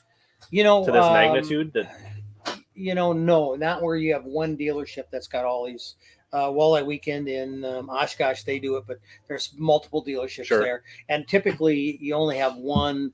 And I think it's only one boat by brand. So you either got to like that boat or that's the boat you go on to ride. That's the only one. This is one of the to have 4+ boats per brand is with one dealership. Yep. Yeah. Yep. And it's nice. We really have the lake to ourselves. There's nobody else out there, so you can really get the feel on how the boat runs. And if we've 2 people already there coming out of older boats that want new ones, and they're trying to decide between a Vexus and a Caymus. And so it was really good. They can get out there, they can actually run them. If the customers want, we'll let them drive the boats. And so they've all appreciated it because it's really gives them a hands-on feel of what the boat's going to be. And it's a major purchase, and for most of these people, it might be their last boat. We always tell people, we hope not. We hope we come up with something neat and cool. So it's not your last boat, but in case it is, this is a good choice. They can look at the boat, they can drive the boat, they can go through it. We've got owners that actually own the boats, not just salespeople, so they can kind of tell them real world experiences of what they've done. So it's a great experience for people to come out here and actually try the boats and get to see how they run and see the different sizes. Yeah, absolutely. Obviously you're kind of, your region is the upper Midwest. How far are you seeing people come in for the demo days? Well, we had last year I dropped a guy off from Indiana, right? Yep. It was, I don't remember if it was the 20 or the 19 he was test driving. Yeah, but we had another guy, I think was from Chicago last year. So right now I've got a demo coming up in there from middle of Wisconsin. Okay. So they're coming from quite a ways to come on the water, and obviously it's expense. By the time they get here, they'll spend the whole day between they get here and then drive the boats and come back. But they're really appreciative. He happens to have an older Ranger and he wants to upgrade, and so him and his wife are here. They got some young kids, so they want a family boat. It's a fishing boat first, but it also has to blend over for the family, and so they were real happy. Yeah, and I think Intune's done a good job of making this an event so that you're not, if there's more than just a test drive at this point, like you can, Aaron, you might want to mention to Dane that there's water coming in right there. You might want to go let him know. We have it's raining harder than we thought. A leak. Anyways, so what I was saying is like, if you bring out some kids, your wife, whatever, you're at Lord Fletcher's, there's food, there's tons of people, there's other boats to look at, there's people to talk to. You're just west of the metro area, so we're probably 15-20 minutes from Ridgedale Mall if you wanted to drop the family off to do some shopping. There's a lot of options to make this like a weekend or a day trip, so and I think if you're going to spend what it costs for some of these boats, an investment, right? You're spending the time, a plane ticket, the drive is really worth it, in my opinion, to plan and schedule this out, for next year if you're thinking about it. Yeah, and plus the nice part is, if you're looking at buying a boat this year, they got some boats in stock. Right. If you're looking at ordering one this fall, most of us, they've got reps on hand. They can kind of tell them what the changes are. Is it worth waiting? In some cases, it may not be, and the deal's there. So, and it's still early in the season. Our opener hadn't even started yet. So, it's a good time. You can get a boat. You can still got time to get it home, get it ready, get it rigged, and be ready for opener or for Memorial Weekend or whatever baby vacation you got coming up. So, and they got some good deals, obviously, on the boats. Both in stock, and we're just getting ready. We just had a meeting here actually this week on 25s. Wow. What are the changes going to be, and where are we going to go? And so we're excited about it. The market has been really, really good. And again, most of these people that are buying, especially the higher end stuff, they've been in a boat. They kind of know what they want, and they certainly know what they don't want. Absolutely. So here's a good chance for you to get out there and find out that here's exactly what I want in the boat. And here's what I can do it. Here's the model that'll do it for me. Absolutely. I appreciate your time, Dewey. Hey, my pleasure. Hope you got to warm up. I think you said you got one or two more left on the docket. So got a couple hopefully this recharges you. So sounds good, bud. All right. Thanks, Dewey. All right. We'll see you around. You bet. Are you trying to catch some rainwater to drink? I think I don't know what happened. My tablet might have got taken down because of the rain, so the dock cam might be out of commission. Thanks, Christopher. Appreciate You want to? How things we controlled? Have we got to put our finger in the dike over there? I'm catching it with. I've got cups under it. It's got to be. Well, I think we planned to go to 1:30 today. I don't know. Do you want to bring us home, Aaron? Give us some thoughts. I mean, we didn't get to really, maybe. In summary, I mean, maybe first before we just like wrap it up. You've had how long have you had your 21 VXS or 20 VXS? it came in Wednesday, so this is my first time driving it today. So this is like raw, real. Yep. So we kind of had Bart. Couldn't quite hear you, but like, what do you think? Are you like? I think it might. Are you more or less excited now that you've driven it for a day? More excited for sure. I think they knocked it out of the park. You know, there's a lot of good options here, and it's got to be your boat at the end of the day. Yeah. So, but for me, I mean, I was out on that main lake in Minnetonka. Well, first off, I had topped it out yesterday, and it's really fast. So I wanted to see today what it would do in really windy conditions, and I was extremely impressed. Now, when you say same bottom on a boat, I still want to drive it and make sure it rides, but this boat has a lower center of gravity, and I can absolutely pin it on that main lake and not feel out of control or out of comfort. That boat wasn't skipping, so I think it's passes the smell test after the I mean, I would say it's, from what I heard, it's pretty comparable to last year, and I drove test rides last year. Sounds like it's the right ride in the same range. So like you got you had your 20 last year, and so you're not giving up much in the rough riding. Doesn't sound like it doesn't feel that way at all. And definitely gaining a lot in performance and speed. It really seems like the only thing that you're, I guess, sacrificing going from a VX to a VXS is a little bit of storage. So which is already excessive. Correct. And a lot of people were you're still going to be like within the range of all the other 20-foot Phoenix and Caymuses, right? So it's not like you're actually like you're going from excessive to ample normal amount of storage. Correct, which is probably good for me too. So you can make do I really need all of this stuff from Waypoint in my boat all of the time? Correct. Yep. You know I want it, but yeah, we'll be a little more selective this year. But the fit and finish on that boat it's dead sexy and tight, dense, solid. So yeah, if anybody wants a ride who couldn't make it out today, maybe they don't want to be in the rain, reach out to the guys at Into Marine. We'll be doing rides in that boat all summer long, and it's for sale too. So, Aaron, any idea how much the 20 VXS weighs? Ooh, no, I haven't got that far. I've been meaning to get a dry weight on it, but Vexus, they don't get a dry weight today. Nope. It's like going to be a wet weight today if we take it on a scale. But typically, Vexus, they don't advertise their weight till you get the MSO. But it's going to be lighter than the 20 and lighter than the 21. So I'm not going to say a weight on the record yet, but we can get that for you. Shoot Intune a message and we'll get you that. Yeah. So obviously Intune, yes, 250 is on the water. Like, so you can go up to Intune anytime and get a test drive from most of these boats, but they don't always have all of these models on hand all the time. So this is a unique experience for sure. I've been kind of harping, like, I feel like this event has really grown even in the 3 years that I've been participating in it. Yeah. From us bringing on the virtual, more people, more boats, more attributes to it. It's a bigger event. It's more than just taking a ride in a boat. So I think more people need to plan. If you're thinking about buying in the boat in the next 1 to 5 years, this is something you should really think about, because this is like I don't know. I talked to the Steve and Dewey and George, and to their knowledge, there's really not much else in the country that rivals this. So if you're considering spending $70,000 to $100,000+,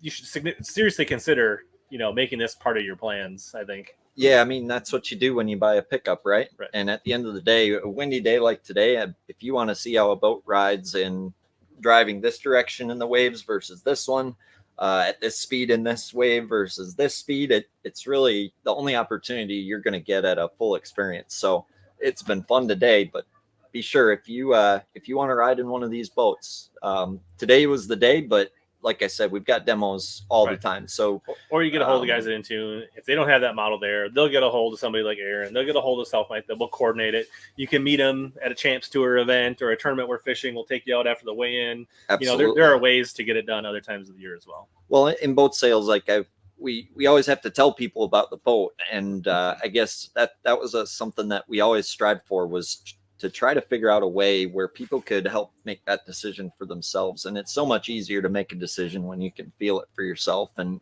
know that your money is being spent, in your mind where you imagined it going. Yeah, so absolutely.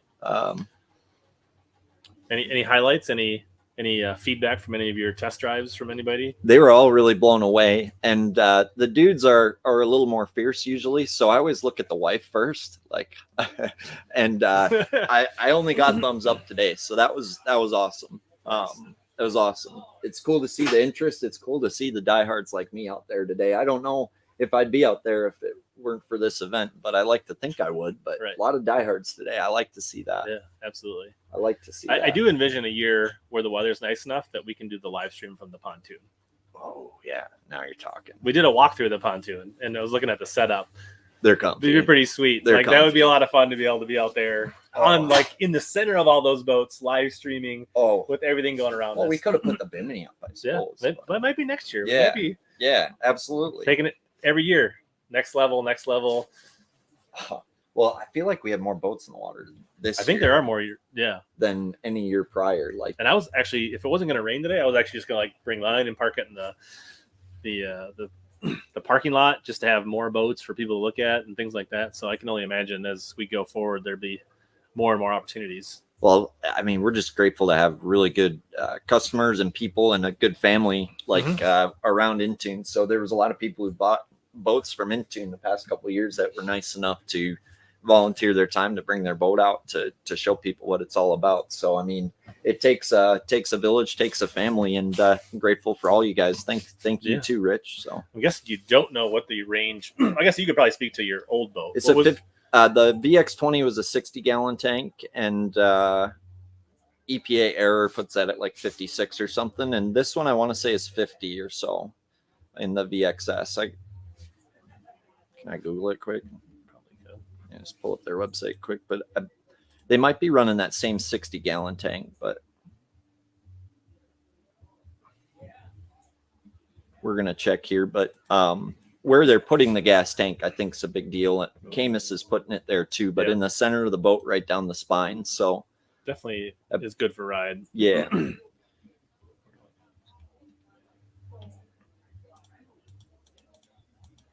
Yeah, VXS feels super nimble too. I feel like on the trolling motor pedal, I'm going to be able to be a little bit more maneuverable around docks and things That's like your that. true passion is dock fishing. Oh, dude, it's I live for I don't know dock if the fishing. VXS is on the S20.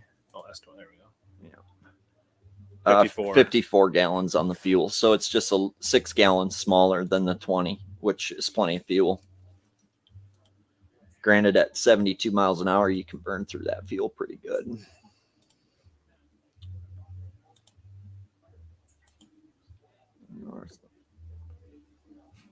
You won't need to worry, Aaron. And fish boat docks, absolutely. Is that a new resolution for you this year? I want one of those hats. Those hats are sweet. Got one of the classic. Sweet. I almost did. I was a little busy. I never made it to that hat booth, but those are cool hats. But well, we got to test drive the podcast studio on a different Absolutely. level. Yeah, Working dude. out. Well, nice. We've learned some things. We have learned some things. Okay. Forget what brand this is. Any other questions before we roll out, you guys? Thanks so much for joining. Yeah, it's been awesome. So last year we a little more. I think we made this more interactive. We're closer to the water. We caught more of the energy, and I expect we'll just keep on inventing new ways. I think next year the next level will be to get more check-ins from on the water. But if it's not raining or blowing gales, we'll be able to do that. Rip down the lake, stop, Joe, Sue. What did you think? That raw emotion from the riders. So, but can I just shout out Blackfish Gear quick? They Sure. saved the day, dude. They brought a bunch of rain gear out, and when you're running in that stuff, my butt hasn't got wet. Nothing on the inside's gotten wet yet. So, I mean, you get the right rain gear and stuff, you can fish in just about anything. You can drive in just about anything. So, thanks to those guys, they helped out a ton today. I think it's tough to enjoy a ride if you're soaked. Yeah, absolutely. But that's the thing is every year we think of making it, no matter what the weather does, we figure out ways to make it happen and make it more comfortable and a good experience for the people that do show up. Absolutely. And the food, I think, was even better this year. It's hard to imagine, but. Oh, Rich, Bill Alexander. Yeah, awesome, All right. Aaron. Thank you. Well, I think we have covered everything we can. There is still about another 90 minutes of test drive. So if you're anywhere near Lake Minnetonka, you still got time to come out, check out some boats. You're probably running out of time to get free food. It's probably almost gone. It's good food. But appreciate everybody that tuned in. Thank Whether you, you're guys. watching live or you came in on the replays, leave a comment maybe on what you'd want to see next year. Yeah, you got that'd be ideas. Would love that. Or reach out to the people at Intune. Let them know what you think if you have questions after the show. But that's it for the 4th annual Intune Demo Day. Wow. 4th annual. That had a ring to it. Yeah. Yeah. All Checking in, checking out, you guys. Thank you.